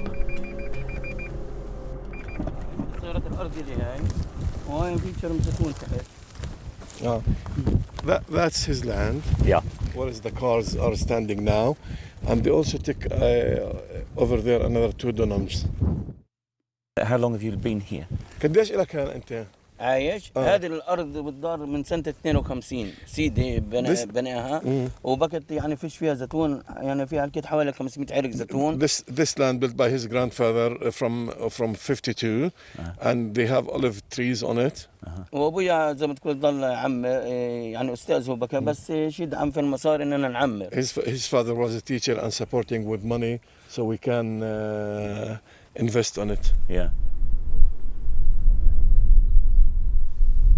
There's movement down below and we realise we've been spotted.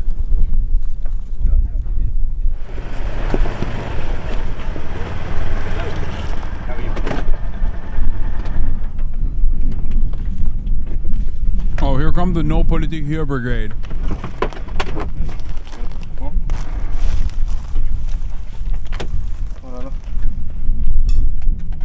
Israel's a wonderful, multi-faceted, multicultural country, which is why I'm always wondering, like, what variant of native Levantine accent I'm going to hear out of the mouths of these fucking dipshits.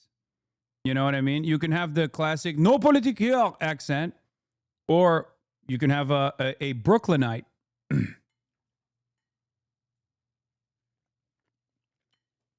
There's only 2 ways it goes, though, aside from the Hebrew accent. You're only going to hear an American hog variant or a Russian hog variant. One or the other. Let's see. How are you? You speaking?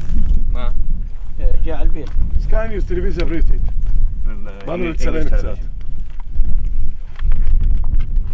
جاء على البيت عندي على الأرض شو المشكلة يعني؟ إيش؟ ترى ما في مشكلة. We've just come up here because Mohammed's saying that you're onto his land and he's wondering if he's going to get it back.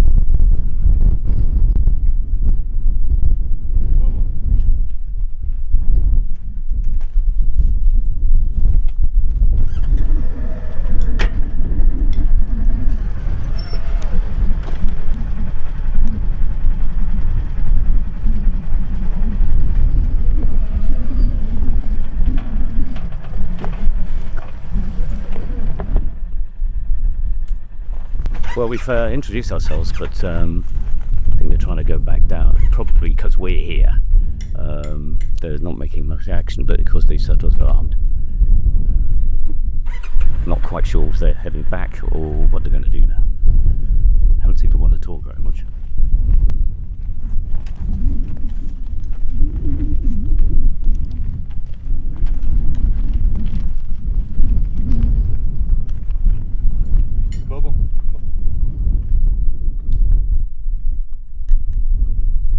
They barely speak, they just check out our cars.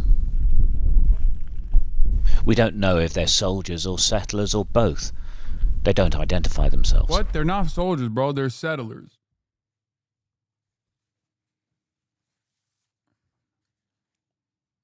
It's a distinction without a difference in the West Bank, but the soldiers have way more fucking gear. They went non-verbal.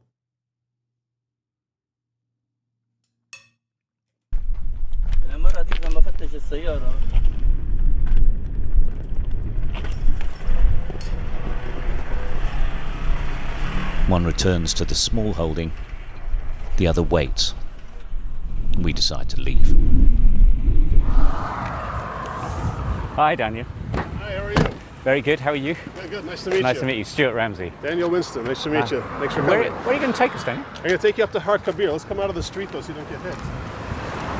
I'm going to take you up to Har Kabir. It's the mountain that overlooks the valley of Tirzah, where the Jewish people first came into the land of Israel with Joshua at the end of the 5 books of Moses and the beginning of the rest of the Bible. Okay, great. Okay? Let's go. You going to come with me in the car? Yeah. Okay, good. Let's go. Daniel Winston is from Chicago, but he's lived here in Israel for over 25 years. I've chosen to live in the West Bank, Judean Samaria, truly out of a biblical imperative to make this happen and make it happen better, even though the entire world has this mythology around it being occupied territory and being the so-called the land of the Palestinians. Daniel, his wife and 10 children live in Yitzhar settlement. It's considered one of the most hardcore settler communities.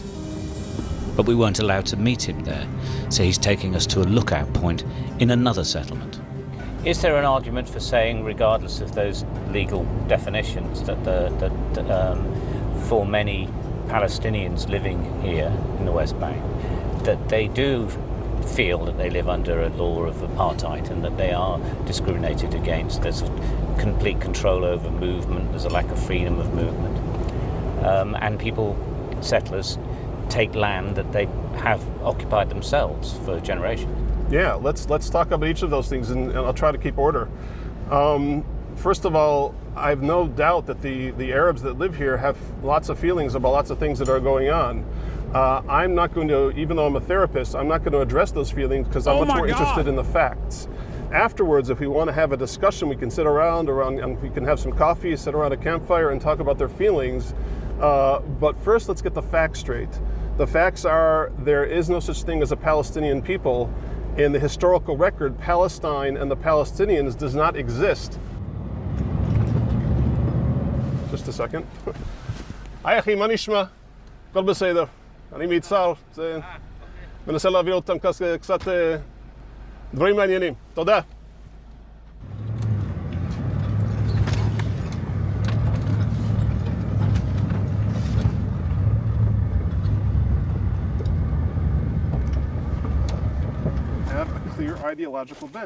Daniel leads me down a path overlooking a valley in the West Bank. He and the Israeli government called it by its biblical name, Judea and Samaria. Daniel says this valley is where Joshua led the Israelites to the Promised Land, according to the scriptures. He, like all the settlers, believes the land is theirs and rejects any notion of a Palestinian state. I'm not angry. I'm not a, one of... Nation states is a relatively new concept in the long history of mankind. So it's really funny that he's like, well, the only states that exist are states that are in the Bible. Okay, America doesn't exist then. Like, what are you talking about? It's so fucking stupid. Those frothing at the mouth of the settlers who are going to like yell and scream and like, start throwing things at you because I don't like what you're saying. I don't like what you're saying because what you're saying is wrong. It is not consistent with the historical record. There was never a Palestinian state. Even if I were to say, okay, well, these poor people, they have to do something. They have to go somewhere. And I would say, well, not on my account, not on my watch, because not only is it not only is it inimical to my essential national interest of settling the entire land of Israel, it's also an intrinsic danger, a clear and present danger to our physical survival. Nazi. Daniel struck me as well-mannered and well-read, but his views on the modern day, like many of the settlers, are thousands of years old. Really? That's the only thing you got on his views on the... Dog, you're talking to a Jewish Nazi.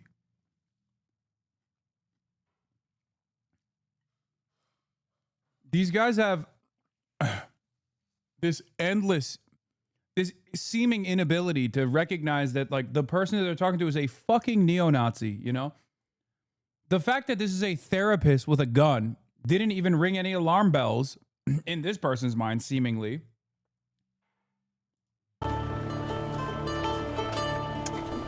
Khalil Hathaleen greets a family friend who's come to pay his respects. His brother's been shot dead, allegedly by a settler.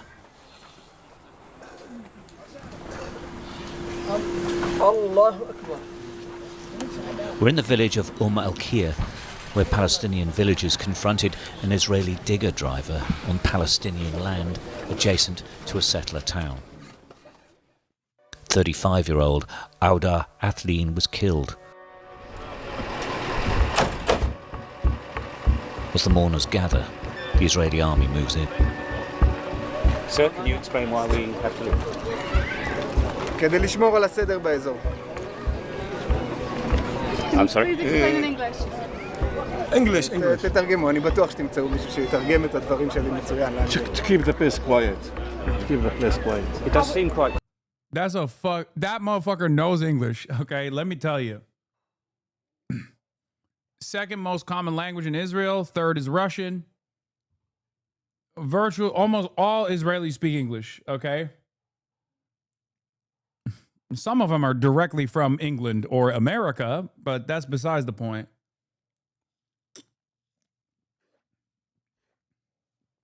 Yes. In Israel, the most commonly spoken language obviously is Hebrew. Second most common is English. And the third most common is Russian. Yeah. They came from South Africa, America, England. Quiet, though, at the moment, I would say. אוקיי, להוציא אותה מפה וללכת מעבר לרכב הלבן שחונה שם. עכשיו. Why are you playing this Hasbro nonsense? Isn't there a documentary from the true Palestinian point of view that you play to your viewers to learn the truth? What? First of all, I cover Hasbro on a daily fucking basis. And part of the reason why I'm showing this is because despite the fact that this guy's trying to engage in like some wishy-washy both sides bullshit here, the inhumanity is so clear that like your takeaway will never be pro-Israeli at any point.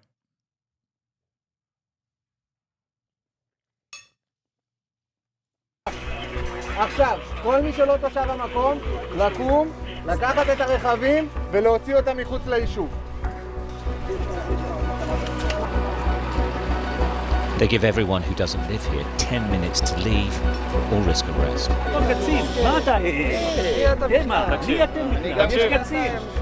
Many of these journalists are Israeli, and they argue that being moved on is basically illegal.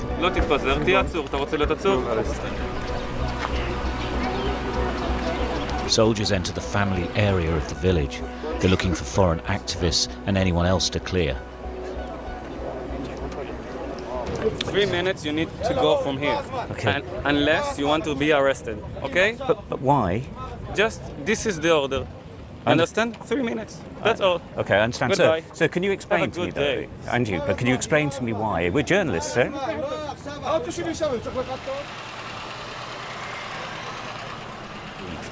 This type of thing happens all the time. It's the main point of contention from the Palestinians, is that the security forces in Israel represent only the settlers in the West Bank, not them at any point. And they feel really aggrieved about it. And there is really no actual argument for saying why we should leave. It's just they don't want them to be near an Israeli settlement. Declaring the area a closed military zone, a regular tactic, the soldiers in no mood to compromise. Just one question. Amongst the activists, Israeli Yehuda Shaul. He's straight to the point. At the end of the day, this Israeli government doesn't want only to kill the possibility of a future Palestinian state besides Israel. It wants to cement Israeli sovereignty between the river and the sea. Rights for one group of people here. I think in Afrikaans it's called apartheid. Now the question is whether the international community will allow my government to implement its plan. Up to now, all what we've heard was statements, warnings, concerns. That's not enough. Unless we're going to see a serious move to tangible measures in order to end this kind of behavior, this will just escalate. I wasn't here. Can you tell me what's happening? You have new area that you can be there. You need go there. Okay, but the senior officer said we could stay here. כן, המפקד אמר שיכולים לחכות פה, ואז יעשה לנו בריפינג. They just make the closed military area bigger or wider, and you have to leave this area as well. Why is it bigger? Why is it a closed military area extending? I'm not a commander. I mean, they are in charge here, and they're pretty serious about this. I think while the journalists are arguing and they're accepting that you probably can't stay, once they declare an area military closed zone, there's actually nothing you can do about that. We've seen that lots of times. Since the Gaza war happened, the whole areas would be closed off. Should we go? Yeah.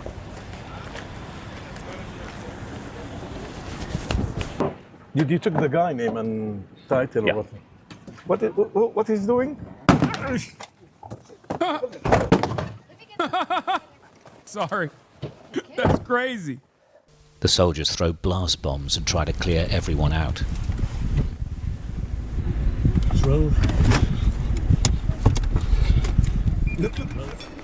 Listen, I've been there, okay? One activist is arrested for not leaving.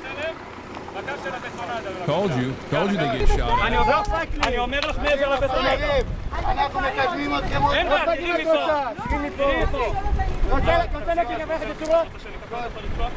אז יופי, אז תעמדי מאחורי הבטונדה. תקשיבי, מה? את לא מבינה מה אני אומר לך? Her friend attempts to reach her and she's arrested too. בוא, תסתכלי עליי.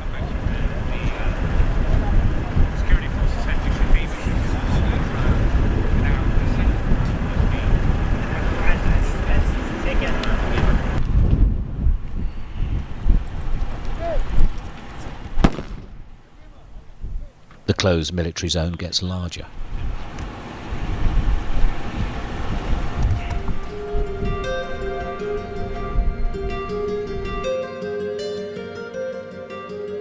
There's been so much conflict between Israelis and Palestinians that the maps of it have been bound into an atlas. Britain is one country threatening to recognise the state of Palestine and is calling for a two-state solution.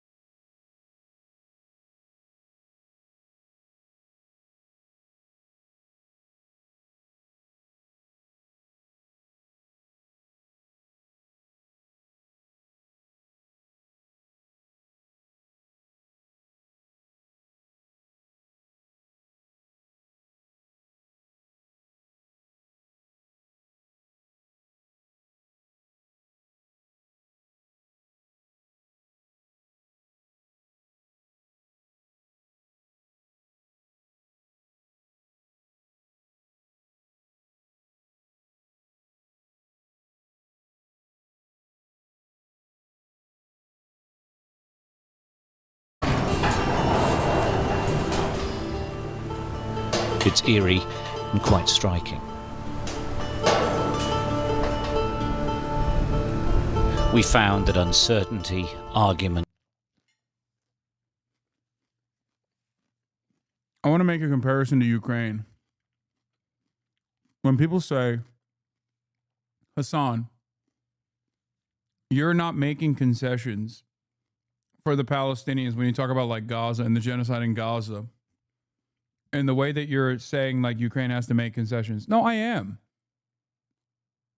The reality is, this is a settlement project that has unfolded over 80 years. The true justice in this situation would be the forcible removal.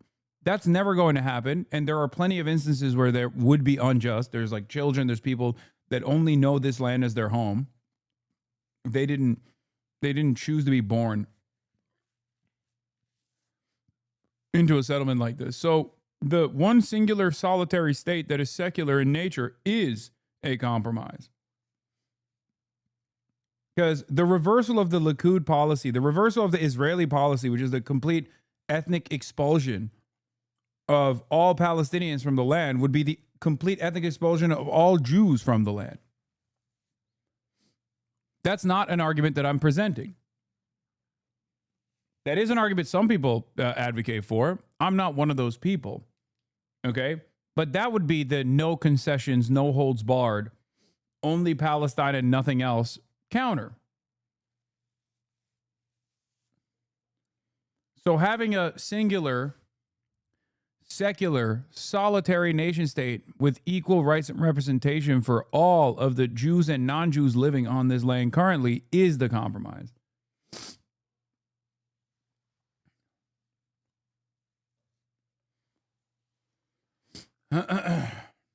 How do I explain that criticizing Israel isn't anti-Semitic, but being anti-Semitic because of what Israel is doing isn't okay? I mean, you ask them, is this putting the blame squarely on the shoulder of Jews that are, many of which are anti-Zionist? Do you feel like that's a productive way to go about it? Because it's just not true. That in its simplest terms, anti-Semitism is a harmful bigotry. It's hateful. It's violent when implemented. But like in the simplest terms, it's just also untrue. It's no different than saying ISIS is doing all of this shit for Islam. And if you criticize Islam or you criticize ISIS, you're criticizing Islam. You're Islamophobic.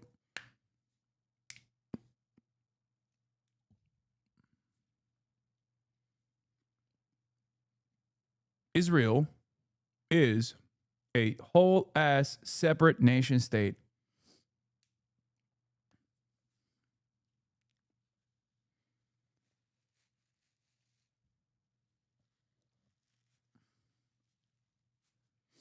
That's it.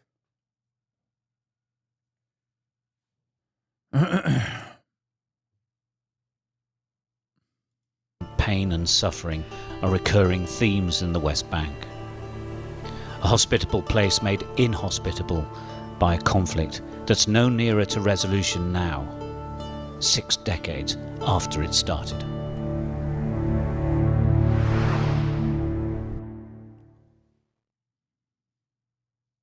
Well, now to the race for New York City mayor, and the gloves are off between Democratic candidate Zoran Mamdani and former Governor Andrew Cuomo. Mamdani is on the defensive tonight after Cuomo attacked Mamdani for living in a $2,300 a month rent-stabilized apartment in Queens while earning more than $140,000 a year as a state assembly member. Eyewitness News reporter NJ Burkett is live tonight at City Hall with much more. NJ. All right, Liz, let's face it. I mean, it was inevitable that we would move on from socialism means no house to socialism means no apartment. Mamdani would much rather talk about President Trump than get drawn into a political football game over his apartment in Queens. But it has left him with some explaining to do. What?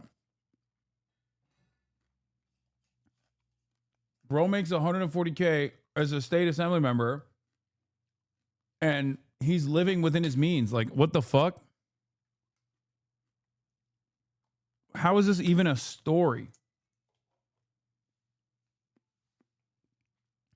This is even dumber than people being like, Hasan, you bought a fucking home for yourself and your family, you goddamn hypocrite. Socialism means no house. I hope at a certain point people would just realize that, like, none of these are real arguments. You're worse than him. Yeah, exactly. I am. I'm a much worse person than Zoran Mamdani, who is a 33-year-old Muslim socialist who's also currently getting attacked for his choice of living quarters. Very different. You're right.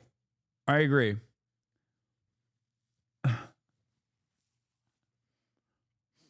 My favorite division now is no longer the people who are like, I love AOC and I fucking hate Bernie, or I love Bernie and I fucking hate AOC, which is very common. It's the, I love Zoran, I fucking hate Hasan. He's just sucks so bad.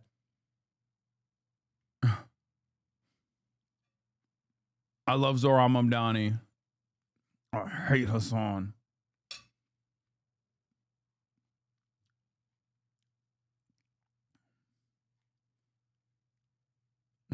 It's just interesting to see the exact same lines of attack. People in chat saying 140K isn't a lot for New York. Yes, it is. But that being said, what is the argument from the media that he isn't paying enough for an apartment?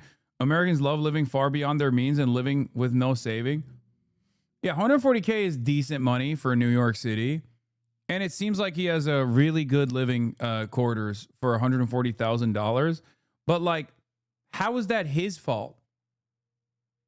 Like, he's literally running for mayor to fix the problem.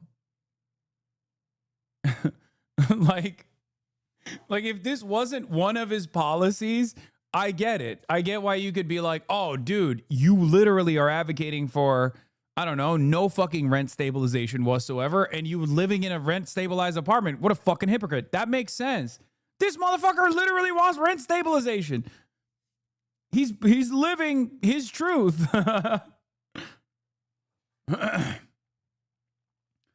It's crazy because, like, I know that $2,300 a month is a fucking steal for New York, right? It's a steal for LA. Depending on how big the apartment is, it's probably a steal for New York. What is crazy is that $2,300 is a steal. That is crazy. This situation is fucked. We have to fix it.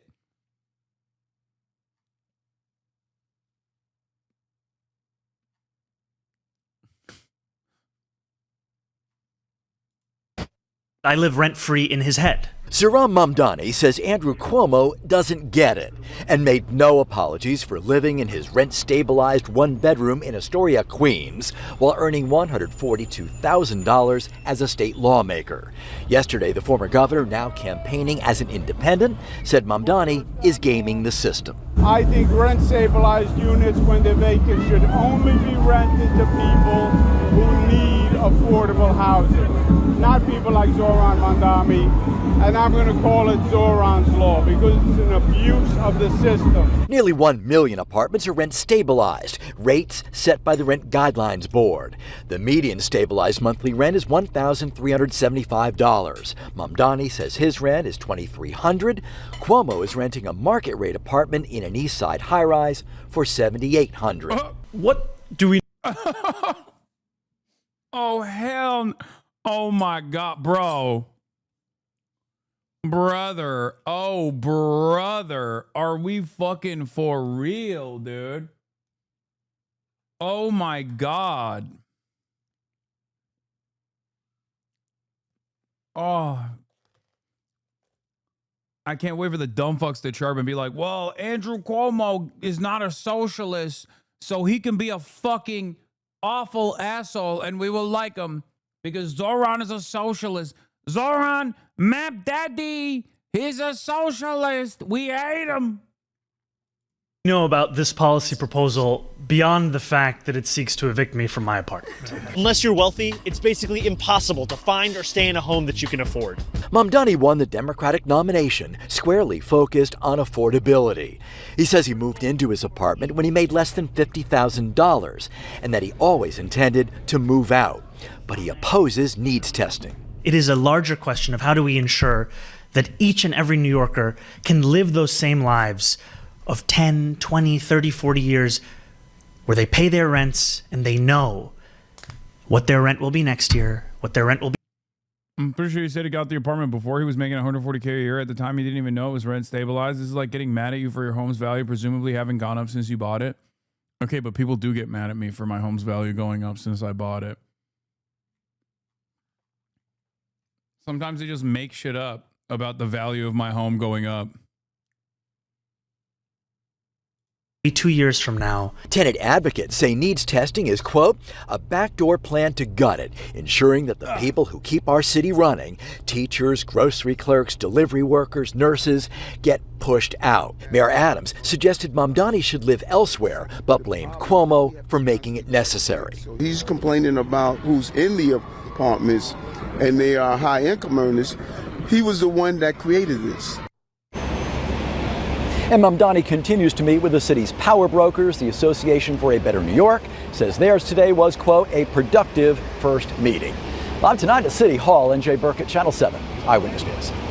4 years ago, Andrew Cuomo resigned in disgrace, and you probably know why. The governor's office kept the nursing home death data secret. Cuomo aggressively groped an aide. Inappropriately touched a female state trooper. Use of state resources for a COVID-19 memoir. Less well known is what he spent the last 4 years doing, besides getting trounced in the Democratic primary. In 2022, Cuomo started Innovation Strategies LLC to represent individuals and corporations in a variety of matters. Definitely not vague. Last year, it raked in more than $500,000. Who paid for Cuomo's services? He refuses to say. But what journalists have been able to piece together is troubling. In April, Bloomberg revealed that Cuomo advised a cryptocurrency exchange based in the Seychelles as it faced federal investigations. Then in May, Politico reported that Cuomo failed to disclose $2.6 million in stock options to the New York City Conflicts of Interest Board.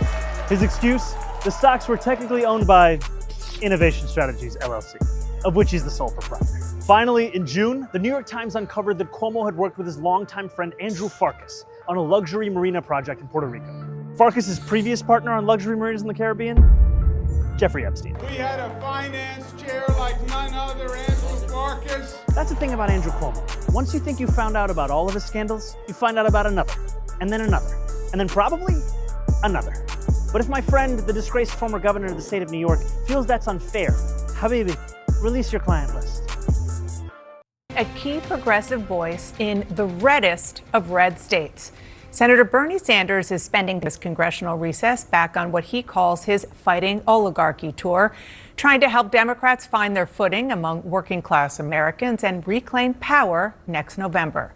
I hit the road with the senator in West Virginia as he took his message to the heart of Trump country. It's good to be with you here. We're in Wheeling, West Virginia, and it's so fascinating that this is part of what you call your Fighting the Oligarchy tour, because this is a state where Donald Trump got 70%. Really? 70%. Not tonight. Well, yeah, and this was an auditorium that was packed. It was at capacity. Still, what makes you think that your message tonight is going to resonate in such a red state? Well, among other things, when I ran for president, I think here in West Virginia, we won every single county. Look, this is a working class state. It's one of the poorest states in the country. People are hurting, and they want candidates to come before them to stand up for the working class and take on the oligarchs.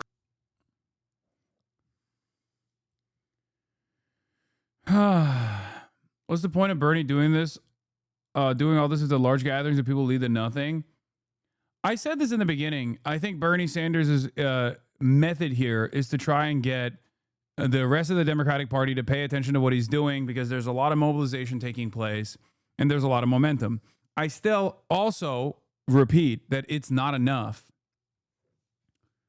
It's not enough. I think you should be, instead of just like simply raising awareness or having like a cathartic meeting, cathartic meetup where everyone's just like, oh man, shit sucks. I wish Bernie, maybe his age won't permit him to do this, but like I wish he would just like mobilize people in the direction of issues, right? Issue specific mobilization, I think. Having rallies directed towards like ICE apprehensions, having rallies directly against, I don't know, Israel's genocide of the Palestinians. Obviously, that second part probably not going to happen anytime soon, but like, do you see what I mean?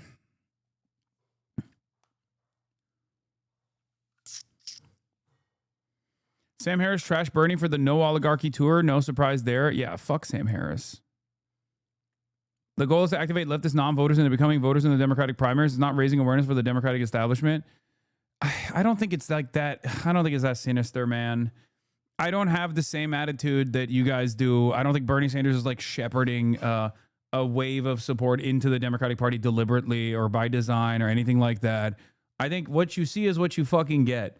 There is no reason to assume that Bernie Sanders is somehow behaving in a sinister way or a cynical fashion. Okay? Like, I think the reason why he's doing this, as an old man, is because he wants, my assessment of it is that he wants the Democrats, the establishment Democrats, to pay attention to his part, his style of politics. I think it's foolhardy. I think it's naive. I don't think it's going to work. Okay?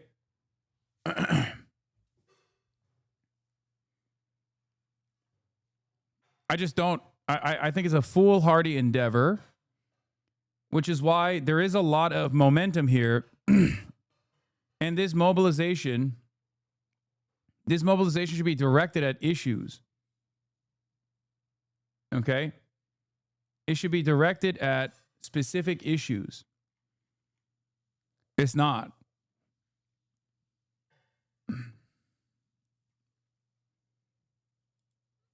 At least he's showing support to progressive candidates in these areas as well. I think he's just, the other thing is I think he's encouraging or he's trying to encourage people to run for office. He wants people like-minded people to run for office as well and to change the structure from within. So that's how I feel about this entire process. I wish that he would do more. I wish he would do it directionally. Like, I wish he would do it in an issue-specific way. And I wish he'd have more smoke. But the expectation from a 800-year-old man is it's going to be limited. No universe where Zoran and AOC exists without Bernie doing these kinds of things. I don't disagree with you. Zoran himself would openly admit that. Like, Bernie Sanders was an influential figure in his political development, and he ran for office because of Bernie. It's true.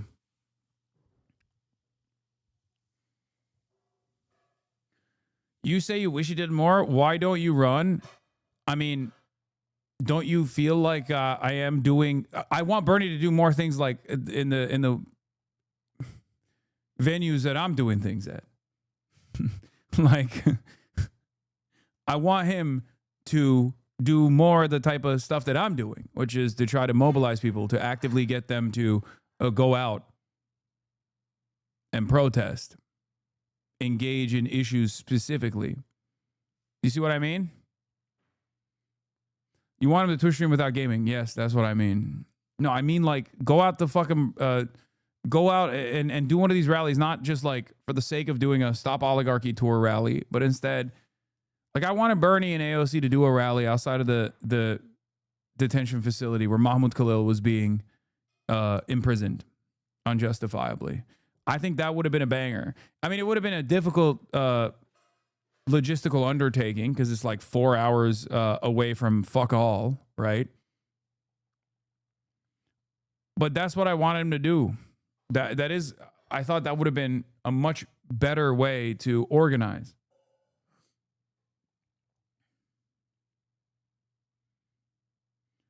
Why are you guys saying lol? I mean, it's true.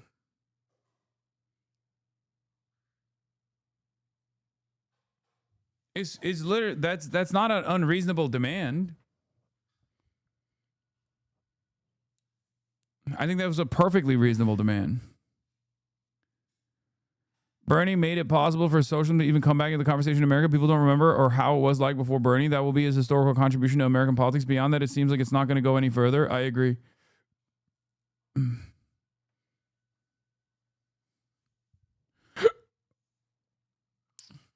Yeah, a rally in that location is just not feasible. Sorry. Okay, do a rally in fucking Louisiana, okay, in New Orleans, and make the rally issue specific about the demand to release Mahmoud Khalil. Problem solved. I recognize that it's 4 hours out from anything else.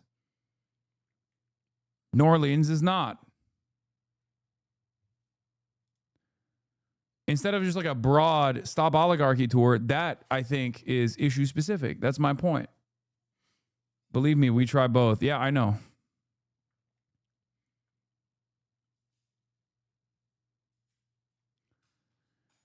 Didn't 2008 have people talking about anti-capitalism before Bernald? Yes, of course, socialism has always existed. That chatter is just simply saying that Bernie Sanders mainstreamed the open way to be a socialist and a politician at the same time and still garner tremendous support in a way that had not happened in years.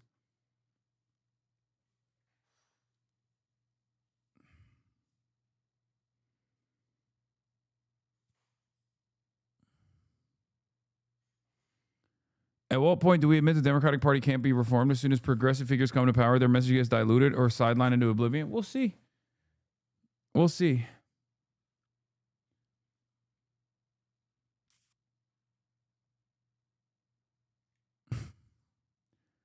When Bernie came to LA, I worked with the DSA to try and organize people that came to the rally. Bernie gave them space at the rally, but they should have been headliners. If he really wants to push Demstock politics, he needs to start making it about organizations, not single politicians. I agree with that as well. I think like organizations outside of the scope of the Democratic Party are very important in terms of mobilizing sometimes against the Democratic Party to force them to take the right positions. If they won't do it, themselves, we'll force them to. Who have so much economic and political power. So I think the message will resonate here. I think it'll resonate in many red states throughout the country, because at the end of the day, 60% of our people are living paycheck to paycheck. They don't want to see tax breaks for billionaires. They don't want to see the rich get richer. They want health care. Just got into a new job, and the senior in the team said he needed to take the day off because of Islamist terrorism is making him depressed because he has a cousin in the IDF who's in danger. How can I deal with the situation without feeling like I'm swallowing my beliefs to secure my financial well-being? That's fucking awesome.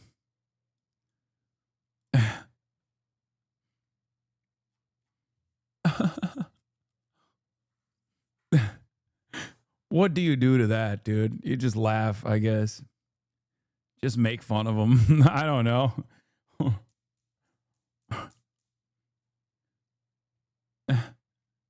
Wow, he's from Argentina, mind you. Oh, nice. No, chatters, don't blast Hamas music in the fucking workplace. Are you kidding me? You're going to get fired.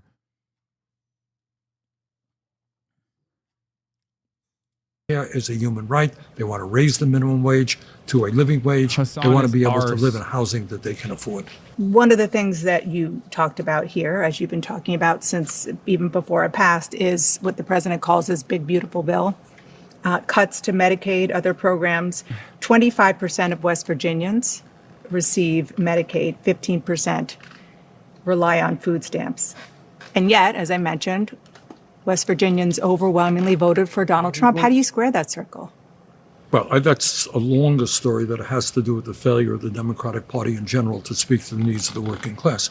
This used to be, decades ago, one of the strongest Democratic states in the country. Now it's a strong Republican state because I think in many ways Democratic Party has turned its back on what was its base. But I think our job and the reason I'm here and the reason we go to red states all over the country is to make it clear that there are some of us are prepared to stand up for the working class. And if we stand together, if we're united, if we don't let Trump divide us up, there's no stopping what we can do as a nation in terms of improving life for ordinary people. You said the Democratic Party is These brain dead neolib questions, they can't like leftist policy because they didn't vote for neolib Dems. its back on the working class. You'd said something pretty tough when you were speaking to this crowd about Kamala Harris. One of the reasons, in my view, that Kamala Harris lost this election. Yeah, how dare you? How dare you criticize the Queen? She had too many billionaires telling her not to speak up for the working class of this country. Ouch. Well, no, I don't think that's, I like Kamala. She's a Watching my senator ignoring Vermont issues, not to mention refusing to acknowledge the genocide that his constituents widely want him to, but being in another state is so frustrating. I think that's one of the craziest aspects of Bernie Sanders' legacy is that he's the second worst senator from Vermont on the issue of Gaza, which is insane. Like, there is no world in which there is another Democrat senator from Vermont and he's better on Gaza than Bernie Sanders is. Okay? That's mind-boggling.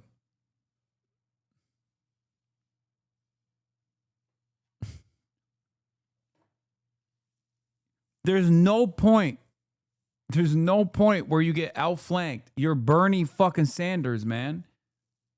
You don't get outflanked by Welch. Yeah, second best, which is first last.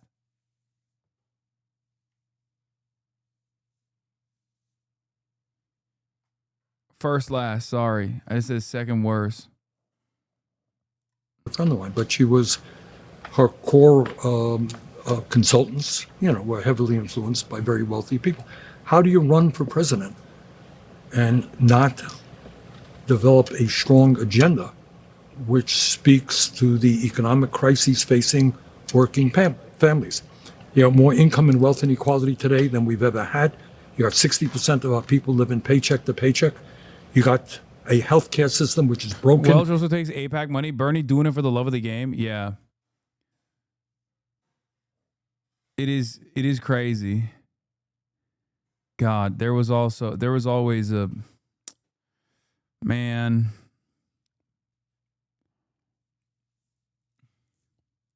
It's sad. I mean, look, it's one issue, and if Bernie Sanders stood in opposition to those who are far closer to the truth on Israel's genocide than him, then that would be one thing. But he's not. At the very least, he's not doing that. So, my expectations from Bernie Sanders are obviously far higher than the average congressperson. And it's a real shame that as the most visible, most popular Jewish political figure in this country, he's not using different language. Bro, he got outflanked by J Street. The president of J Street said it's a genocide, dude. I mean, that's crazy. At a certain point, you just gotta, come on, man, please. I know you're 90, but Jesus Christ, dude. The kibbutz are not coming back in the way that you experience them, okay? I'm not even talking about being outflanked by Marjorie Taylor Greene. I don't even want to bring that up because that's a deep shame. I'm talking there's a reason why I'm bringing up Welch or fucking J Street, A literal liberal Zionist lobby for the state of Israel has come out and said Israel's doing a genocide. The president has said Israel's doing a genocide. Bernie Sanders still it's Netanyahu's war. Genocide is a legal term. It's crazy. Unc really thinks labor Zionism is going to make a comeback. Yeah, he just thinks he's still stuck. He's like, you don't understand. David Ben-Gurion, he was a socialist. He was a national socialist. It's true.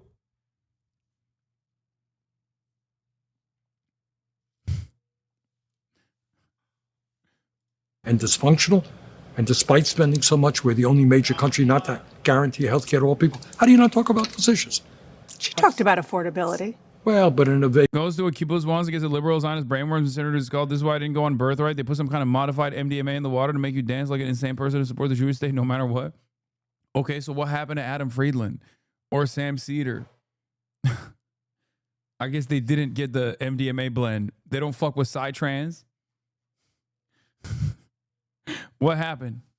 He got outflanked by Tana Manga. Okay, dude, stop. Oh, it's killing my soul. It's killing my fucking soul, dude. Hearing like random content creators that have a more decent opinion on what's going on, what Israel is doing, than fucking such an important political figure for me personally. Oh, God.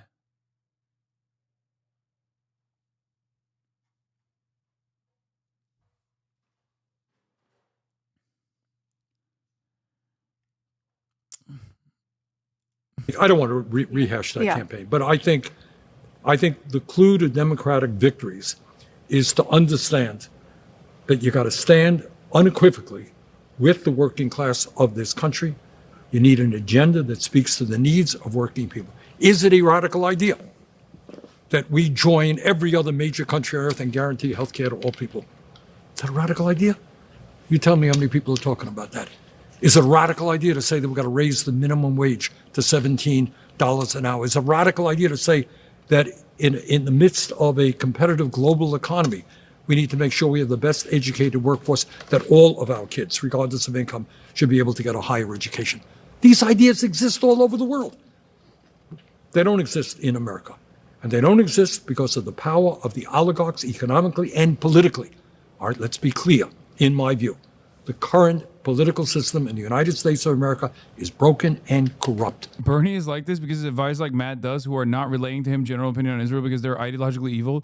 Dog, Matt Duss, I think, has outflanked Bernie. He's not his current advisor, by the way. I don't know who his current foreign policy guy is, but Matt Duss is his former foreign policy guy. And Matt Duss also outflanks Bernie. So there's nothing, you're wrong. This is just him, okay? I think this is just him. He's like, I'm old, I'm set in my ways. I personally believe this is the way, and this will be the way, and I'm just fucking committed to it. Yeah, bro, we got fucking outflanked by the Podjons, dude. Are you kidding me? Does anybody think that it makes any sense at all that Elon Musk can spend $270 million to elect Trump as president and then become the most important person in government? Billionaires should not be able to buy elections. And by the way, that's not just a progressive perspective. Wait, what's up with Matt Duss, Samus Adam? I mean, he's a little bit of a liberal. Matt Duss is. It's fine. I don't think he's like evil in the way that the chatter was presenting it. I feel like if I'm thinking about like someone who's evil, I'm thinking there is such a target-rich environment, especially within the consulting class in American politics. That like a guy that works for, what's the fucking institute that he works for? It's like an anti-war institute for the most part. Like a dude that works for the CI policy, like Center for International Policy Institute, is nowhere near in my crosshairs at all. It's probably one of the only existing good think tanks. Yeah, Quincy Institute and CI policy is like the two think tanks that are like advocating for more reasonable American foreign policy.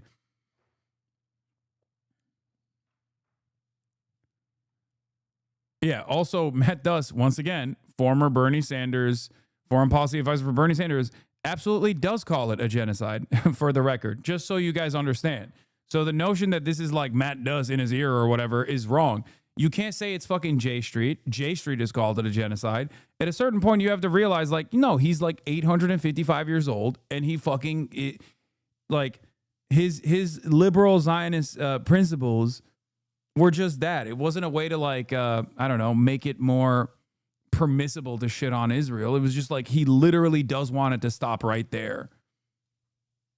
He wants it to stop it with not like Zionism in principle, but he wants it to stop at like offensive weapons to Israel as long as they're using it on like Palestinian children.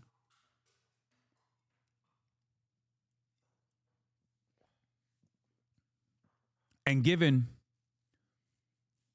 how insanely cruel and violent American Congress is, he looks like a fucking angel in comparison to the average American congressperson.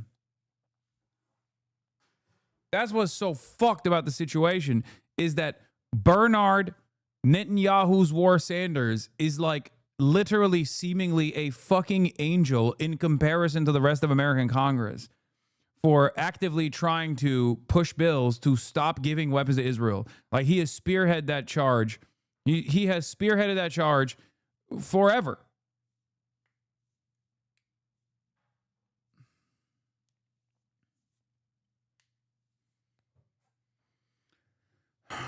Conservatives understand that too. What makes you so sure that the solution that you're offering, which is a more assertive federal government, is something that is going to fly in places where people have been voting in recent years Republican and have an inherent distrust of government? Well, they should, and they should have a distrust for a number of reasons. The government is too bureaucratic and not responsive.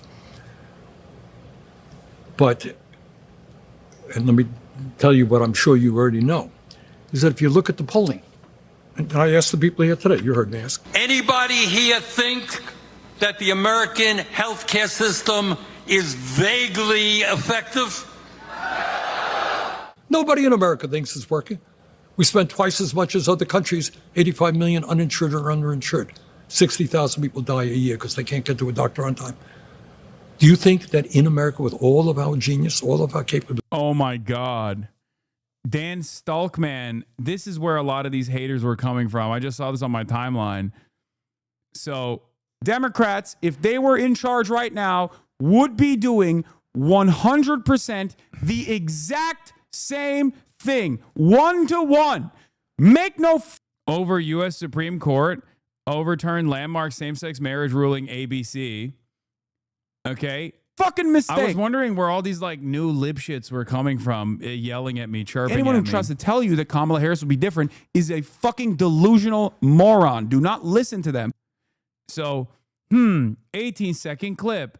I wonder what this is about. Oh, look at that. You pulled out of context clip to justify your hatred for leftists. He's talking about her stance with Israel, not defending him, but he's talking about something specific or just in general. As much as I hate Hasan, this is clear about Palestine war situation, a very, very rare time when he is correct. He's probably talking about supporting Israel or something in this clip, not literally every single policy. He's specifically talking about giving aid to Israel. These clips will never not be hilarious. What a great out of context clip.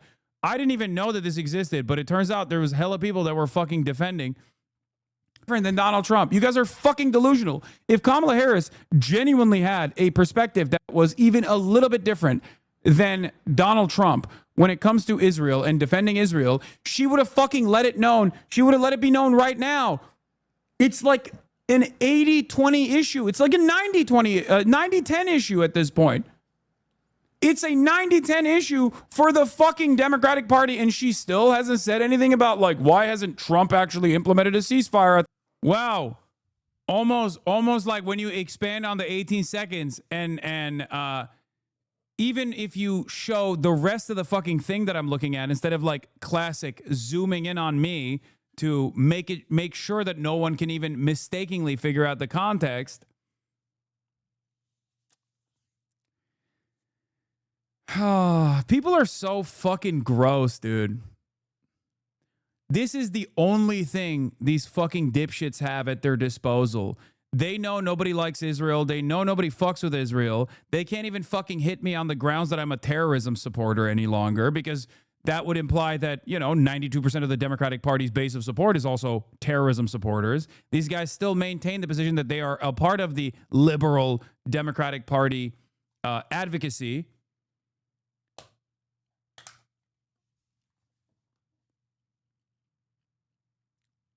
Law, that clip chimp was really bad. Well, welcome to my life. They do this every fucking day, 1,000,000 times a day.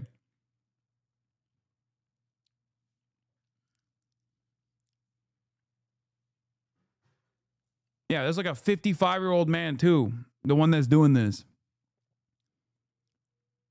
Thought he was going to be a peaceful president. She didn't say any of those things. Why? She's no longer running for president. If she truly was this peaceful dove, as all these fucking dickhead Democrats kept telling me over and over again, why has she not said anything?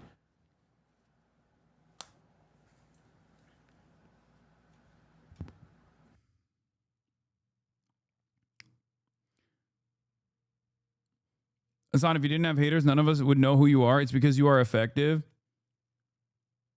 Yeah, the funniest is when people fucking turn around and they're like, well, in this instance, Hasan is right. Extremely rare Hasanabi W. It's like, okay, well, maybe you should listen to some of the other takes as well.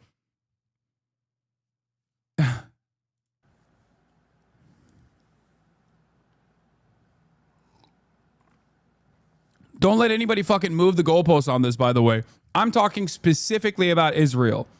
Okay? In terms of like mass deportations, I'm sure mass deportations will still be happening under the Democrats, as this always has happened under the Democrats. It just wouldn't be as gross as it is currently with Donald Trump. But Democrats play a different role when it comes to deportations in this country. They play the role of calcifying right-wing white nativist immigration policies, as they did this past election cycle.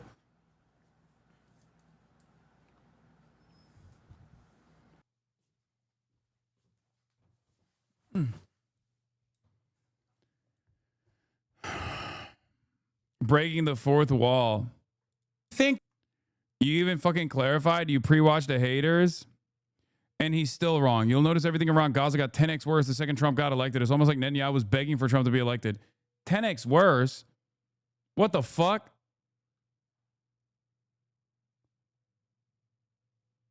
Joe Biden literally at this stage, well, we don't know the official numbers, but Joe Biden at this stage allowed Benjamin Netanyahu to kill even more fucking Palestinians. What is that? What kind of take is this? The genocide was already happening by the time Donald Trump came into office. What do you mean? Are they doing a harder genocide? Like, what are you talking about?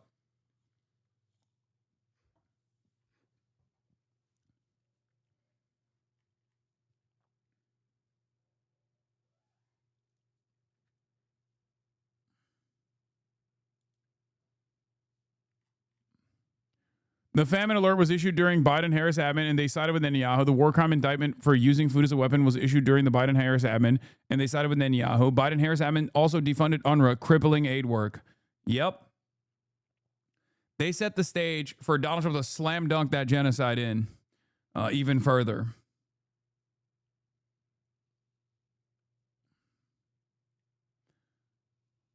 It is pretty crazy that they still try to do this shit, though. Like, who is this for? You know what I mean? Who is this for? 2 million views, dunking on a clip where we have no context as to what specific issue. Wait, did they take it out of context? No way. No, that's just what Dan does. He's psychotically obsessed and needs to lie in order to deflect from his pedophilic complicity and genocide support. We should be thankful it's all documented online forever. Yeah.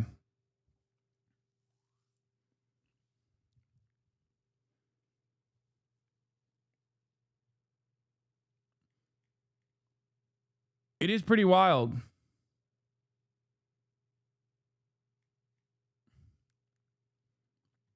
I don't know. I guess people will just like continue to cast blame on people who are ostensibly on their side. You know? I guess that's how it goes. Like, because I suspect that a lot of these people who are actively upset about this are people who are Democrats. So they're supposed to be closer to my side of politics than they are to the Republicans. Probably even closer to my side of politics than fucking this dipshit. You know? It's funny because he like had to zoom in to further erase the context as well. I think his content is only for your hardest haters audience. It's so funny how these conversations are just them spinning their wheels. They have so little actual political knowledge that they can't even discuss politics or do anything meaningful except hang off of our nuts. Meanwhile, the left is electing the new New York City mayor. You're meeting international politics and actually organizing and pushing for real shit. I know, but I just wish I wasn't getting fucking ass blasted with regular frequency by these dumb fucks who can manipulate people in the margins. You know what I mean? I can't quote tweet it because he blocked me and I blocked him. So I can't even fucking quote tweet him. He just does this from behind the block.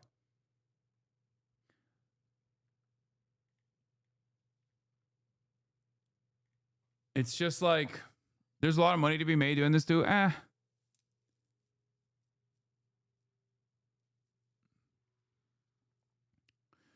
lot of these people are basically doing the premature anti-fascist commentary. Oh, you were an anti-fascist, but prematurely before everyone else came on board with it, right? And therefore, you must be wrong. It's like, okay, well, you arrived at my position. Have some grace. Have some fucking decency. Not Dan. Dan is a Zionist, ultra-Zionist, a genocidal piece of shit. But, you know, all the other people that are like actively looking for some kind of own against the left, you know, against the quote-unquote left.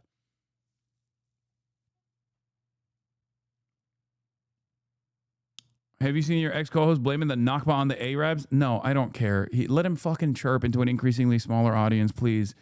It is utterly irrelevant. He is so desperate for someone like myself or anyone else to be at odds with so that he could just like turn around and make content off of it. I don't want to give him that. Please stop bringing that shit up here. Nobody asked.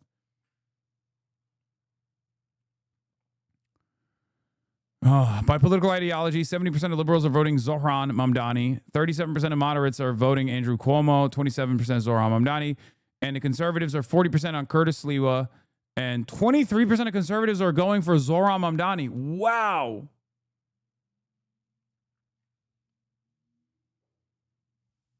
Wow. 23% of conservatives are voting for Zohran Mamdani. What the fuck? My man is popping, dude.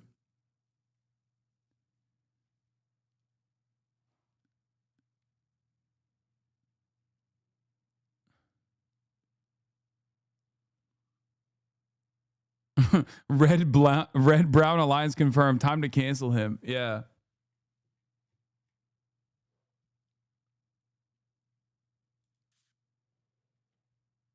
It's weird seeing Bernie theory vindicated 10 years later. Zoran doing better than Andrew Cuomo and Adams with conservatives is fantastic. Maybe a bunch of motherfuckers still think he's Italian. Mamdani, that sounds Italian. He's just as brown as my Sicilian cousin. What are you talking about? Of course I'm going to vote for the Italian over anybody else. All right? Get the fuck out of here.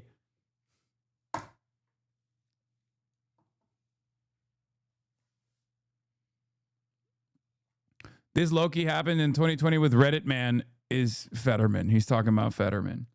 It did, and then he turned out to be a dud. So we're not going to get into that.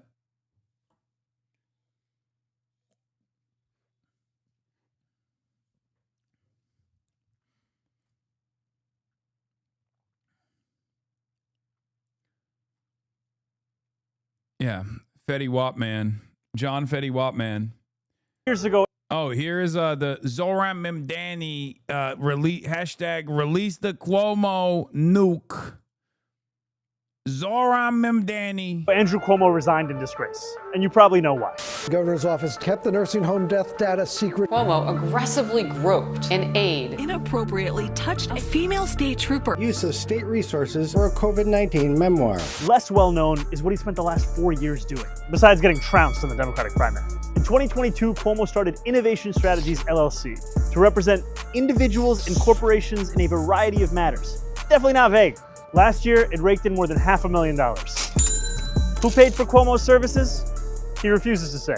But what journalists have been able to piece together is troubling. In April, Bloomberg revealed that Cuomo advised a cryptocurrency exchange based in the Seychelles as it faced federal investigations. Then in May, Politico reported that Cuomo failed to disclose $2.6 million in stock options to the New York City Conflicts of Interest Board. His excuse? The stocks were technically owned by Innovation Strategies LLC, of which he's the sole proprietor. Finally, in June, the New York Times uncovered that Cuomo had worked with his longtime friend Andrew Farkas on a luxury marina project in Puerto Rico. Farkas' previous partner on luxury marinas in the Caribbean, Jeffrey Epstein. We had a finance chair like none other, Andrew Farkas. That's the thing about Andrew Cuomo. Once you think you found out about all of his scandals, you find out about another, and then probably another. But if my friend, the disgraced former governor of the state of New York, feels that's unfair, Habibi, release your client list. Oh my God. Oh my God. Wait, this is what he replied to the fucking $300 for my one bedroom in Astoria. $300 for my one bedroom in Astoria. That's crazy. Admin, I know you're absolutely stealing money from the Cuomo campaign with this bullshit, and I begrudgingly respect it. Bruh, there is no way Andrew Cuomo's team replied to a commercial calling Cuomo a serial sexual harasser with, oh, well, you are in a $2,300 bedroom in Astoria. One bedroom apartment in Astoria. That is crazy. Yeah, release the fucking Cuomo files on a fucking...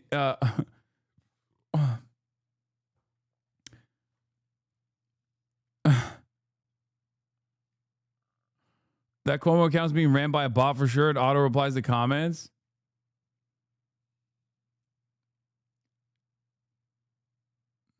Changing where you stand every sentence is the political ad equivalent of keeping consumers' attention with Subway surfers. Yeah. Cuomo be like, the Epstein angle is the one I expected.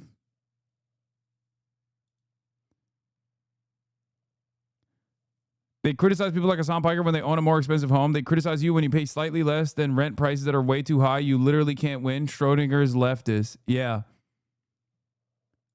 Oh, for sure. By the way, it's kind of funny because I used to say, like, if I lived in a more affordable house, then motherfuckers would literally say I'm stealing that house from someone who deserves it more. And now I don't have to point to that hypothetical because it's literally happening, okay? It's straight up happening right now. If I lived in a different state, for example, they say I'm doing tax evasion, okay? I went to a different state for tax shelter purposes. If I lived in an apartment that was cheaper than the current house that I own, they would say, oh, you're taking that from someone who is more worthy, more deserving of that fucking apartment. You're stealing it from someone else who should be paying for it. You're taking it away from someone. Okay? If I lived in a cheaper neighborhood, they say you're gentrifying that neighborhood. The point has never been socialism but house. The point is socialism. That's the point. They just hate that, and they can't contend with the policies that I'm advocating for, the policies that Zoran's advocating for, so they have to find some other thing to get mad about. And a lot of dumb fucks actually eat that bait so goddamn hard. They do. And they go along with it. They don't realize that, like, the things that I'm advocating for, I'm unironically advocating for you, you know? Chris Cillizza, Democratic Party record low in Gallup polling. Top rope by Chris Toesucker Cillizza. Chris show me the piggies Cillizza. What a name. We've forgotten about this man. He's an independent news creator now. He left mainstream media and he just kind of went away. It's because you keep tweeting and making them look bad.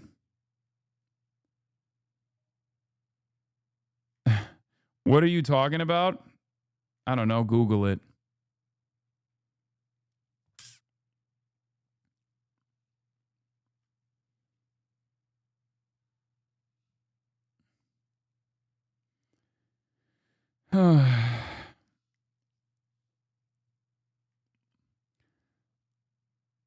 Fantastic. At a time when the Democrats are supposed to be automatically better than the Republicans by just simply existing as not the party that is responsible for ICE raids that are happening all around, and the party that is no longer in charge to also inadequately deal with the cost of living crisis, they're still unable to improve their numbers. And perhaps there's a reason for it. It's because they need 1,000 Zorons. That's it. But instead, they get 1,000 Pete Buttigieg's who go on fucking the Podjons to be like, oh, well, we're going to start discussing the potentials for doing what? Oh, that's right. Here it is. DNC will consider 2 Gaza resolutions at a meeting this month. One submitted by DNC Chair Ken Martin calls for ceasefire and 2-state solution on left. One from progressive DNC members calls for arms embargo and recognizing Palestine as a state.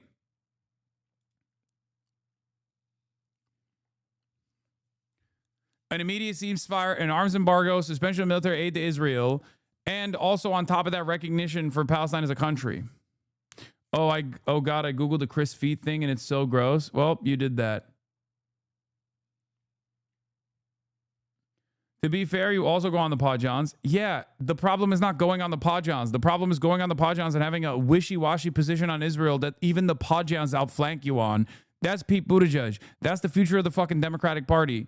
And if the Democrats don't, I don't know. I'm done, man. I don't know. It's just like, who am I speaking to? Why am I speaking? Why do I consistently fucking advocate for the things I'm advocating for? It falls on deaf ears.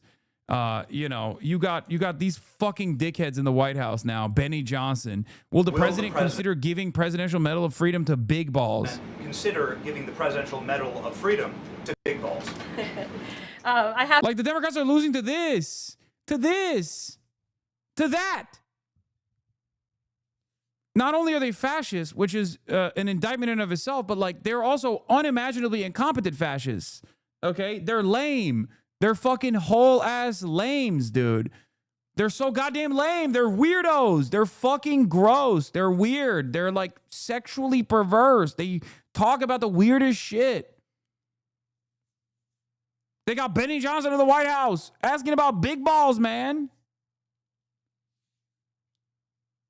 They're like, hey, can Big Balls get a medal, please, for getting his ass beat by 2 15-year-old teenagers, please?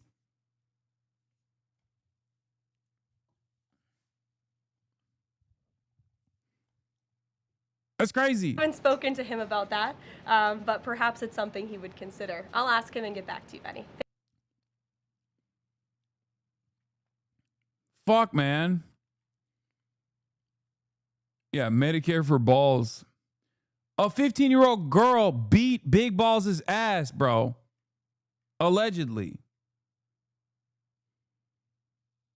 And now they're demanding a medal. Please give me a medal for getting my ass beat by a 15-year-old girl, please. Who the fuck is still part of the Democratic Majority for Israel? Democratic Majority for Israel urges the DNC to reject the second Gaza resolution. For context, here's the preamble. DMFI condemns it for not mentioning 10-7 or Hamas.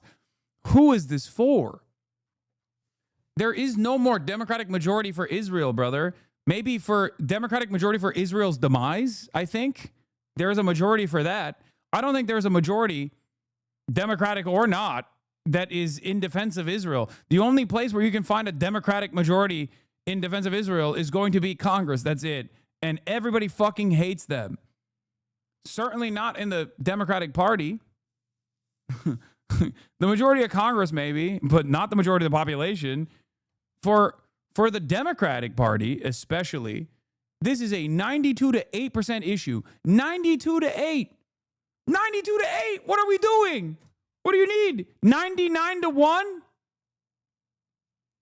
So you're saying the Democrats don't support Israel? Do you not hear the words coming out of my mouth? The Democratic voters do not support Israel. They do not. Maybe they're not at the same position that I'm at. They will eventually get there. Give it a couple more months and they'll be fucking getting to the positions that I was at a year ago. Okay?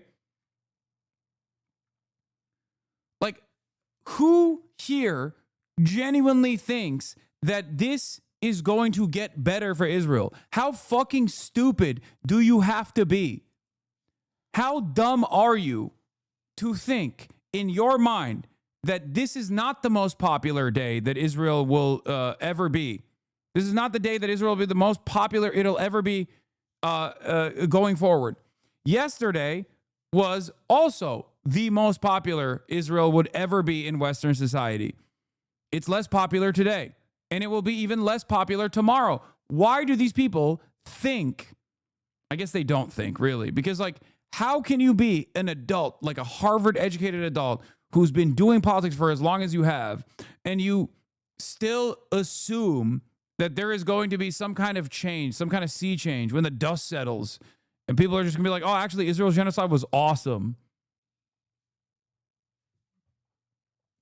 You keep sounding shocked at this, like you don't know that the electorate's interests don't come anywhere near the policy of the one-party state you live in. How do you keep being shocked at this? It can't and won't work. Otherwise, especially in the late-stage neoliberal polarization we're going through. Yeah, no shit, dude, okay? The reason why I'm doing commentary in the way that I'm doing commentary is because there are still people who are coming on board, okay? If I were to spend every day being like, this is uniparty, which I do explain that all the time. But if I just, like, constantly fucking talked about it from that angle, people get annoyed and bored.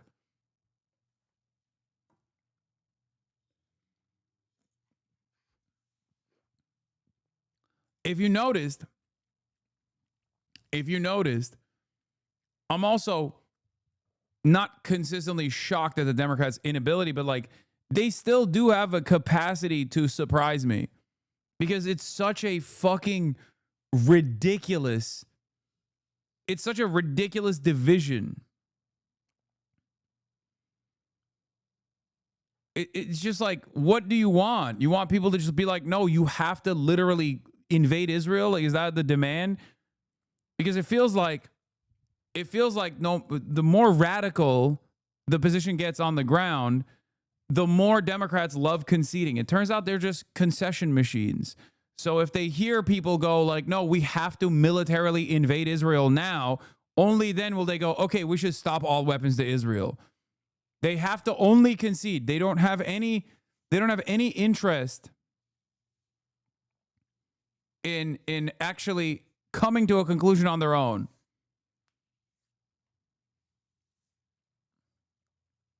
Anyway, let's take a look at Girly Pop now. There's a little bit of change of pace. This morning, a new era for Taylor Swift. This is my brand new album. Breaking the internet.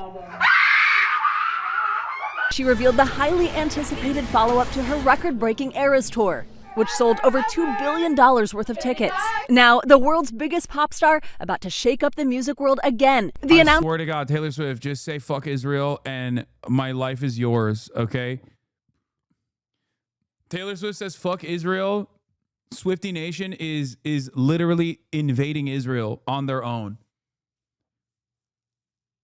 The end of Israel would be swift. Taylor Swift, say fuck Israel and my life is yours, okay? Of course, came with a string of Swift's signature Easter eggs for fans. Swift getting a little help from her boyfriend Travis Kelce and his brother Jason. Their popular podcast New Heights teasing a special guest, sending fans into a frenzy. Later, revealing it was Swift. Such a nice color on you. Yes, I know. It's the color of your eyes, sweetie. That's why we match so well. We're about to do a podcast. With anticipation growing. Oh growing. my gosh, she said fuck. For her 12th studio album, a countdown clock appeared. Yeah. Remember, there was a Taylor Swift updates account that literally went to jail in Israel because she refused to conscript for the Israeli occupying force. This is a very famous, this is deep lore. This is deep lore in the Swiftie universe, okay? Deep fucking lore. In my mind, she didn't say, we're doing a fucking podcast. In my mind, she said, fuck Israel. For 12:12 a.m. on August 12th. 12:12 Eastern Time, that's in just under 3 hours. Finally, the title dropping as she announced it to the Kelces. So I wanted to show you something. Okay. She supports Israel? No, she doesn't. She's too connected to the like Hadids, and the big drama was that like she went to Rami Youssef's show like right after October 7, and everybody was like, "Oh my God, she's saying fuck Israel." She does. Sorry, no, she won't say anything because she's fucking Taylor Swift. She's a coward. I'm sorry, that's just the truth. But I don't think that she's pro-Israel in the way that you would recognize it, given who her friends are. I'm not being parasocial about this. I remember when she went to fucking, like I said, I remember when she went to the motherfucking Rami Youssef comedy show with like the Hadids right after October 7, and everybody was freaking the fuck out about it. My sources say she's a major funder of Palestinian Islamic Jihad, my queen. You're being parasocial?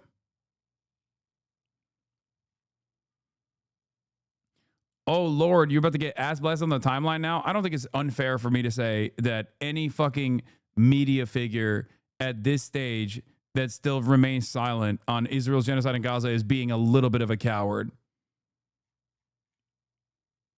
Is that really unfair of me to say? Am I being out of pocket? Like, I'm not expecting her to fucking carry the banner over here, you know? I'm not saying Taylor Swift say globalize the intifada, okay? I'm simply saying, like, it'd be nice for such a prominent figure with so much influence to greatly expand the permission structure. And at this point, it's not even an expansion of the permission structure, to be fair. At this point, it's basically to, you know, to save her, to save good favor for her. Because I feel like Miss Rachel was right when she said, you know, it's more of a problem it's more of a problem for you now to not speak out against Israel than it was in the past. Okay, what do we got? This is my brand new album, The Life of a Showgirl. And Swifties, of course, celebrating. Swifties, we are getting TS12. I repeat, we are getting TS12. Crashing her website. The website literally crashed. Does that extend to large content creators, in your opinion? Yes, it does. But TS12, I can't breathe. Like, this is insane. New music!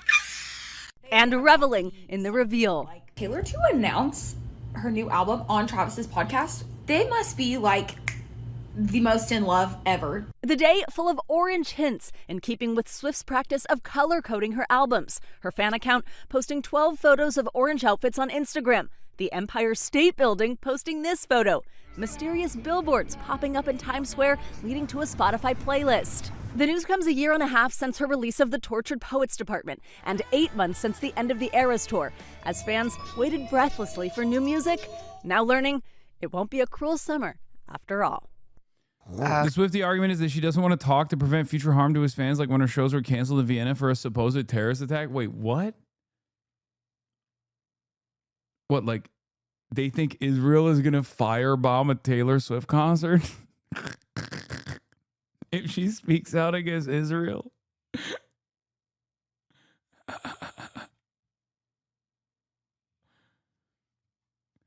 Taylor is the leader of white women. She is. And white women is an incredibly powerful constituency, okay? It is. It's a profoundly powerful voting bloc. It could just overnight she could swing it. There's already so much momentum.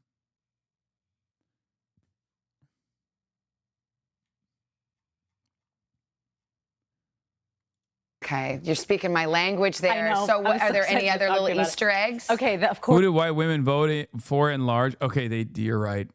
Fair. She was not able to move white women to vote for Kamala Harris. But I think the animosity people feel towards Israel is far more powerful right now than the positive opinions that people had over Kamala Harris. You know what I mean?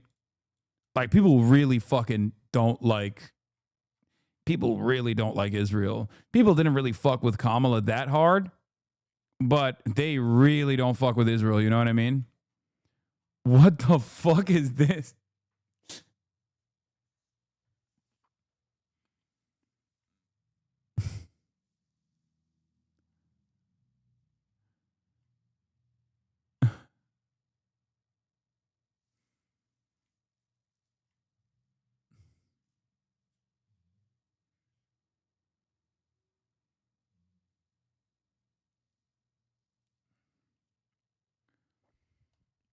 First responder of my heart. He looks like he fell off a bridge while fixing it.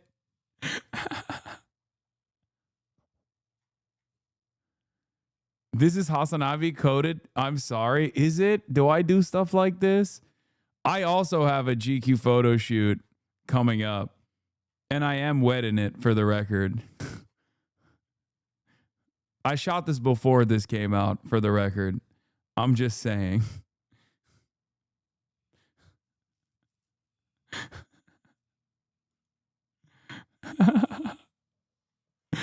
The greatest. Yo, what is going on? Bro, can I? Okay.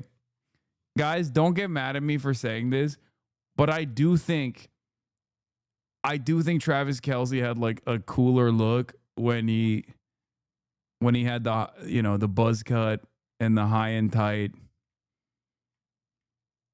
Like this is, it's just not, I don't know.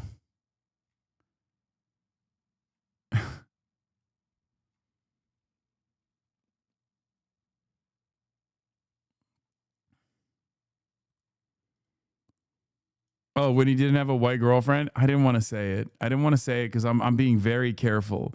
I'm being very careful with the language that I'm using here because, yes, sometimes black Hasanabi hazes get mad at me because I open the door to black people's business and just like peek in. You know what I mean? But white women scare me like really bad. Okay? Really, really bad. Stop saying slander. Taylor Swift certainly seasons her food. You better shut up. Okay? She does.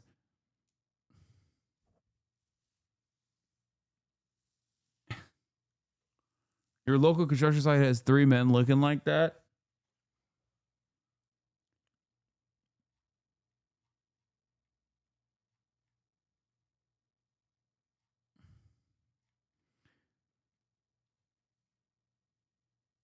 You are correct. The buzz cut was a hotter look. Yeah, he had a different vibe back then, and it was good. And this is good too. If Taylor likes it, I like it. Please don't get mad at me. Please don't get mad at me. If Taylor likes this look, I like this look as well. Of course there are. So one of them, we mentioned that Spotify playlist. If you go to that playlist, it actually composes songs of hers specifically produced by this powerhouse team out of Sweden, Max Martin and Shellback. The two of them made all these kind of upbeat songs with her. We're wondering if that's kind of a key about what could be coming. Is it going to be that type of album, kind of like that folklore era is behind us? Exactly. And now we're, okay. We go more like synth pop kind of thing. We'll find out. The other thing people are wondering about is that Sabrina Carpenter picture, like I just mentioned there. That was the only other artist in that carousel of 12 photos that her fan account posted. People are wondering if it could be a collaboration. Also, Sabrina Carpenter's website right now has today's date noted right at the top. Oh, that could be. But she's also wearing an orange dress in that picture. That's true, but she did a lot of orange dress surprise songs in that moment. You know what I mean? She could have cropped Sabrina out. So I don't know. The Taylorology just continues this morning. Thank you. By the way, if you're watching Taylor, we have been orange forward on this show for many decades. I was going to say, for a long time. She should feel comfortable here. Today orange right there. Yeah. There you go. Right. Today orange is now. Bro, I never said this, but come on, turn off this bullshit, Hasan. Bro, Kitty was literally saying the same shit on stream yesterday. Lamau.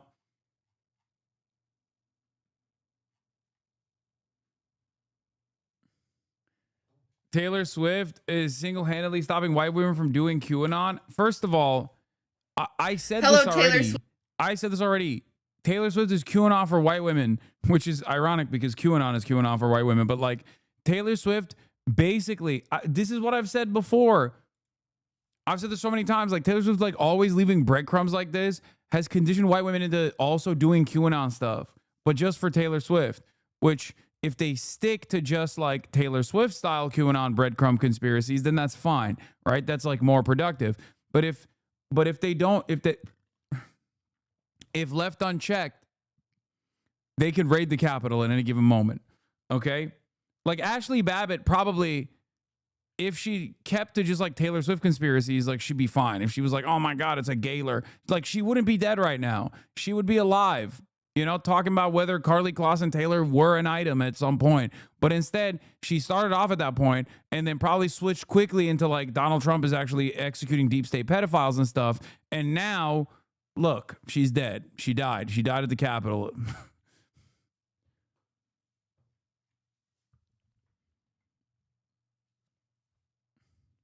Swift Nation, it's me, a fellow Swiftie, reporting in here. What a crazy day we've had out here. Am I right?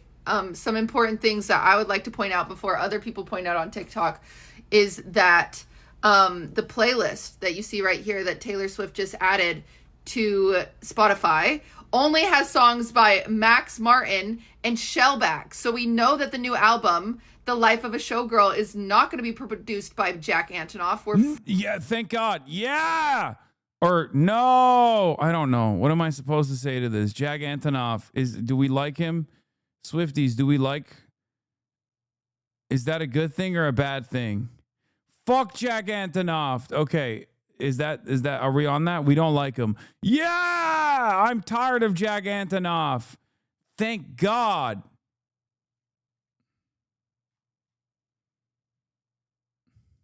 Freaking out a little bit. Also, another thing that's really important that we should point out, okay? We should. Is that 22, right there, you see that? 22 was uploaded on this album 2 weeks ago. Guess what's in 2 weeks? The 22nd of August. Guess what the 22nd of August is?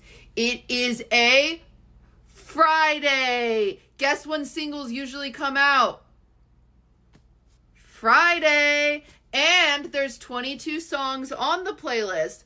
Woohoo! Are we paying attention here?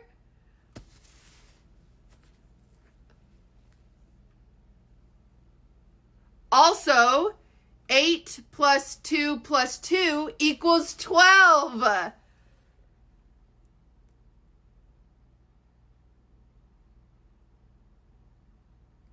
What? I'm really trying to get to 3 minutes because that's what you got to do to get like the best ad rev or something like that. This is the investigative journalism skills Hasan wishes he had. What the hell? And there's 12 dots.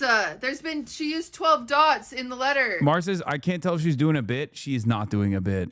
My man, she is not doing a bit at all. I've never seen Cutie this locked in, bro. This is like, it's for this shit and then maybe baking, okay?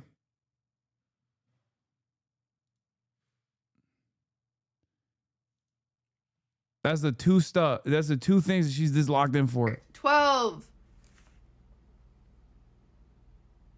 And show business has 12 letters. And she's in show business. And Sour Patch Kids tweeted some orange Sour Patch Kids. What? Okay, this is falling apart a little bit. Fuck it. New FBI director found.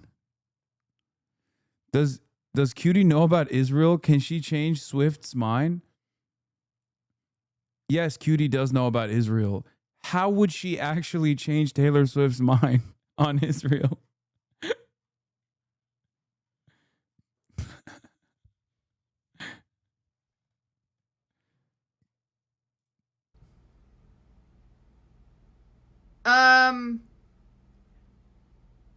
And Taylor Swift has 12 letters in her name. No, she doesn't. Who said that? Guys, don't say lies.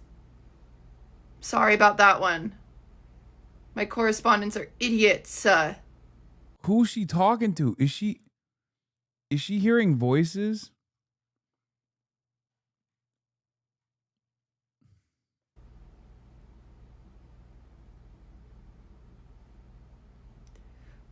I just learned that TikToks actually only need to be over a minute to get ad rev. So I will actually be seeing you guys later. Thank you. Hey, stay tuned for more Taylor Swift information. Thank you. Well, just in case we're really close to 3 minutes, we might as well wait just in case it helps.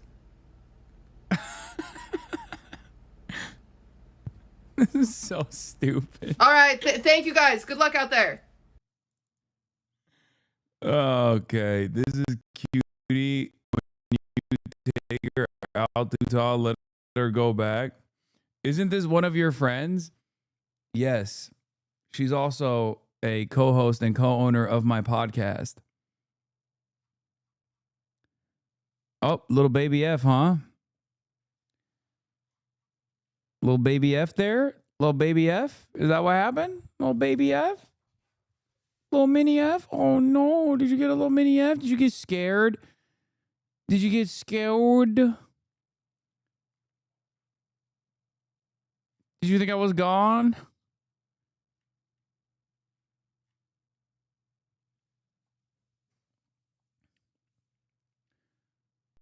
Cutie quietly posted this the other day.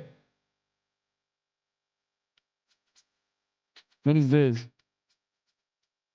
Bro, how can you quietly post on TikTok? To the Domino's that forgot my cheesy bread? What is the... I can't say anything. I can't say anything positive, okay? I'm sorry. I can't say anything positive. She gets mad, and then she gets in her head when I say I support this. Okay? Do it, lady. But also, I can't even say do it, lady, because, like, even then, it's too much support. Please tell us none of your pictures are this terrible for GQ.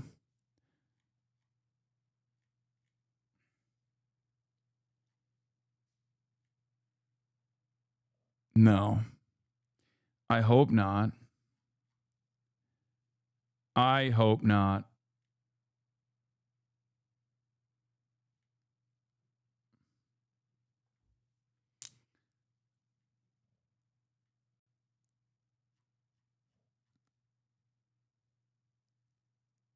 Yeah.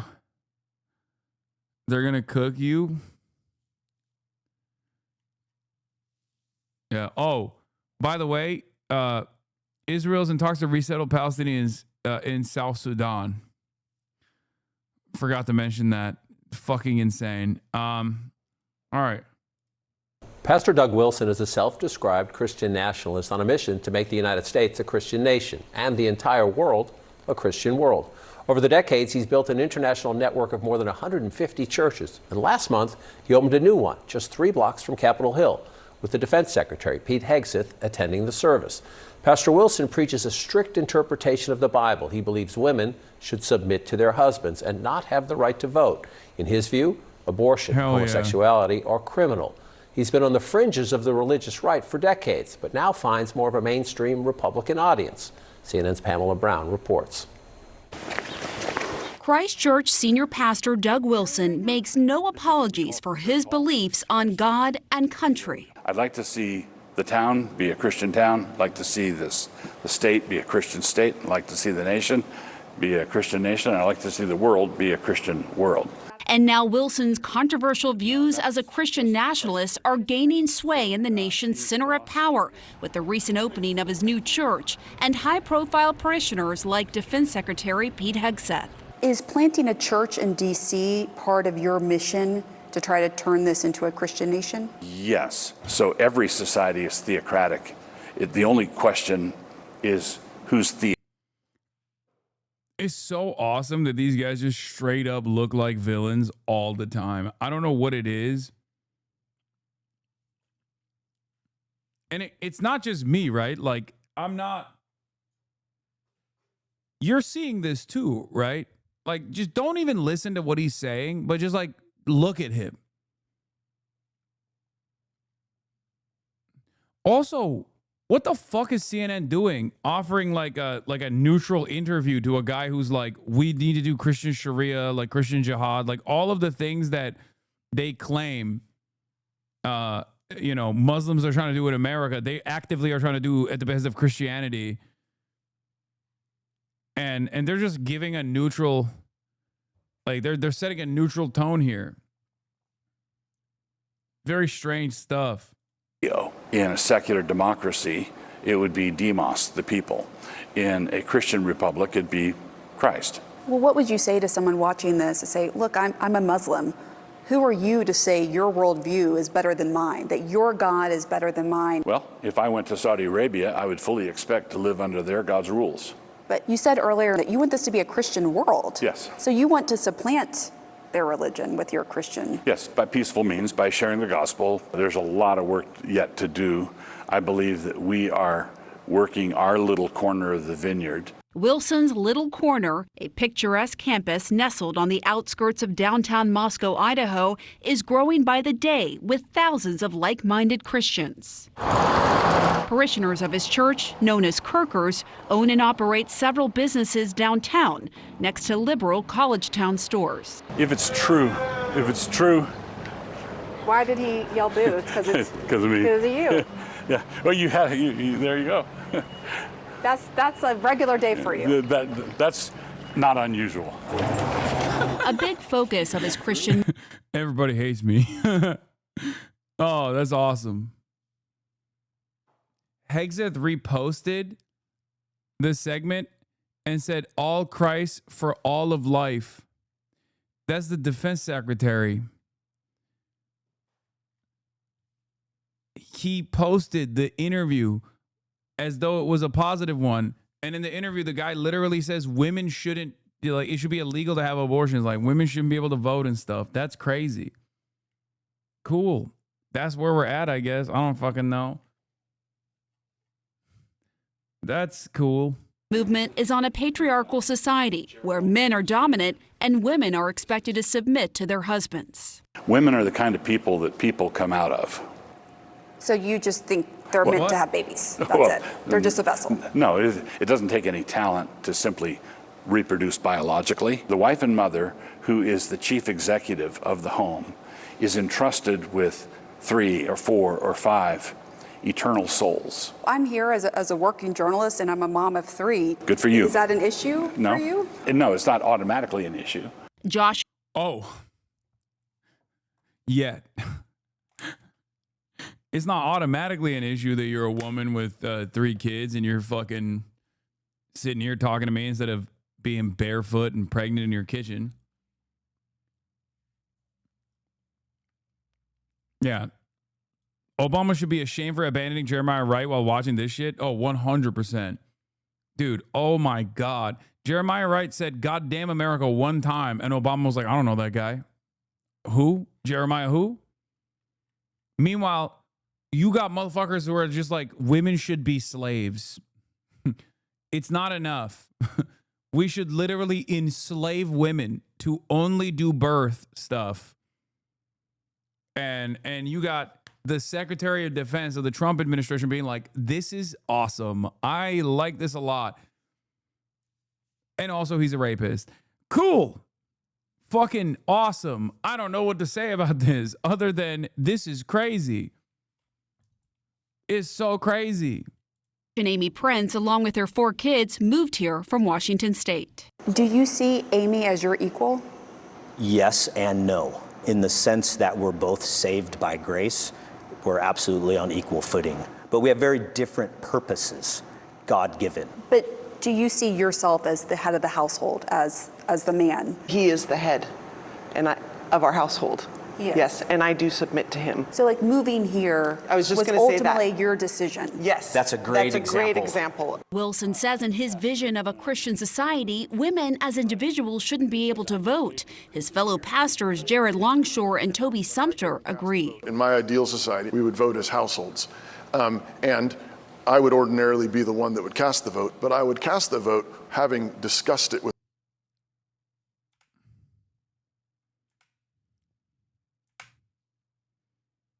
Women as individuals shouldn't be able to vote. His fellow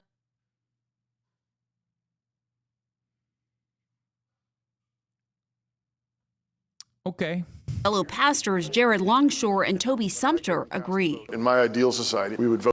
Bro, white people got bored that, like, Salafists were having too much fun. It's awesome. They're like, why is it just we need to do the madrasa system here in the United States of America. I mean, this is like, it's just conservatism, I guess, at its purest form, right? That's what it is. I mean, they're just doing ISIS shit. They're literally, this is what ISIS would look like if Iraq had like a functioning infrastructure and was not invaded by America and destroyed, right? Like an ISIS style movement would resemble exactly this. This is what happens when you want to do ISIS, but in a country that hasn't been completely destroyed, right? Like, because the reason why ISIS is doing what we know as ISIS shit, like the incredibly violent stuff, is because their material realities are very different than like an American living in the suburbs. Yeah, when I said white boy jihad summer, I did not mean like the Christian version of that. Seemingly, these guys are doing white boy jihad summer, maybe white boy jihad winter as well. Vote as households, and I would ordinarily be the one that would cast the vote, but I would cast the vote having discussed it with my household. But what if there's your wife doesn't want to vote for the same person as you? Right. Well, then that's a great opportunity for a good discussion. There are some who have gone so far as to say that they want the 19th Amendment repealed. I would support that.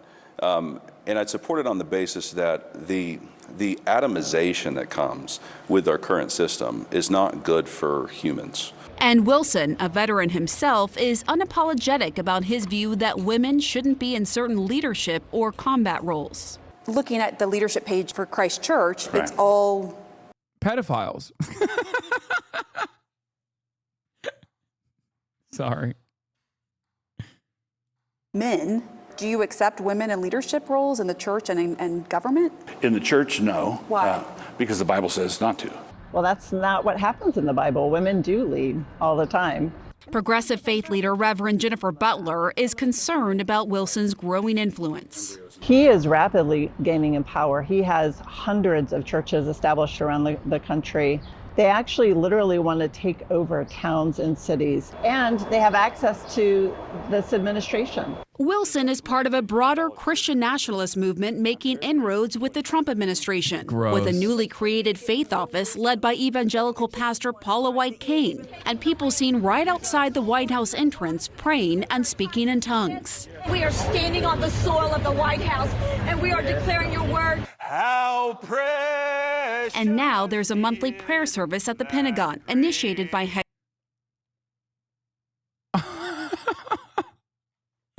What the fuck? Yo.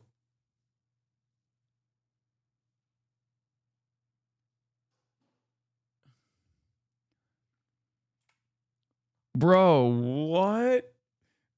Dude, we're so cooked, man. I go back and forth on this where I'm like, are they faking it for the bit? Like, are they doing this because they feel like this is an opportunity for like upwards mobility or something, you know? Suck up to the boss? Or are they just like this crazy?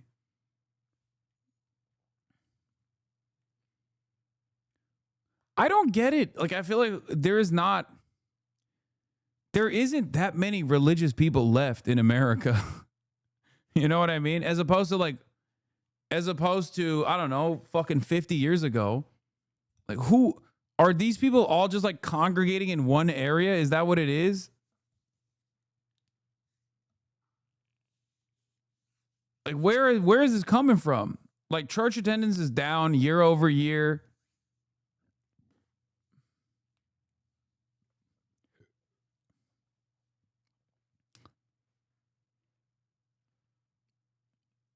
They're not faking. I come from these fools. There are so many of them.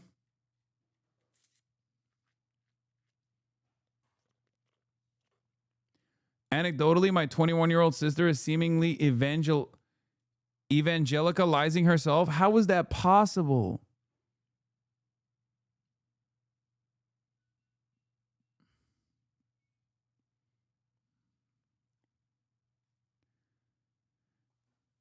Yo, I don't understand. Like, I don't.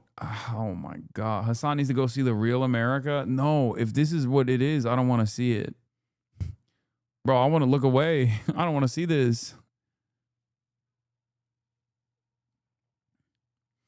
I think, like, if this was liberation theology that they were preaching, ironic because it's the military, obviously that's not going to happen. But, like, if this was, like, I have no smoke for people who are just, like, religious people who are chill.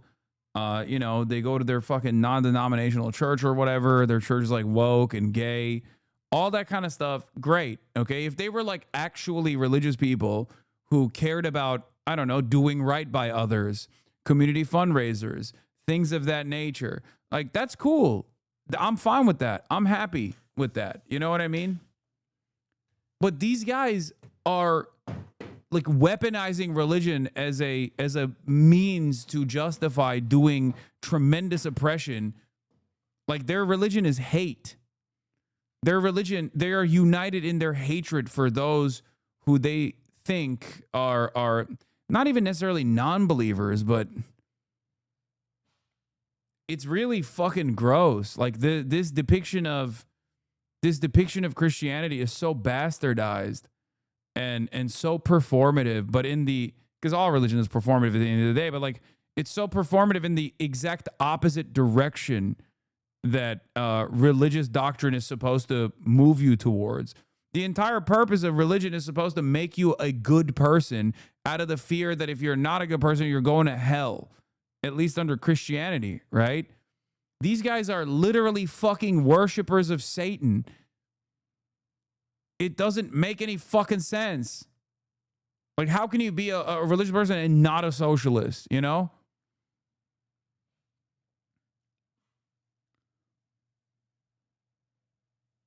It's just so strange. It's so strange to me. These guys would shoot Jesus in the fucking head if he walked into that goddamn room and was like, a rich man's chances of getting in through the gates of heaven is like a camel getting in through the eye of a needle. And they'd be like, shut up, you fucking socialist Mexican. And they would kill him. Like, they'd be like, shut the fuck up. Beat him with hammers.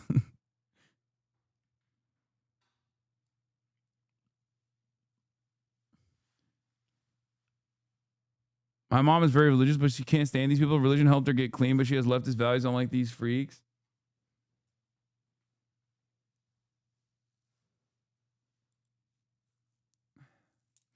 Anyway, when you guys say, like, oh, you live in an echo chamber, like, I'm not saying that there aren't religious people in America. Of course there are. There's a fuck ton of them. There's 100 million of them, right? But what I'm simply stating is that, like, church attendance is down broadly. Like, people, less and less people are openly declaring themselves as religious.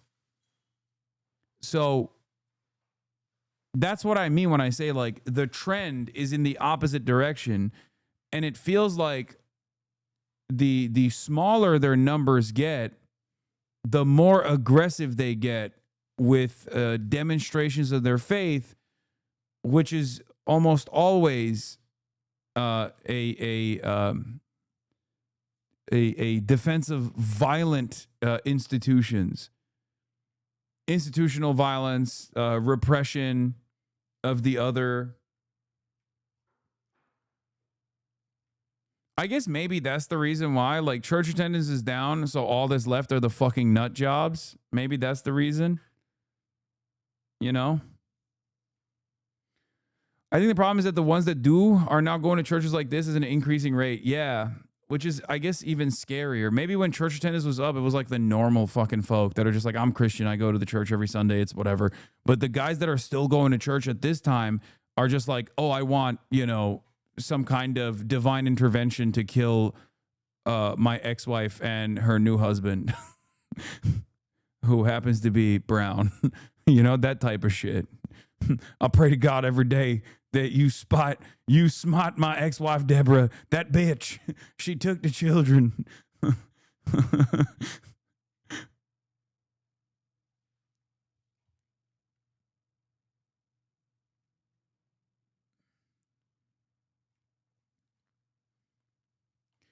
American Christianity has also always been like prosperity gospel.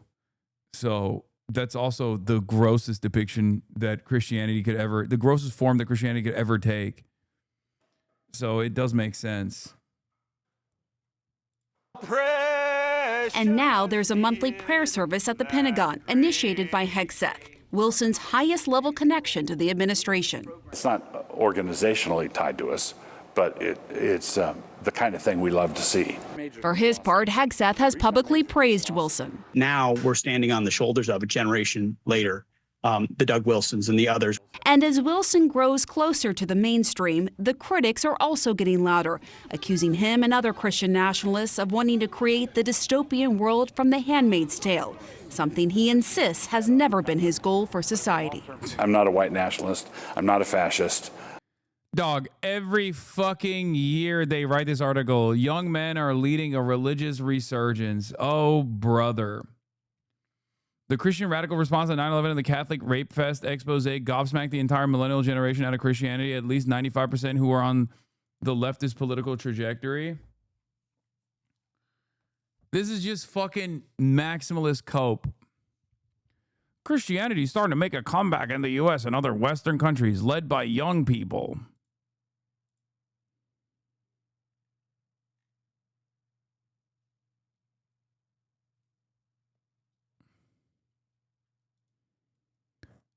Americans are increasingly shedding their religious affiliations. Go back far enough. I clicked on any link that I could, potentially. America's non-religious are a growing diverse phenomenon. They really don't like organized religion. October 5th, 2025.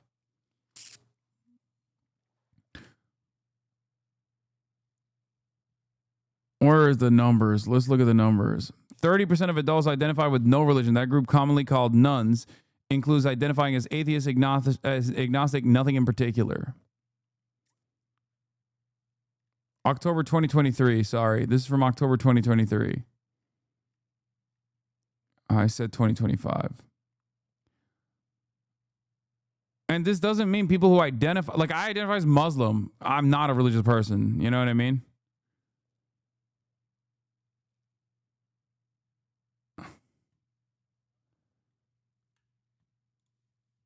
So here are the numbers. More Americans see religion increasing its influence in the U.S. Though still the minority view at 34%, it's up from 20% a year ago. This isn't a positive thing, for the record. This is just people who still, right? Am I misunderstanding the question? Second surge occurred amid COVID-19 in April 2020. 38% of U.S. adults believe religion was becoming more influential. This isn't people saying that they're more religious.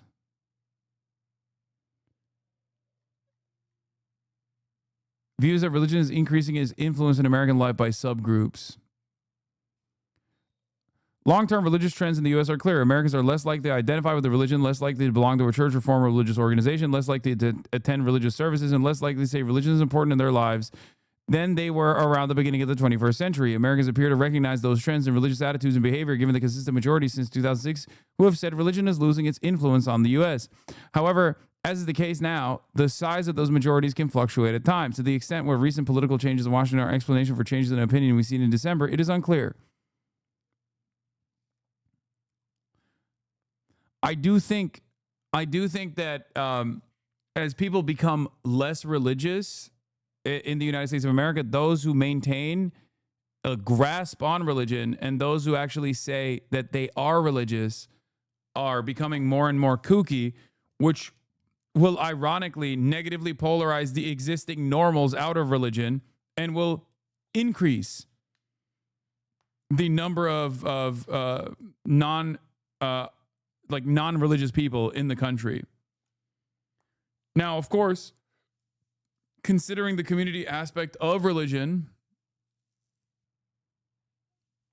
wasn't disagreeing with you, the conclusion is still aligned with your overall perspective. The issue, of course, is that because of the profoundly important community aspect of religion, those people get in cult-like situations. Like they basically are, they basically turn into a complete cult.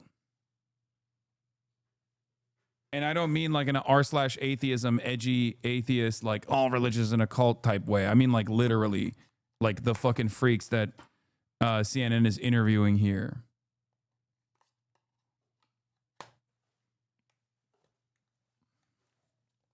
Do you understand what I'm saying?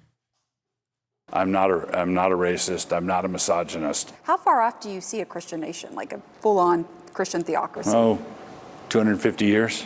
250 years. Yeah, honestly, that's yes. What you see. But you do think it will happen? Yes, I do. We're not going to usher in anything ourselves. We're really genuinely pioneers. John, we reached out to the Defense Department to better understand the relationship between Wilson and Hegseth, and a DoD spokesman said that Hegseth is a, quote, proud member of the network of churches founded by Pastor Wilson, and he also said that Hegseth, quote, very much appreciates many of Mr. Wilson's writings and teachings. John? Pamela Brown, thank you so much. That's fascinating. I'm in favor, for the record. Is a bribe? My controversial opinion, it's a bribe, but let Qatar have a bribe. You know what I mean? Like, it can't just be Israel and Saudi Arabia, you know? Let Qatar get a fucking bribe in. I think this is one of the grossest aspects of America. There's plenty of disgusting aspects of American existence. But I will say the grossest aspect of American existence is that we take all of the grifters from all around the world and we just bring them here and we celebrate them. We cherish them. Andrew Wakefield is another great example of this. Previously, he was a doctor. He's most responsible for the vaccines cause autism discourse because he wanted to sell his own version of the MMR vaccine. So he like very clearly faked results. And then when that was found by the British government, they took away his license. He was no longer a doctor, right? They de-doctored him, whatever you want to fucking call it. And lo and behold, he came to America. Now he has now he makes hundreds of thousands of dollars a year doing conferences about the same debunked research. It's so crazy. We literally are a country where it's just like, oh, are you a rapist? Please come to America. Please come to America. You can continue raping. We love you.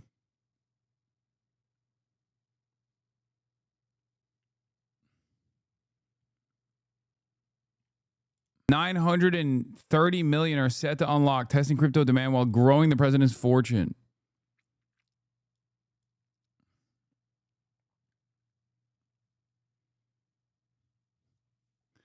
That's the president, dude. Yep. Bag alert. God, fucking MAGA supporters are so stupid. They're so fucking dumb. They're just getting farmed. And they're getting farmed openly. Like Trump doing a meme coin is basically like Donald Trump being like, yeah, I don't give a fuck about you. I'm in it for the money, dog. And his supporters are like, hell yeah, Mr. President. We love that. Please fuck us more. Please. I love getting fucked by you. Approximately 40% of PA are rural areas with no public transit. What's your solution to that? The reason America is on the trajectory it is rural areas get absolutely nothing from their politicians or communities and want no one else to have anything good out of spite. This is correct. This is not an incorrect assessment. But it makes sense. The less you have, the more you're like, well, fuck them. I'm on a trajectory to blow this whole thing up.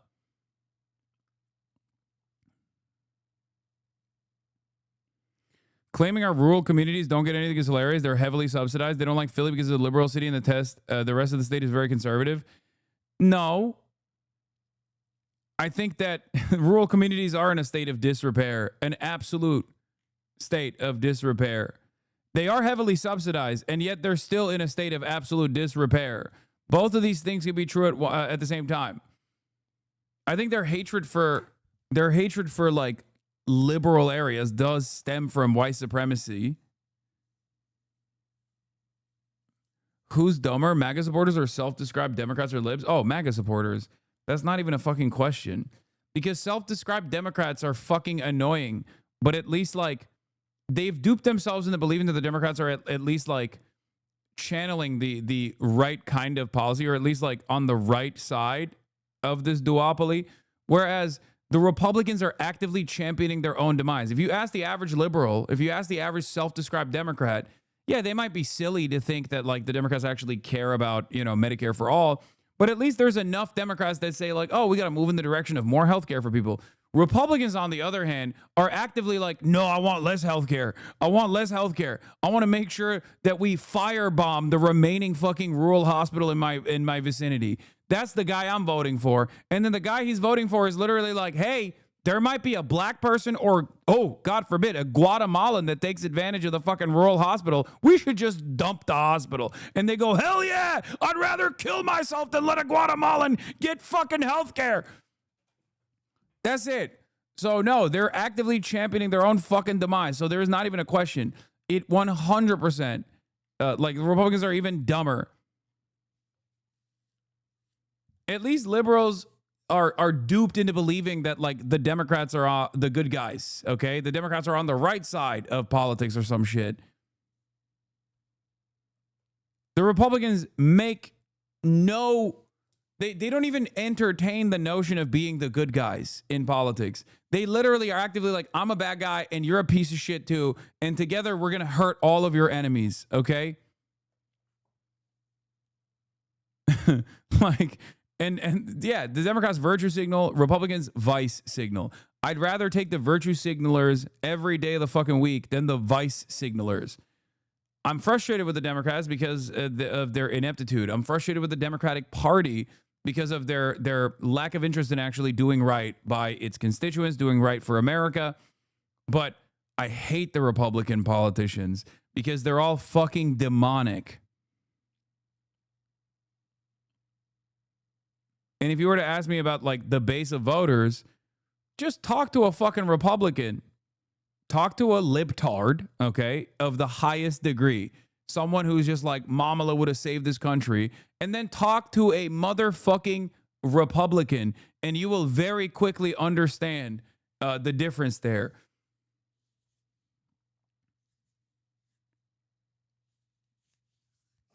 Like, the online liberal commentary sphere is not reflective of the average liberal at all. The online liberal commentary sphere is just way more predisposed with like drama and improving their own personal standing somehow by consistently putting others down, that type of shit.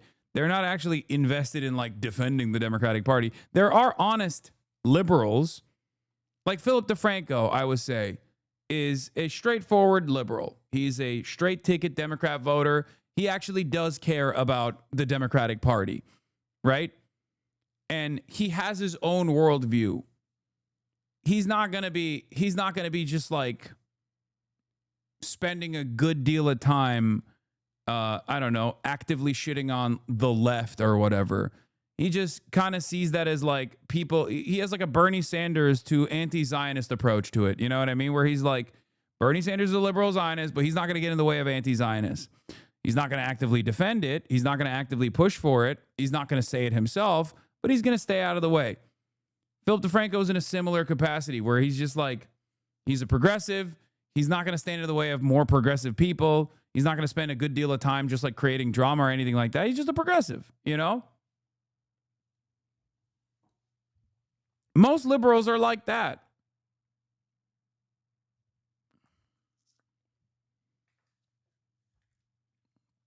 Giving libs way too much credit here? No, you're wrong. I don't think I am. I think your brain is poisoned by online commentary liberals.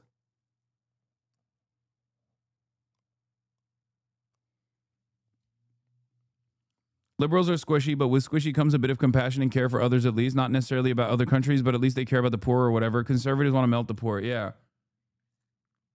For sure. Like, conservatives are actively taking an antagonistic position against the poor.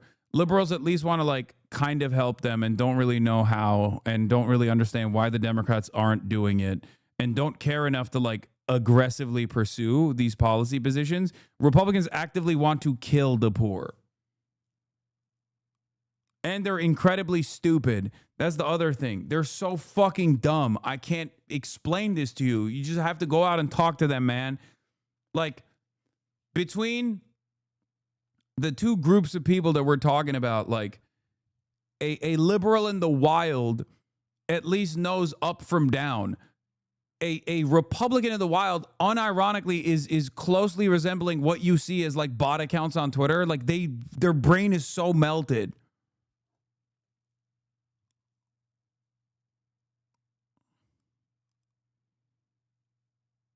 I mean, think about it this way. Think about it this way. Like 95% of the Republican policy prescriptions are for problems that they hallucinated. It's just not true. Ask a Republican how they feel about any particular issue, and they will just tell you things that are patently untrue. There's no, like, I mean, objectively, okay? Ask them about anything. They're going to be like, it's not real. Climate change, fake, woke, gay, science, medicine, vaccines. Like, they are just, their worldview is held together by their collective psychosis, just a refusal to reckon with reality.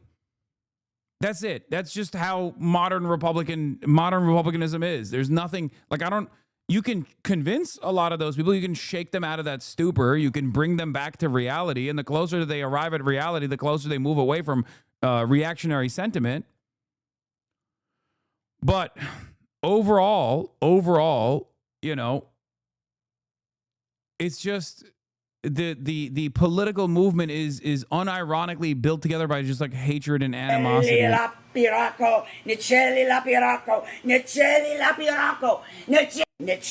there you go. You want to see fucking modern Republican politics? Here it is.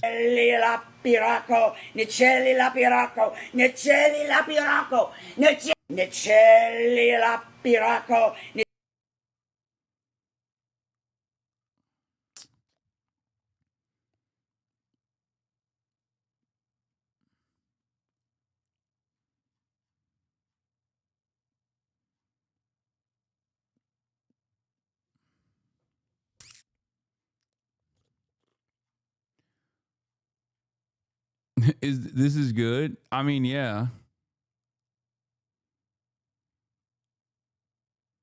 It is. It's just that Labubus are demonic. That's why.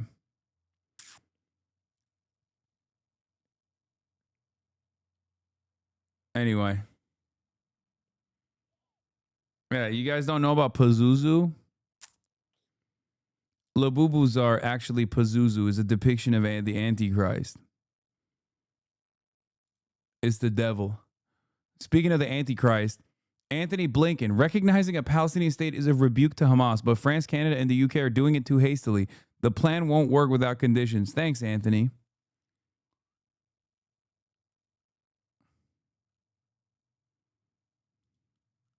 But it's embarrassing to be a liberal now. When you say you're a liberal, I immediately think you have colorful hair, you work at a coffee shop. I think you're kind of a loser. You have like mental disorders you gave yourself.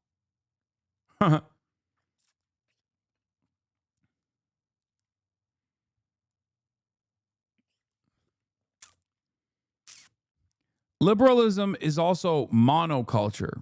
Okay? It's a complete liberal victory. It's a complete liberal cultural victory in the United States of America and around the world. So, like, what people assume they are when they say they're liberal is so all-encompassing. Okay? Everyone is technically a liberal at the end of the day. I mean, there's so many fucking Republicans that are just, like, behaving exactly like liberals do. It's just like, it's whatever the status quo is. Liberalism is the status quo. What is this? Vivid Prowess is Indian. Inevitable West is Indian. Doge Designer is Indian. Trump Update HQ is Indian. Sarah for Trump is Indian. Radio Genoa is Cambodian. Elena Watch, journalist, is Indian. Cheryl E is Indian. There are loads more cosplaying as Jewish or white nationalists is easy to spot as well. Search cricket or this to see what comes back. This is why it's easy to grift from the far right. I can start a new account tomorrow and just tweet bullshit about immigration and old videos with anti-Muslim captions on it. They would think I'm their new savior. It's true. I also do kind of feel like they should get the bag. Like, it sucks. It sucks that it's actually like breaking the brains of so many fucking, you know, white supremacists in America that are ready to go. But also at the same time, it's like, you know, it's good that they're making money. I mean, it's a lot more.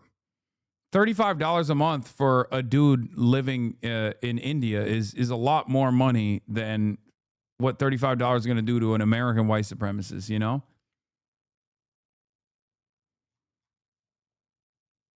So who knows? That's a liberal. You think that person is busy online fucking watching like Hutch or Sex Pestiny talking about how the left is the reason why Kamala Harris lost? That's not a Maoist, you know? That's a person with a conscience. This is why I say, like, I'd much prefer liberals to they'll go get him out base.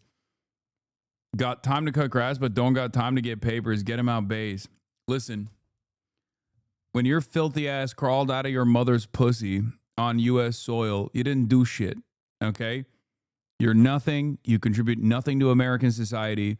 You're just a hateful little monster, a weak, pathetic, hateful little monster that gets off on imagining that those with less fortune than you are somehow actually worse than you. You have to fantasize about these people being violent people. I'm actually a hardworking American and I appreciated immigrants, but when they got coming in this country without paperwork, get them out. You will never understand the reason as to why people come here without paperwork.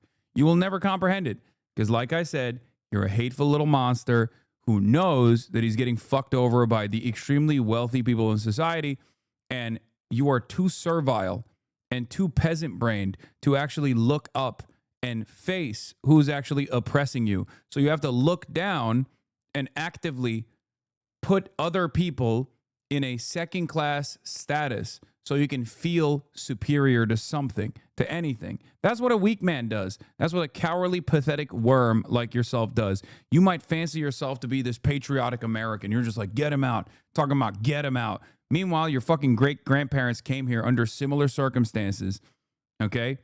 You were just fortunate enough to be born on U.S. soil. That person wasn't. You don't understand the conditions that they had to go through. You don't even think for a brief moment as to why that person's immigration status after 25 years is still in fucking legal limbo. You don't even seem to get mad at the system that has kept that person undocumented this entire time. You think that person is a villain. You think that person is your enemy. That person is incredibly similar to you. But because you're so fucking afraid to punch up that you have to constantly punch down to hope or to create an alternative reality for yourself where you can have a shred of superiority. You're not superior. You're inferior. You're weak. You're pathetic. And I do not respect you. And neither does anyone in your life. And that is precisely why you find yourself in a fucking Twitch chat saying idiotic shit about people who were literally sent to a concentration camp after 25 years of working on U.S. soil instead of getting the proper paperwork clearance. It's that simple. Actually, I live with an illegal immigrant. He's been trying for years to get his paperwork, so I don't know exactly what he's going through. The fact that you sit on your high horse in your big multi-million-dollar mansion spitting propaganda, I'm trying to humanize a motherfucker who lives with you, okay? You're telling me you live with an illegal immigrant, you understand his plight, and yet you have no sympathy whatsoever for other illegal immigrants? You are the dumbest motherfucker on the planet. Holy fuck, dude. Wake up. Wake up. I love every single one of these fucking servile little serfs that come in here and go, oh, well, guess what? You are fucking rich. Yeah, I am, bitch. Okay. Aren't you supposed to respect me more because I have more money than you? I thought that was your worldview. Why the fuck are you speaking up to me? Okay. Keep looking down. That's so funny. What an own, dude. Oh, you fucking speak from your multi-million-dollar mansion. Okay, dude. Yeah, I am. What an own, dude. You got me. I have a nice fucking house. You owned me. That still doesn't change your position. That doesn't change that you have to constantly fuck others over. You have to constantly keep putting people fucking down. Okay? I have sympathy for illegal immigrants, but when they continue to come into this country untethered and without paperwork, this cannot continue as you see a lot of places in America are being taken over and brought down by these immigrants coming into this country. Name one fucking place that has been brought down by immigrant takeovers. It doesn't exist. This is precisely what I was talking about when I said Republicans hallucinate, dude. Every position that a Republican has developed is a complete hallucination. It just does not exist. It is not real. What you consider to be an immigrant takeover is like the fact that you had to hear Spanish one time in your fucking life on U.S. soil and it spooked you, okay? The fuck do you mean immigrants are coming in untethered and taking over? How the fuck do you think the American nation state was developed? That is how your fucking nasty grandparents came here too. New York is a clear example of what happens when you let immigrants come into the country untethered. Now that there are new laws in place, they're out of this country, and look at New York now clean. Again, once again, back to back. Not only did you hallucinate an insane fucking reality that doesn't exist where you said New York was a shithole because of immigrants, you also hallucinated a reality where New York was somehow rid of its migrant population, which didn't happen, and now New York is clean. Not a single thing you said was real. You literally exist in a totally separate fucking field, dude. That is not real at all.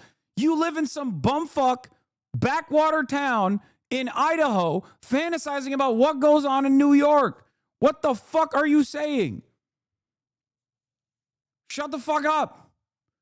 Now, you don't have to be like this. You don't have to be a fucking hateful little monster, okay? You don't. Seemingly, you say you live with an illegal immigrant, okay? I actually live in Texas, so you're wrong about that. Okay, my bad. Backwater bumfuck Texas town instead of Idaho. My bad.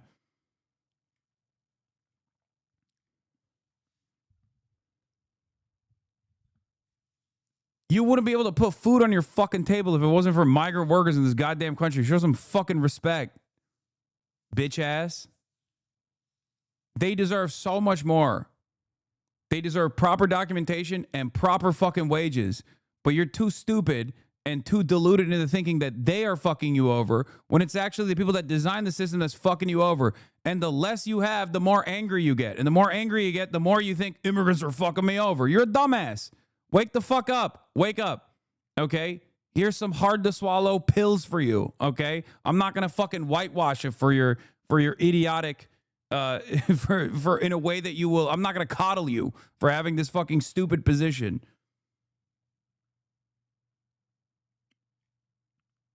Jesus Christ, dude. Enjoy the show. Trump is really saving America, right? He's making it great again, right? He's taking out the swamp, right? Thank God. Voting for the fucking Epstein affiliate was fantastic. Fantastic design for this fucking country. Trump is amazing. Yeah, he's amazing at fucking kids, dude. And you love that he fucks kids, I guess. That's what you love, don't you? You nasty little fucking pervert. You nasty little freak.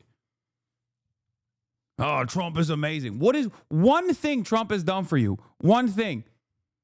Name one fucking thing. Don't say he fucking closed the border, because your stupid ass doesn't understand that is not good for you in general, okay? Name one thing. What did he do? Oh, he banned trans athletes from the NCAA. Did that actually fix the cost of living? Are things more affordable for you, dumb fuck? No. Is your rent cheaper now? No.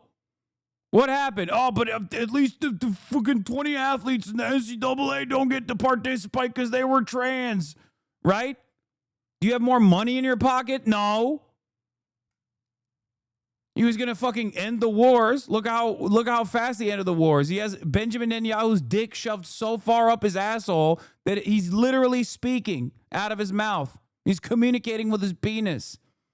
I actually work in a grocery store. Oh my God, this guy works in a grocery store. He's not even a fucking small business owner. Oh my God. Oh my God. He said he lowered prices, bro. Oh my God, you literally, you work at a fucking grocery store, dude. Fucking wake up. He doesn't care about you. The Democrats don't either, but he certainly doesn't even try to make it seem like he cares about you, and you're still going, Trump is amazing. How do I reach out to you, man? How? Yeah. Also, grocery CEOs, grocery CEO explains Trump tariffs are impacting prices at his grocery store. Prices are going to obviously go up because of the fucking tariffs. One day, hopefully, one day, inshallah, you're going to wake up from your fucking stupor, okay? One day.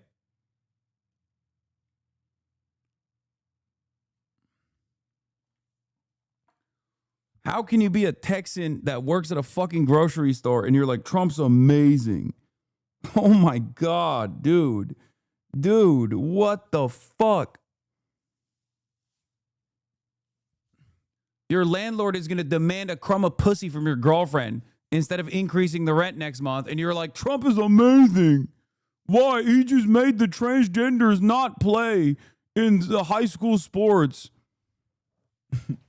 It's okay. He's my landlord. He owns me.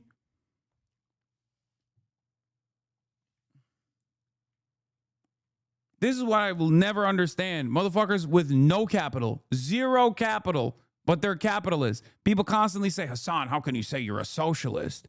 How can you say you're a socialist? You're rich. Motherfucker, you got no capital. You work at a grocery store. You don't own the store. You work there. Where is the deed to the factory, chatter? Yeah, sure, the mom and pop stores will be affected, but big corporations that supply most of America will not be facing the big problem. Dog, you are not John Croger. You are literally saying Trump is going to destroy mom and pop grocery stores, but the big grocery stores are going to be fine. First of all, you're wrong on that front as well, but it doesn't even matter.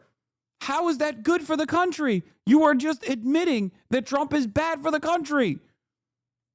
Are you Mr. Ralph's? Are you Anderson Pavilion? No. Are you John Croger? No.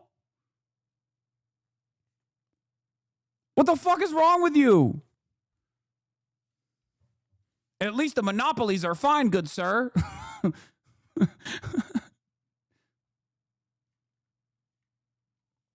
What do you think happens when there's less market competition?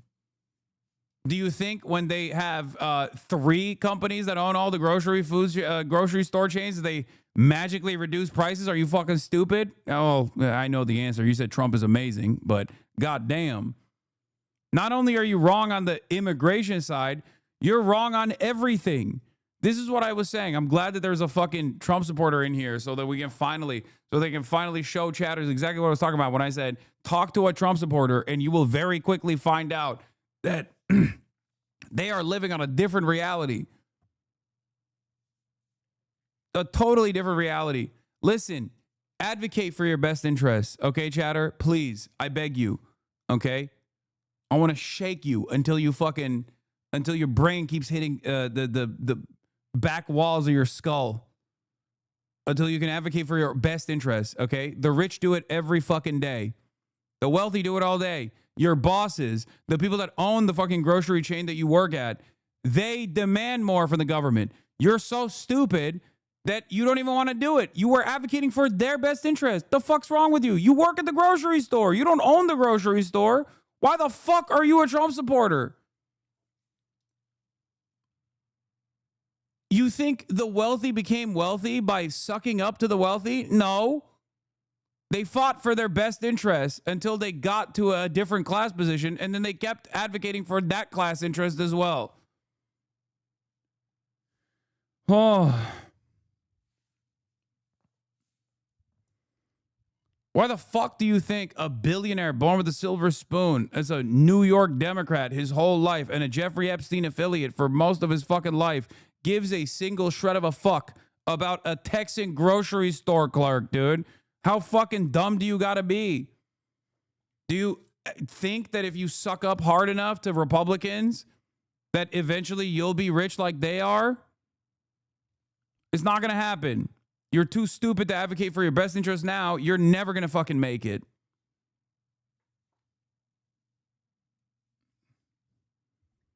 Wake up.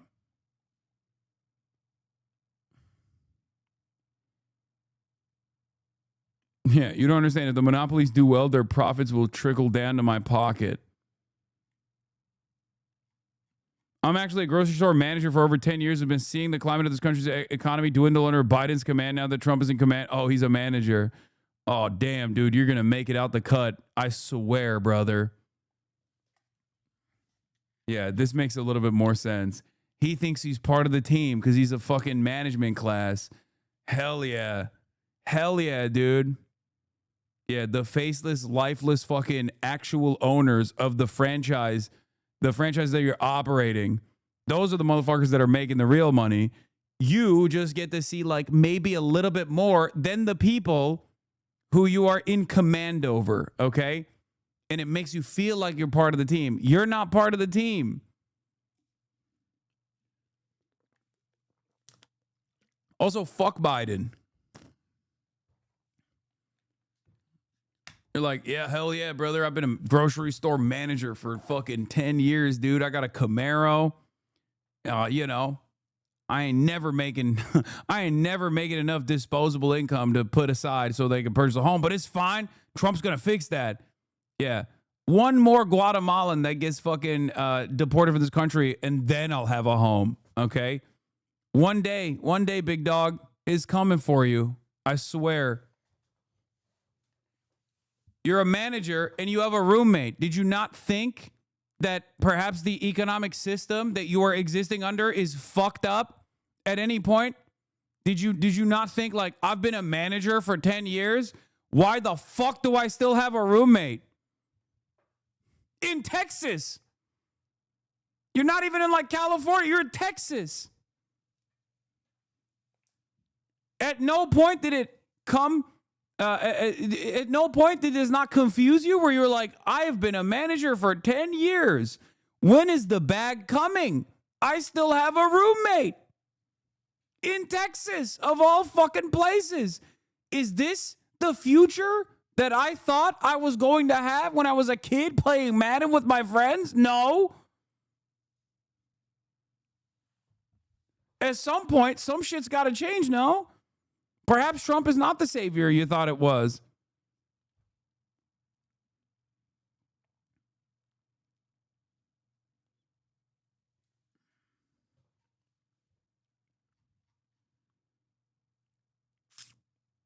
Isn't the American dream supposed to be that one day you can open a business and thrive in your community? This dude is literally saying Trump nuked the American dream of owning a local shop because the superstores will easily be able to tank his tariffs while local entrepreneurs get snuffed out. Trump is amazing, though. I know. None of it makes sense. That's what I'm saying. Unless he's lying about having an illegal immigrant for a roommate, and then actually he's just like, he's in one of those situations where he like owns the house and he just rents it out. What the fuck?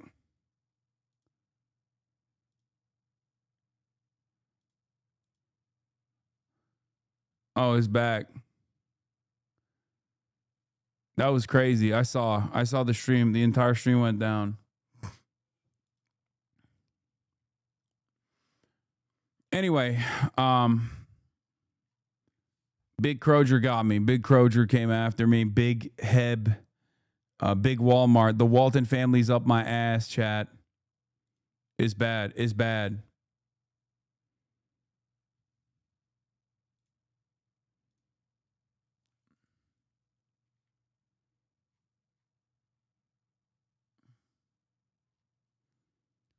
The other part of the story that's funny is he said he's been a grocery store manager for 10 years.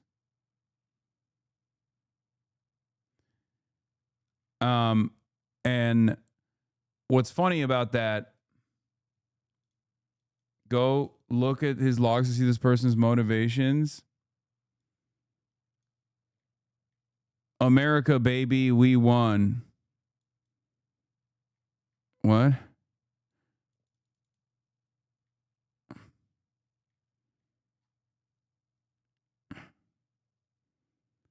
Mr. Beast is calling. Join the call. USA air raid.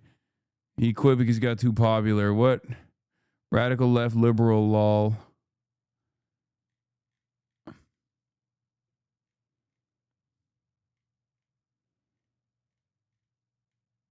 I think this guy can be convinced.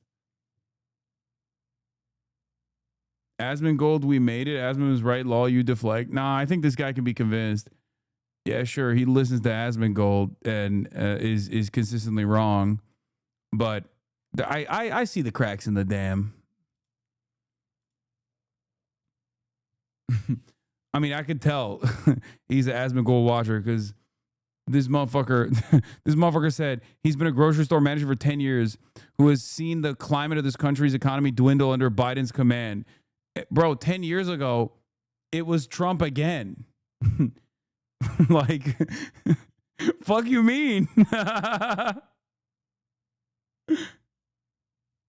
He's like, that was Trump 1.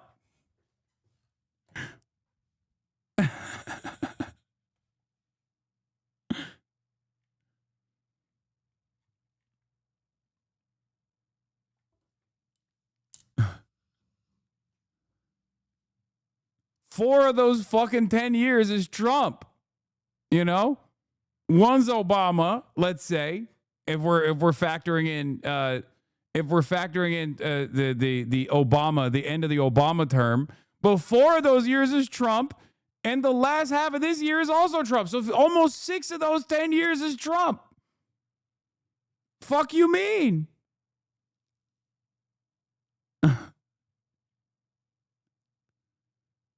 Or not 6, 4, yeah, 4. 5. This guy called his girlfriend, wife, a roommate.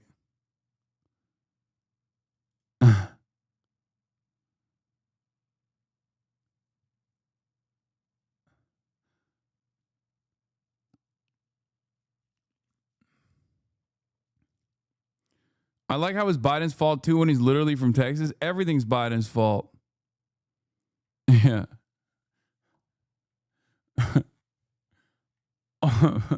Half of this guy's grocery store managerial career was Donald Trump, and he's like, why did the Democrats fuck this country up? I can't believe it. Yeah. They untethered this country. I mean, look. Democrats ain't too great either. Okay? I'm not saying that they are, but it's just funny because you're like actively pro-Trump. You would never catch me being actively pro-Biden. You know what I mean?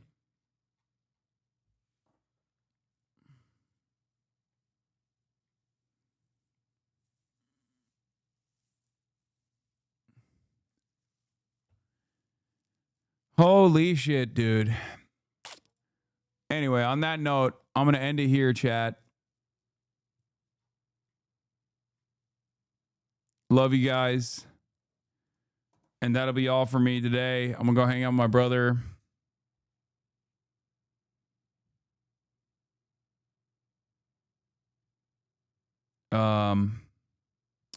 Yeah, that'll be all for tonight. And I'll see you tomorrow. It's another 7-hour half day.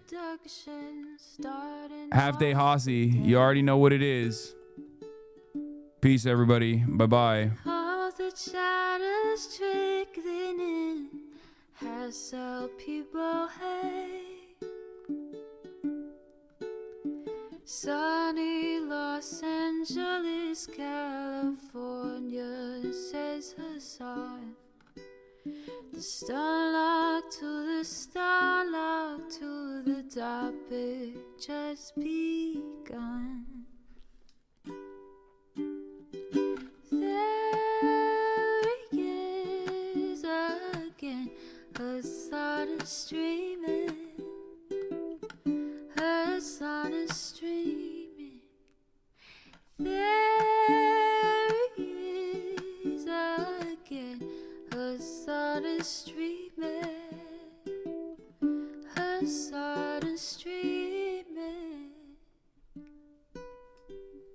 Reviewing the P.O. box, Uncle Uger's face. Sudden Discord agitprop, great names take embrace. Tiny Bernie Sanders, LGBTQ Air Force. The whole left at your fingertips, Ane at your door. the crowded debate, the Young Turks online show. 3 full fucking years of this, plenty more to go. 90-day fiance talks of champagne bourgeoisie. A Trump rally live reaction, a mass riot at DC. There he is again, Hasan is streaming. Hasan is streaming. There he is again, Hasan is streaming.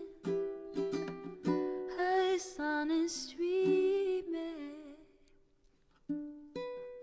Reading live stream fair comments, Austin show chat advice, and all the ways the right-wing pipeline can suck you in a lie. JCS react, Lord frame gets broken, cover blown. A full-blown mass pandemic, monster streaming at your home. Total radicalization coming out to find. The system you were taught to trust in was broken the whole time.